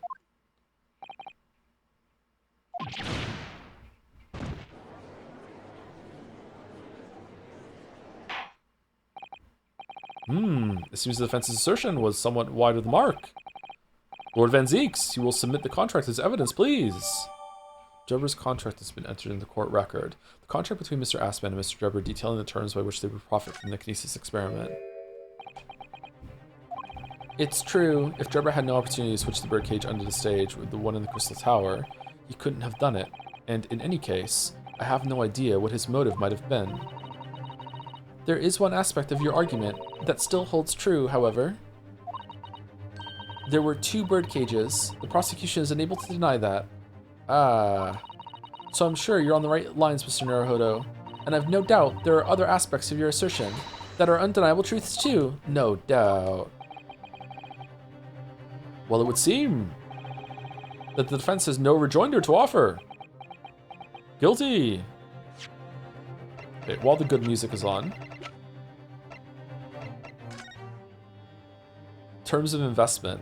The investor, Mr. Oldie Assman, hereby enters into contract with the provider, Mr. Enoch Drebber, to fund labor and materials for the construction of a super high voltage instantaneous kinesis machine. Mr. Drebber is to receive 30% of all remunerations from government grants or other income. Mr. Drebber may only uphold this right on condition that both contracting parties are alive. What about Hairbrain, though? Those are definitely 2 different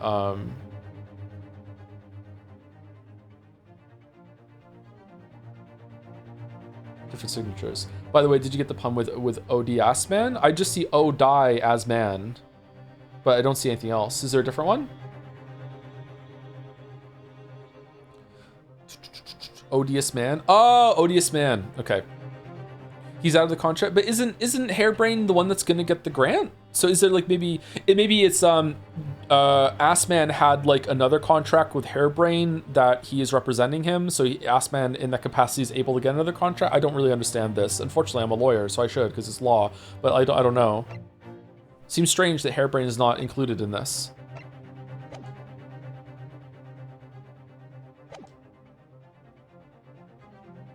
So it's a little strange. My recollection is that the Master Apprentice is only prohibited from speaking to people outside the prosecution's office. So Van Zeke, Strongheart, etc. are fine. Oh.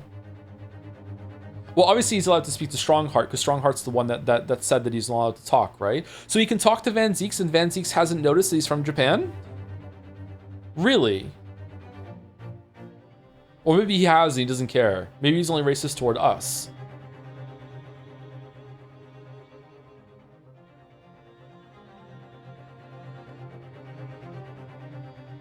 Huh. Great British accent. He was also introduced wearing the mask, and he's not allowed to take the mask off? Van Zeeks must know. Anyway, we're just past 4 hours. We take a break every 2 hours. So let's take a break while this good music is on. It'll be a short break though. I'm just gonna go to the bathroom, get some water. Be right back.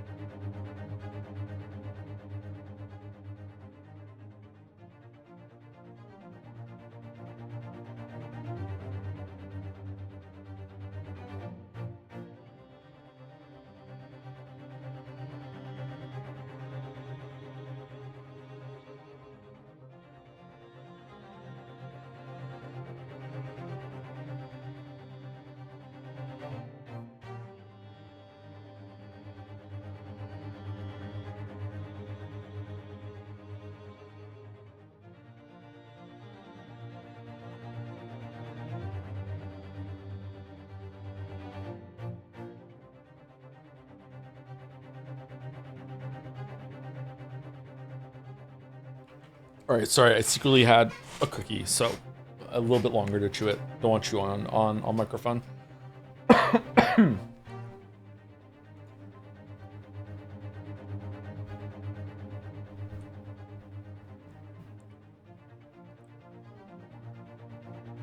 All right, let's continue. I feel like I've misunderstood something about this case. I don't fully grasp Van Zeek's rebuttal there, but maybe it's just because it's kind of like an Ace Attorney bullshit moment. We'll see how it goes. Well, I must say I'm a little surprised. I came here to testify about the machine I built, and instead my reputation is being defiled. You bombed the exhibition, bro, but the prosecution's counter has set the record straight, I think. It's impossible that I'm the culprit. Objection.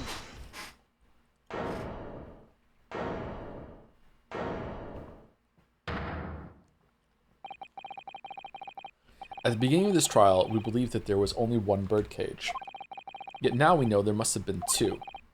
In other words, Sumari, there was more to the demonstration than we realized at first.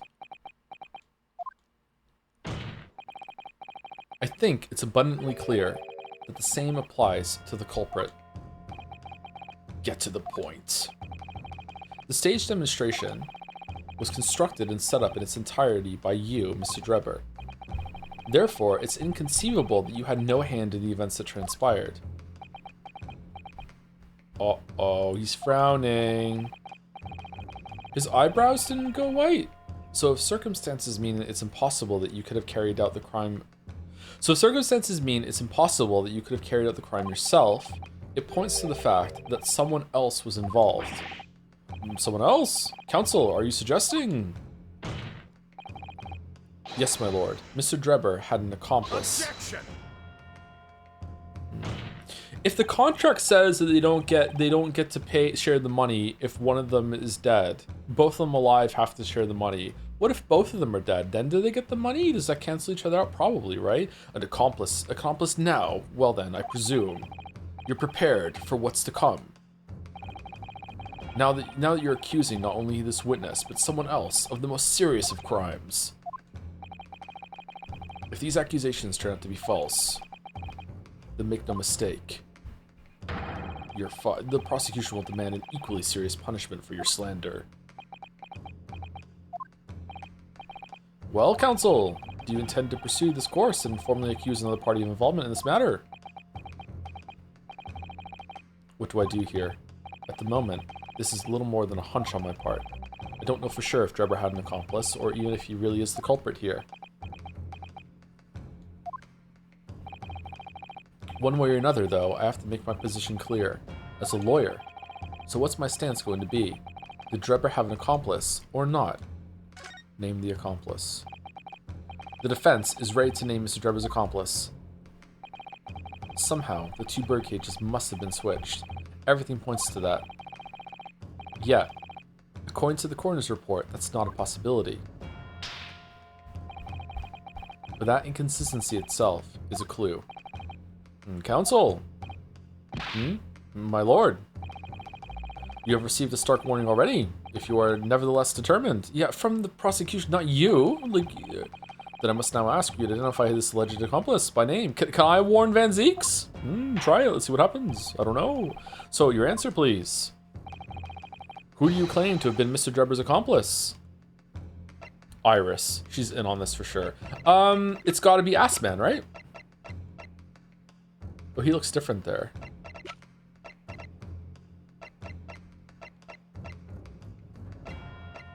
Oh, Esmeralda, 2 spells. Her name is Esmeralda. What a cool name. It's gotta be Assman. Take that. Who is this person? Someone intimately related to the crime, my lord. And someone you surely wouldn't say you don't know. Yes, thank you. I'm aware of the person, obviously.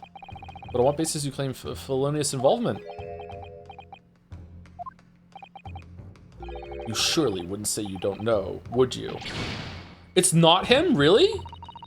Who is it then? I'm sure if you simply slipped and pointed to the wrong person, I'm sure you simply slipped and pointed to the wrong person, didn't you? There's no other explanation. No slip-ups this time, please, Council. I don't know then. I thought they were like doing some shady shit together, and then it just went sour.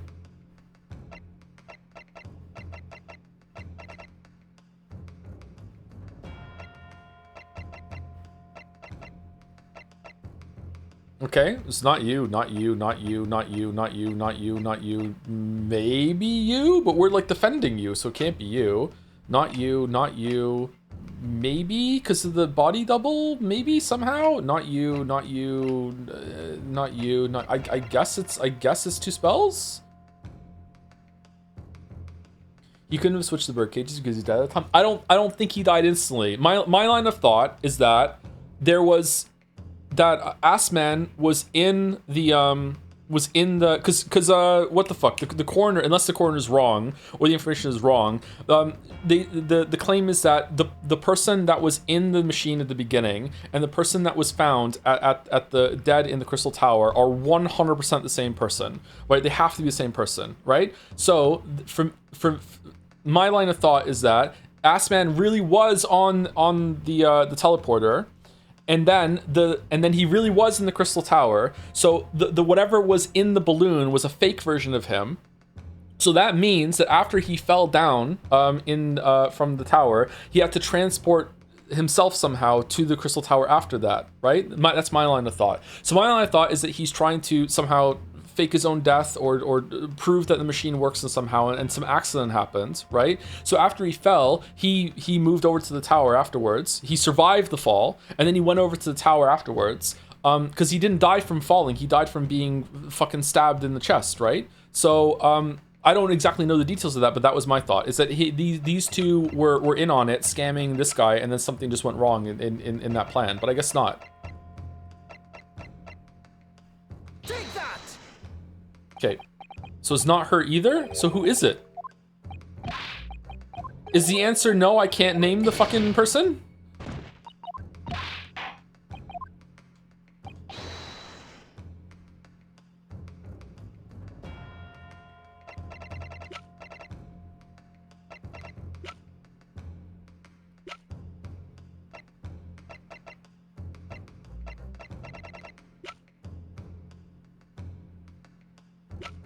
Okay, I don't know who it could possibly be if it's not those two.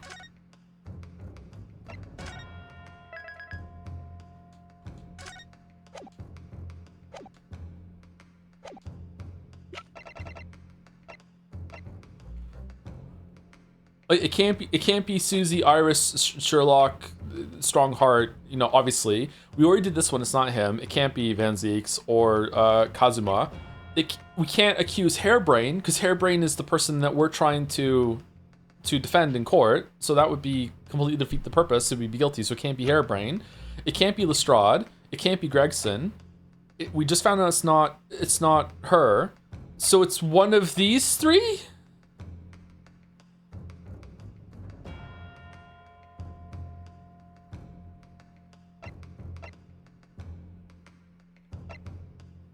What?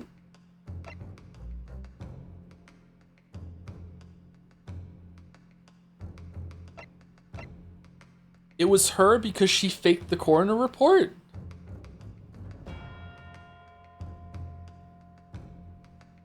Take that! The name of the person in question is... What's wrong, my Nipponese friend? Surely fear doesn't bind your tongue now. It's a little late for that. Of course I'm afraid. After all, naming her in this capacity is definitely going to make waves. A lot of waves. I could very well turn every single person in this courtroom against me. I'm sure it'll be alright, Mr. Naruhodo. Thank you, Miss Susato.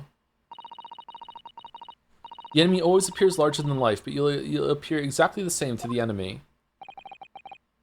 Alright then, here goes. Okay, that was a crazy thing that the game just expected me to do. I'm sorry. That was... Wow. What?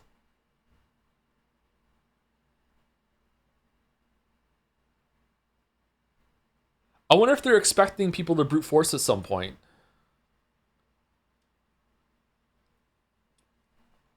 You kept us waiting long enough. Your answer, Council, now.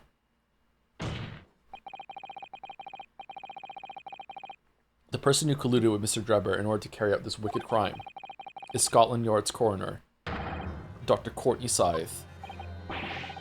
What the blazes are you talking about, Dr. Scythe? The head of the forensic investigation team and the coroner who conducted the autopsy on the victim.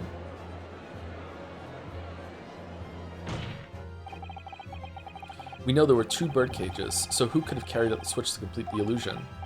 The accident happened in front of a huge crowd of spectators, and the area was immediately sealed off. Then everyone, police officers included, were banished to make way for the forensic investigation team.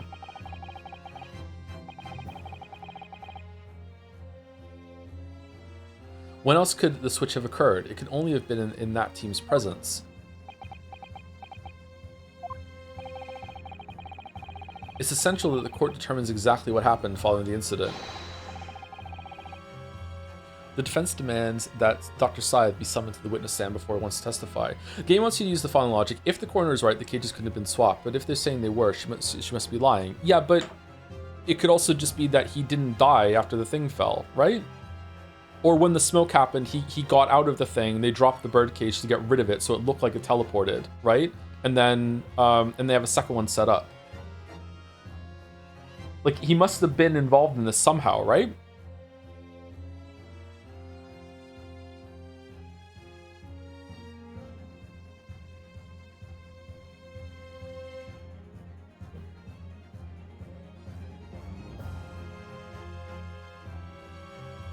The contradiction presented by the narration right before you pick up the person pretty much eliminates everyone but her. Although I could not figure out why at this point. I don't think so. I think there's definitely at least one other possibility of how it went down.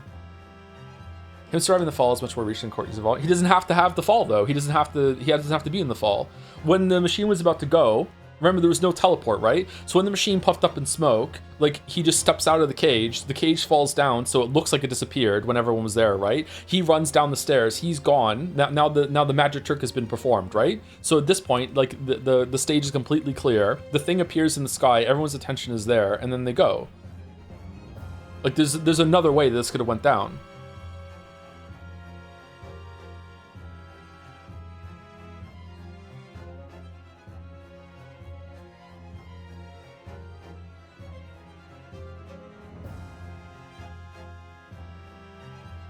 I feel like your way is a bit more contrived, to be honest, than the coroner of Scotland Yard being in on the crime.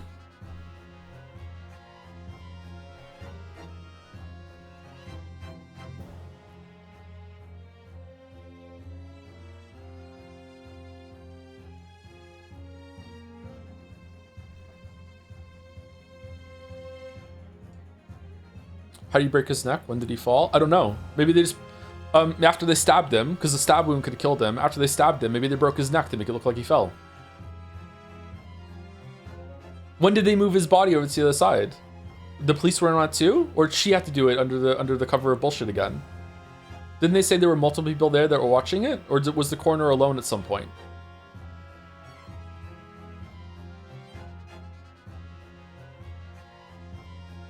They just said after police... Yeah, but she did by herself, or are more people in on it?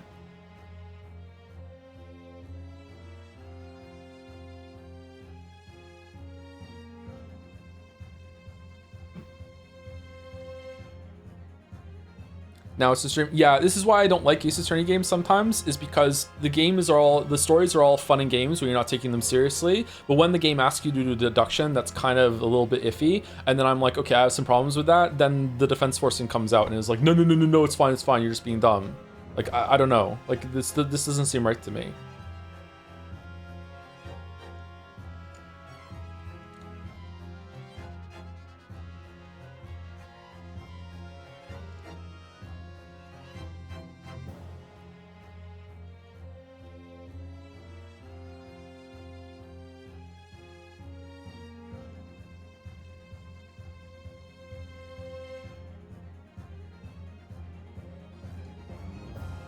Do you have a problem with it because of reach or because of alternative explanations? I don't really have a big problem with it. It's more the pushback I'm getting from chat that's like, now we have to talk about it.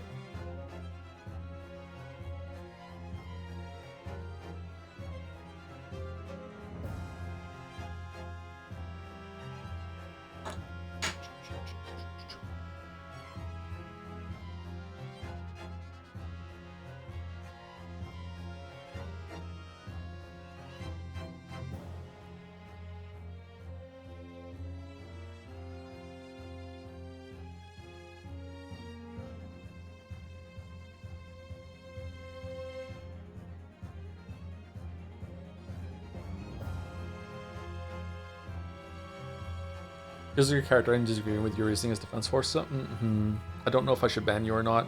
The ban I did earlier was not a usual ban that I would do, but I'm trying to ban more people that are being kind of iffy to me to see if we can like get the vibes better. Rude? Okay, there we go. That's worth it then. I don't know if this is gonna work out or not, but if people are willing to be like this like rude and fussy about little things, when we get to the big things, it's gonna be even worse. I feel bad about it though. I don't like these bans.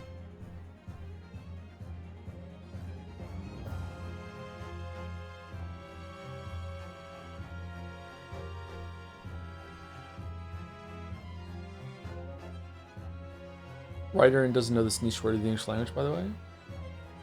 What's happening?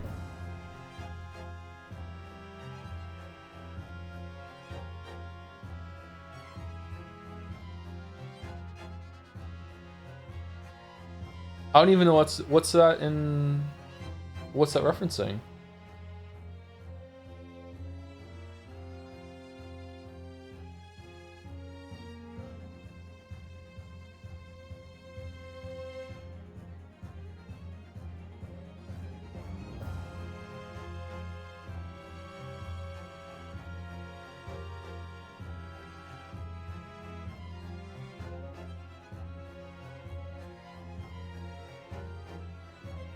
I was wrestling the guy that you banned for saying. I don't remember banning for someone for saying that. Maybe you don't have the exact wording.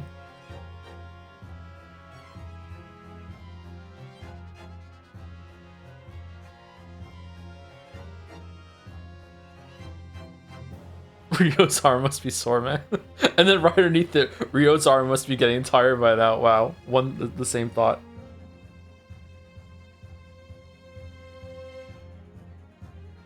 Defense demands the doctor's side be summoned to the witness stand once to testify.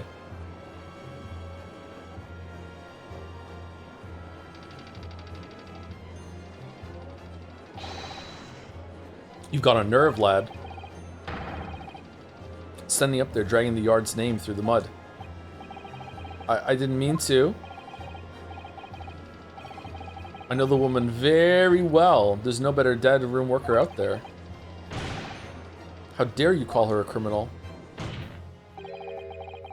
My learned friend's imagination appears to be wilder than the East End at night. You would know that, would you? But the recklessness of your accusation aside, there's another grave problem with your argument. One which the prosecution demands you address at once. A grave problem? Oh my word. Who do you claim acted as the victim's doppelganger? What? Certainly, if the birdcage containing the body of the victim was exchanged for another, that cage must also contain the body. And yet, no missing persons or accidental deaths of anyone even remotely resembling the victim have been reported. Which means there was no one, dead or alive, who could have fulfilled the role of a body double for Mr. Assman. Oh, that's true. If my argument is that there were 2 bird cages, then there must have also been one person inside each.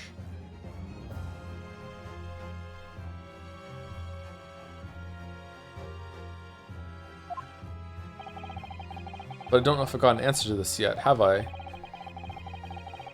What can I do to reveal how this body double stunt was achieved?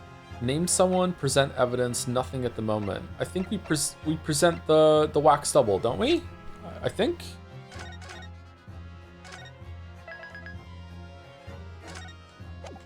The wax head? Probably?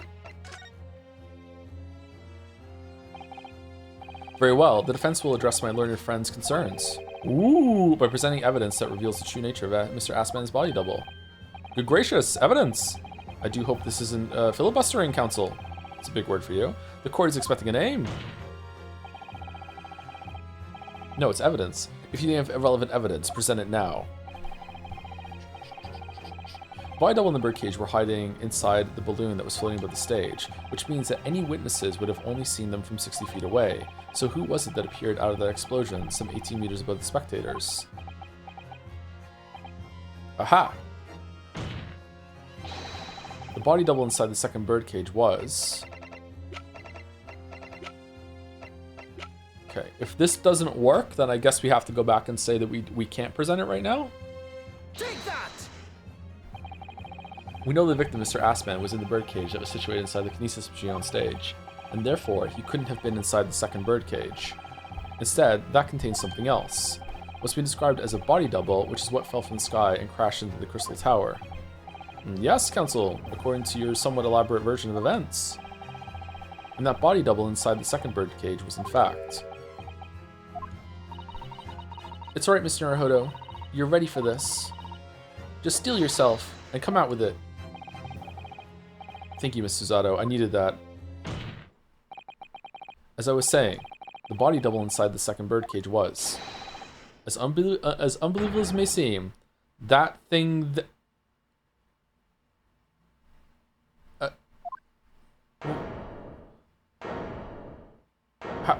How long is it? Objection!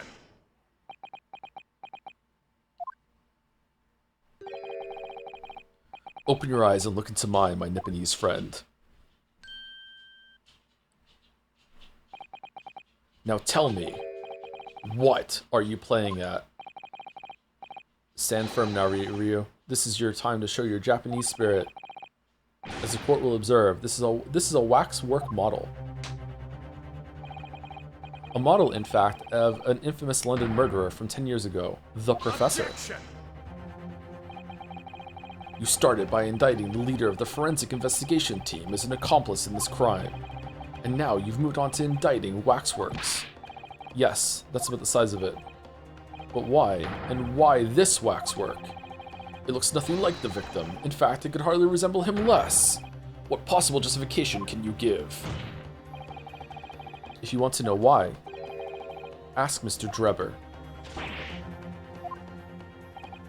What?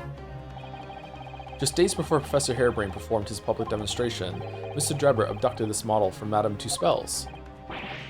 Did you say abducted? And 2 days after the incident at the Great Exhibition, he returned it to the museum. Then the timing. Is this true, Mr. Drebber? At first, I couldn't see why Mr. Drebber would have stolen the waxwork and then given it back again. But now, the reason is clear. He took it so that he could put it inside the second birdcage, as a body double for Mr. Assman. Go! Objection!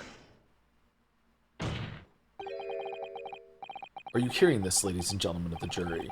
Are you hearing the defense's astonishing proposal? That the witness fabricated this vast machine with the intent of deceiving some wretched scientist. That he did so in collusion with the country's finest coroner on a public stage in front of a vast audience. I mean, I'm pretty sure they're going to be impressed by it, actually. And that, to affect the deception, he used a waxwork model that in no way resembles the victim. Are we really to believe this far-fetched tale? What do you decide? They're going to say yes. They're going to say yes. Yep, yes, yes. Wait. Yes, if you put it like that, of course it sounds implausible.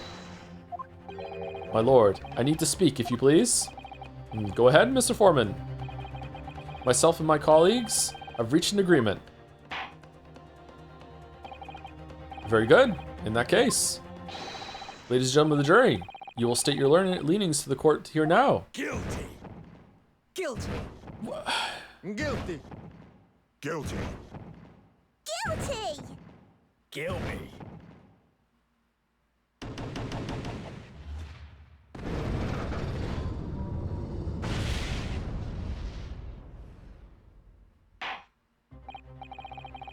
So, as indicated by the foreman, the jury has reached a consensus. I knew that was going to happen.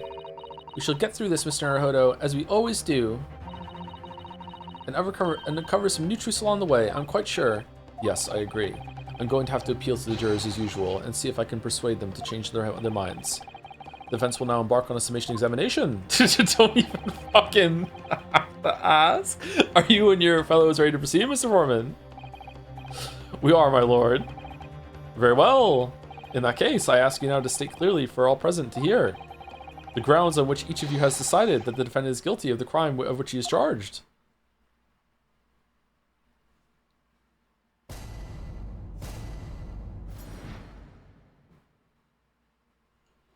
The jurors' contentions. I've known that woman for years. She'd never been an accomplice to anything. Ooh, out of order. It's utter nonsense to think those two would ever be conniving with one another. Oh dear, this is most troubling. But surely the waxwork of the man stole has nothing to do with the coroner, is it? Oh, so we accept that he did steal it and had it for the period, and then after the thing happened, he gave it back. Okay, I have had my own problems with members of the police. I do not trust them much. I've seen no rigorous proof that this waxwork was ever inside the birdcage. It's conjecture. Accusing someone without right evidences? He's not a proper job, is he? I won't have it. Someone surprisingly. It seems the introduction of this waxwork model to the proceedings has polarized opinion. They're stuck on it being actual teleportation instead, given that its face is obscured and its build is in no way resembles that of the victim. Why don't we ask to get it opened then? I can only applaud my learned friend's temerity at suggesting it as Mr. Assman's body double. Yes, the applause is deafening, and yes, I know it seems extraordinary, but that's the point. That's why I have a strong feeling it's actually a greater clue than anyone yet realizes. What are you thinking, Mr. Naruhodo? I can't explain why at the moment, but I feel as though there's a specific reason why it was used, why it had to be this model. Really? A reason why nothing else would do, you mean? Yes, and I'm convinced. It's something far more significant than whether or not the model looked like the victim. Huh. Well, if that's the case, we must prevent the trial from ending prematurely at all costs. Yes, agreed. I have to find a way out of this. If you're ready, counsel, you may proceed with the summation examination. Yes, my lord.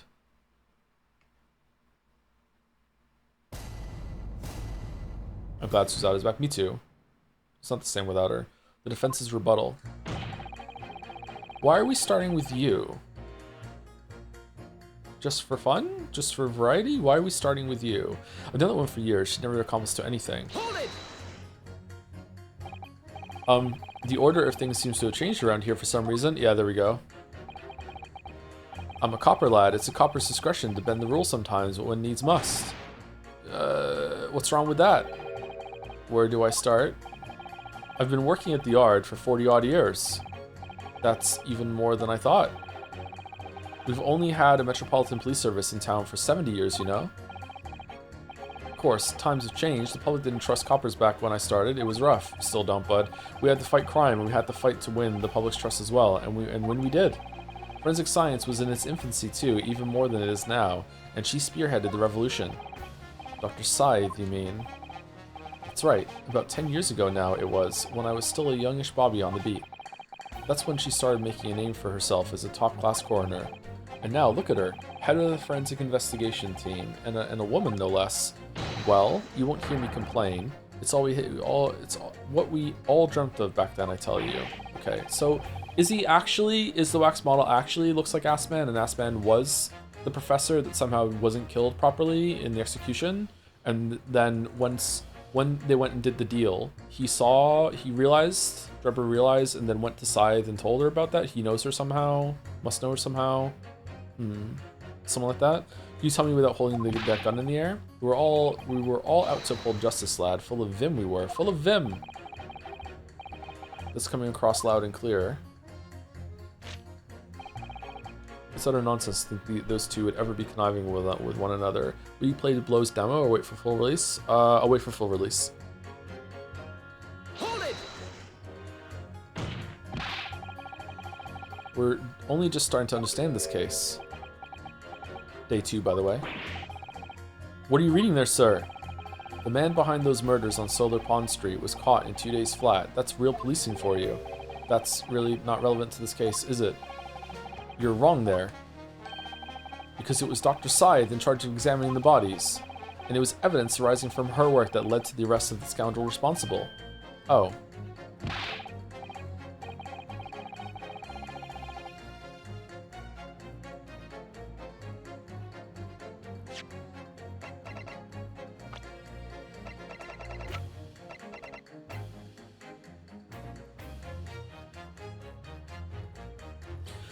Didn't Sai's daughter have a mask on in the same way that the wax model did? Or was it a different kind of mask? What was she wearing? She's not here. She did call her mother, right? What kind of mask? I can't remember. I think it was a different kind of mask. That's right. Oh, the woman is at the forefront of this country's fight against crime. The idea that she's somehow involved in this murky business is a load of old tosh. I thought it was up to me to press the jurors, not the other way around. Okay, not getting any traction with them at the moment. Oh dear, this is most troubling, but surely the waxwork that the man stole has nothing to do with the coroner, is it? Hold it!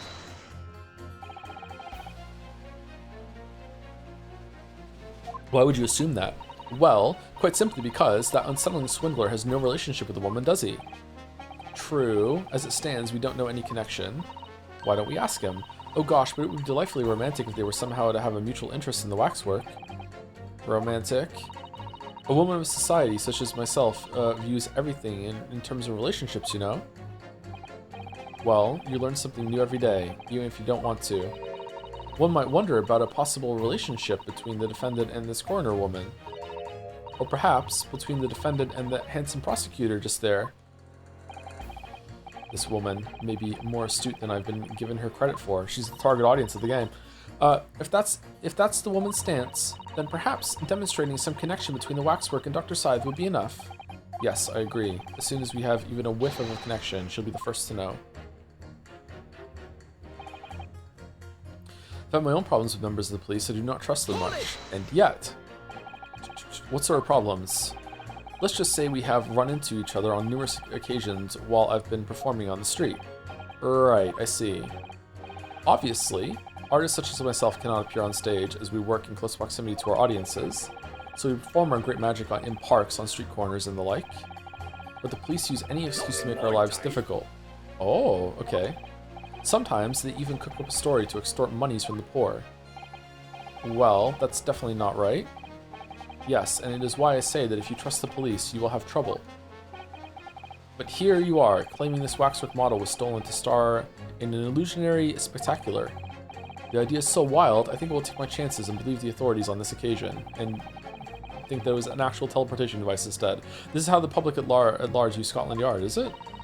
Our own police force in Tokyo is not even 20 years old yet, is it? Perhaps we should view what's happened here in London as a measure of what may happen at home. Yes, like a Scotland yardstick. I wonder how a policeman would feel listening to the way this juror speaks out about the force. I'm sure you'd have a word or two to say in response. Bum, bum, bum, bum, bum. Maybe they're just gonna fight and then they'll annul themselves. I've seen no rigorous proof that this waxwork was ever inside the birdcage. It's conjecture. But you claim the whole instantaneous kinesis demonstration was a trick. That I did, but there's more than one way to pull a rabbit out of a hat, isn't there? Sorry? I grant you, given that this cage appeared from amidst an explosion, there'd have been no need to use a real person. But if a waxwork had been used, the culprit could at least have had the decency to make it look like the victim. I'm not sure exactly how much criminals are governed by decency. The point is, if you're going to make a claim about that waxwork being inside the birdcage, you need to give us some evidence. Without that, it's just not science. Why didn't we get it open? I don't understand. Why would you even put a mask on it? Was a mask the part of the bit? What does Two Spells think about this? This is weird. I suppose we should expect nothing less from a logical argument from a fellow Royal Society. I'm guessing they're trying to do this to have a big moment where they finally take the thing off and it's revealed that it's a face that we know. But as it being presented evidence here, we didn't do that before we came in, is very strange. But that perhaps means that his mind could be changed if we managed to present suitable evidence. Evidence that the Professor Waxwork was inside that birdcage. Can I produce that or not? I do. Yeah, I can actually. Yeah. Actually, I have something I'd like you to see, sir. Oh? I must warn you that I firmly believe it's only wise to trust men in white coats. So given your jet black outfit, I don't mind admitting to a sense of trepidation here. So you don't trust yourself? Okay, that's based. So you don't trust anyone in black? Looking in the mirror must be very trying. I do have some evidence that proves the waxwork was inside that birdcage, namely... Take that! What's that? A piece of glass? Though it's unusually thick for glass. Yes, it's a piece of broken glass that we found inside the jacket on the waxwork.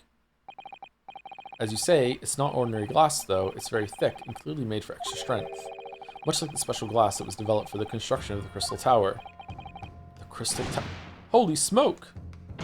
Kind of feel like maybe we should have led with that, you know, like before we did this part, but okay. Exactly the centerpiece of the Great Exhibition, where the very incident we're talking about took place. On the day in question, the birdcage fell from above and smashed through a window of that special glass. From whence this small piece originated. Is that it?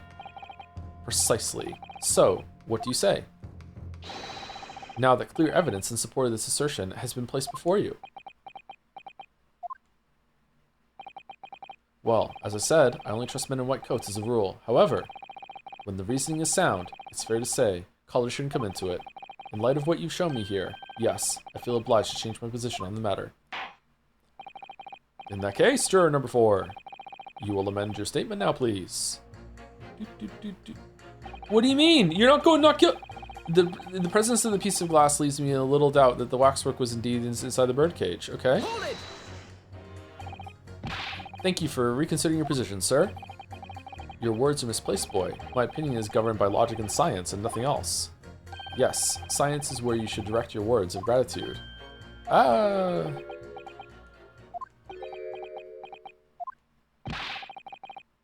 What's the matter with you? Too good to say some words of thanks to the mother of all academic subjects? What is it about scientists, honestly?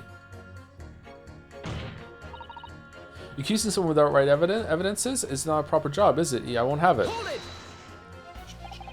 Okay, do we pit what we just got with the science to her, scientist with her, or we also have to go back in the interruption from the cop that happened? I've got to ask, why have you brought that corn into court with you? Colonel Cobb? He's been growing back on the farm. Picked him off on my way into town. He's a proper nibbler, he is. Yes, the nibbling seems to be taking quite a while. Maybe it could wait until after the trial? Oh, I don't like the sound of that. You need colonels at times like these. Whenever I've somewhat big to decide, the colonels always point me in the right direction, see? You're talking about your cob of corn? Nibble, nobble, guilty, bobble, nibble, not guilty, out. Nibble, nobble, guilty, bobble, nibble, not guilty, out. Nibble, nobble, guilty, bobble, nibble, not guilty, out. Not guilty? Alright, change it. Not guilty. Perhaps it's akin to fortune-telling with flower petals like people do back home. So Professor Harebrain's fate is to be decided by a cob of corn? Could you not at least wait until we've had more time to find the truth before deciding on the defendant's guilt? Oh, I don't know about that. Me tum's awfully full already. Amazing. Benzies would love that. I know it seems a little far-fetched to think that the waxwork model of the professor was in that birdcage, but on the other hand, it explains a lot. If there really is a reason why that particular waxwork had to be used in Mr. Assman's double, we must do everything we can to make the jurors understand it. The truth is, I'm sure that's the key to this, but it's the most puzzling part of it too. In that case, you should see what additional information you can glean whilst trying to change the jurors' minds. If you can read a book whilst eating a rice cracker, Mr. Naruhodo, I'm sure you can do this. Right. Yes. Can't do that.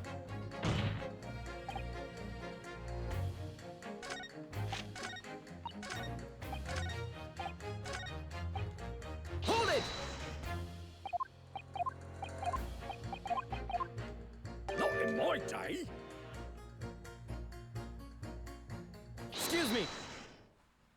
Do you have something to say in response to that, Mr. Ottermole? Who are you calling a mass murderer? Ah, sorry, my mistake. I got confused because I heard you look like him. I don't look anything like the man. You want to be locked up, Sonny? Thanks, Mr. Sholmes. Perhaps we could move on. I was really wondering if you had something you wanted to add in response to what juror number 3 just said. Whoa! Is it loaded? And clearly you do. Back in my day, back in the good old days, it wasn't like this. What was it like, sir? We worked our fingers to the bone to earn the public's trust, we did. And by Jove, we earned it. People respected us back then. Respected you? Humph. No one would have called the coroner into question in them days. The coroner's report was the hallmark of an investigation done right, especially when Dr. Courtney Stevens put her name on it. That was the best of the best, and the apple of the forces... Hold on a minute. What are you talking about? Who's Courtney Stevens? Ah, sorry. Got a bit carried away there. Stevens is Dr. Scythe's maiden name. Her maiden name? So that was before she was married. Of course, yes. Silly me. It's Scythe now, isn't it? Stevens. I'm sure I've seen that name somewhere recently. Anyway, the point is, those were the great days of policing, not like now. Sorry to interrupt, sir. But do you think you could change your statement to include that name? Well, yes. I don't see why not. She was Courtney Stevens back when I knew her. Of course, a legendary coroner, even then. You talked about her getting married earlier. Like, yeah, so it is her. It's the same person. But like, who is there? Someone with the last name Stevens that I didn't clock?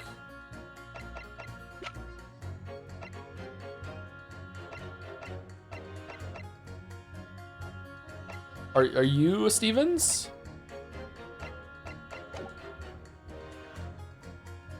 Or sorry, not Steven, Scythe. Like who? Someone she married named Scythe, because that's how she changed her name. She was legendary, was she? What did you say? What did you say? That woman is still the best coroner in the land. Head of the forensic investigation team. A Bluminaire. Legendary was your description, sir. Not mine. Rubbish. The word never passed my lips. I'd never describe anybody that way. Ever. Not if they were still in the game. I think the point you're trying to make is that Dr. Scythe is an extremely talented coroner. Would that be fair? It would. If it weren't for the fact that you're trying to drag that legendary woman's reputation through the mud. I'm going to pretend I didn't hear that legendary...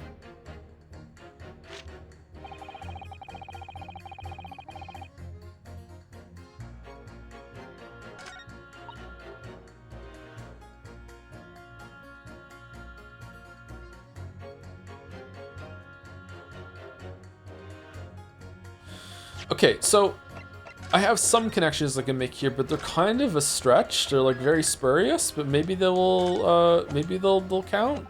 I could say like, no, she had something to do with this because it's a waxwork of someone that she did the autopsy report on, and I could also say to these two like, without evidence, and then he's like you know, there is evidence, right? I could put these two together. Let's put those two together and see. Let's see if that's it. I don't think this is gonna work actually, but let's find out. We can always just reload it. Objection. Those two statements clearly contradict each other. Oh, they don't contradict each other, do they? They match each other. Maybe it's somehow a contradiction. She's saying there's no evidence, and he's saying there is. Maybe. Good gracious! To whose statements do you refer, counsel? If you could put down your corn for a moment, juror number 5. Oh, you mean me? You've pointed out that it's wrong to make an accusation without evidence, but the accusation that the waxwork model was inside the second birdcage on the day in question is not without supporting evidence. Okay, maybe it is a connection then, as the defense demonstrated to the juror sitting beside you. Oh, is that right? Would it be fair to say you didn't follow the argument? I don't understand much besides Colonel Cobb, to be honest. Of course you don't. I don't like corn. If I could interject here. I like corn in something. I don't like corn by itself. Please do, sir. Now this assertion of yours is about the waxwork has been backed up by some solid evidence. It would be wrong of me as a man of science not to pursue the matter further. Oh, okay. That was easy.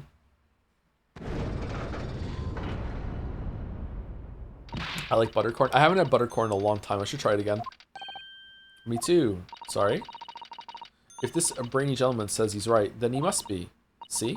I wouldn't dream of going against Colonel Cobb or anyone who's got stuff in between their ears.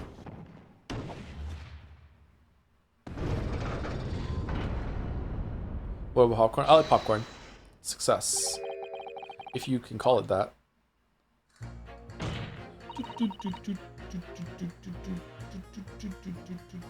Well, of course you got some evidence. That's a whole other cob of corn, isn't it? Okay, Gollum. The possibility has been established reasonably and logically. Now warrants for the research. Okay, so I'm guessing that we put the coroner's name against that. Let's see what happens. I don't think this is gonna work, but it might.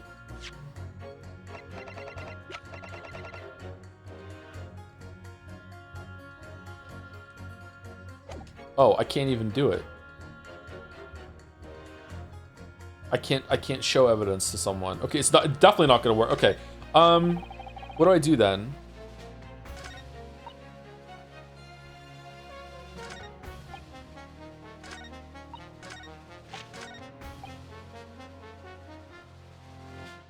Just these two? Because I connect these two and then I present the evidence? That seems like a really silly way to get in there, but okay. Usually the game doesn't like it when you're like one step ahead like that. You start with something more firm than that, but maybe let's find out. Objection. Those two statements clearly contradict each other. Good gracious. To whose statements do you refer, counsel? So, juror number 2. Oh gosh, me? Well, what can I do for you? I presume that what you heard juror number 6 said in his statement?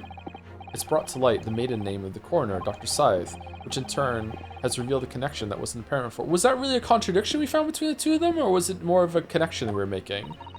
Well, naturally, as a woman of society, I find such connections and relationships irresistible. But oh golly, I'm afraid I fail to see what you mean. Dr. Scythe's maiden name is Stevens. And through that name, the coroner is very definitely linked with the waxwork of the killer. The defense has evidence to prove it. Do we? My goodness, evidence, you say? How? How utterly enthralling. And counsel, the court cannot overlook that last remark. I very much hope there is substance to your claim. Of course, my lord. I would ask the court to look at this. The evidence that clearly links Dr. Scythe to the mass murderer known as the professor. Okay, now we get to link it. Take that! I have here a certain autopsy report from 10 years ago. I guess it contradicts the woman's argument of not being a connection. Yeah, maybe it was worded in a way that there was a way to frame it as a contradiction. Maybe, I'm not sure. A 10-year-old autopsy report. What relevance does that have?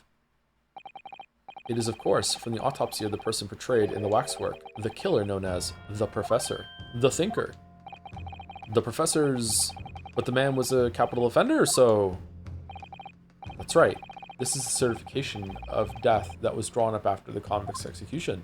It was a close trial. Wonder what happened in there. My lord, you were the judge that presided over it. Oh, I don't remember. It really was close. The name of the killer was already made public, so the report gives few details. But what's important is the name of the coroner who wrote it. Courtney Stevens. Oh my, Courtney Stevens? Strike a light. It appears that the professor's autopsy was conducted by Dr. Scythe 10 years ago. And a few days ago, Mr. Drebber very deliberately stole the waxwork of the professor from Madame Tuspel's. A waxwork that doesn't in fact resemble the victim, Mr. Assman, at all. And do you suppose there's some unsavory relationship between those events?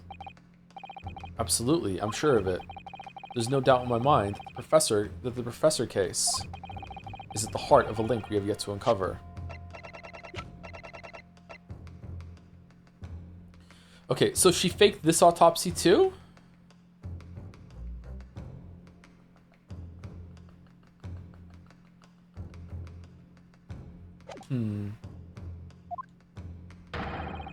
Between Courtney Scythe and Mr. Enoch Drebber. Hidden links, mysterious connections, secret relationships. This is all most extraordinary. We're surely obliged now to explore this further. And you know what? For no reason, another juror's like, yeah, fuck it, me too. I like her outfit. Okay, it's even. Is that enough? Or is the policeman gonna... Okay, yeah, quite right. We can't let this trial come to an end now. Not while there's this cloud of suspicion hanging over the yard's best coroner. Really? It was like this in my day, but we're still here to uphold justice in the end. I don't really feel like we convinced you there, but okay.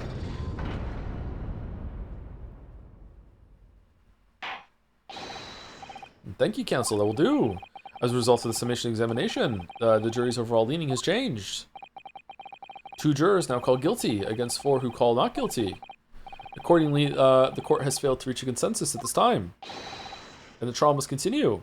But will the stream? Because we're at 5 hours. Is there a good stopping point in the next hour? I'm willing to go an hour longer today. if it means that there's a good stopping point an hour from now, or at some point in the next hour. But I don't think we have enough time to finish the trial today, right?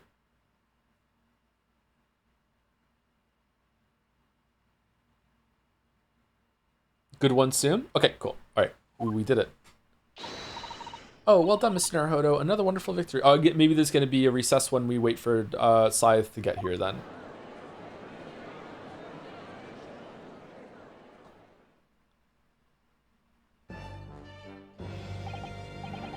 A waxwork of the despicable professor. Used as a body double for the victim in this quite extraordinary case. I must say, it's extremely hard to believe the assertion could possibly be true. However, it would appear that it does at least warrant further investigation. It's the waxwork of the professor that links Mr. Drebber and Dr. Scythe. And I'm convinced that there's a special significance to that link. I don't know what you're hoping to prove, lad. I really don't. The truth, sir, by using evidence and testimony. Humph. If the court is to delve deeper into the alleged involvement of the waxwork in this case, then the prosecution calls for the owner of the model to be summoned as a witness. Oh, the owner? Madame Tuspels. I really thought... Are we going to have Tuspels and Scythe on in the witness stand at the same time? Waifu off? That Lord Van Zeeks would object to this whole line of inquiry. Very well, I concur. Make arrangements for Madame Tuspels to appear as a witness with immediate effect. Listen carefully, my learned friend. Oh, yes? You should know that you're on the brink of opening Pandora's box. Huh. Yeah, this is, gonna get already gotten personal for you, huh? Yeah. You promise? The court should now adjourn for 45 minutes. A bit more than that, actually. During that time, the prosecution will summon the new witness and prepare her for taking the stand. Really? So it's not Scythe, huh? Madame Tuspels, yes. I shall see to it at once, my lord.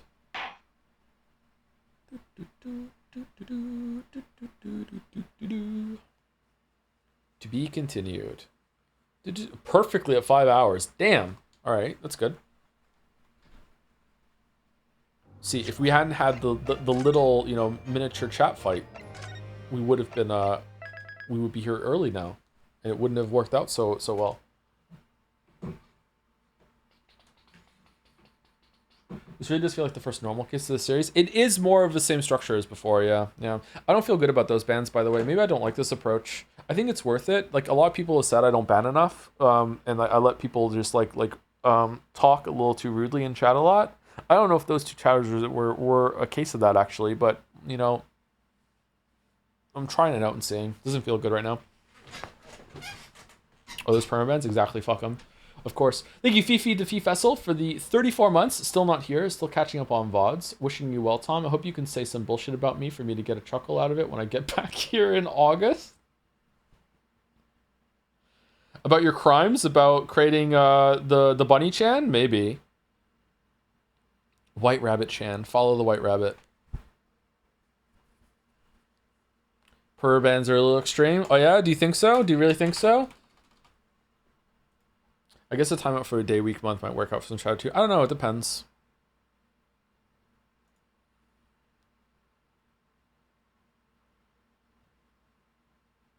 If you do more bans, you can hold the ban court for extra content. Yeah.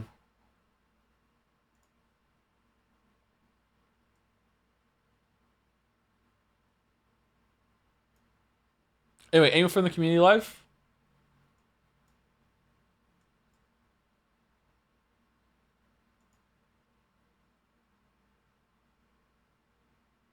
Mouse is live? Mouse is live early. Mouse doesn't usually stream for an hour.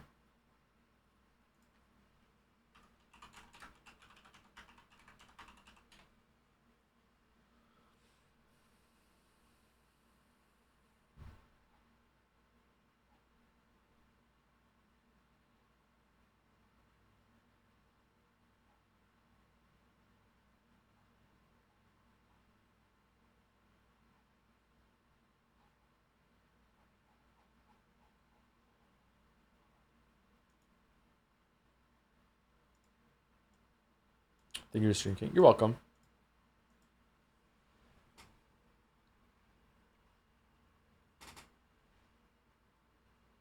Spin the wheel to decide how long the on-band should be. Honestly, it may seem weird, but if you're willing to go down the ship on something that really doesn't matter, and you're not willing to reach any common ground, then like when it's something more important, then that's gonna be like that's a really bad sign. I don't know. I don't like this. Maybe I should just stop talking to chat. That seems to be the root of all the problems, right? If anyone cares, Mouse is in big Road Temperatures 2 spoiler part. Okay, there you go. Just be aware of that.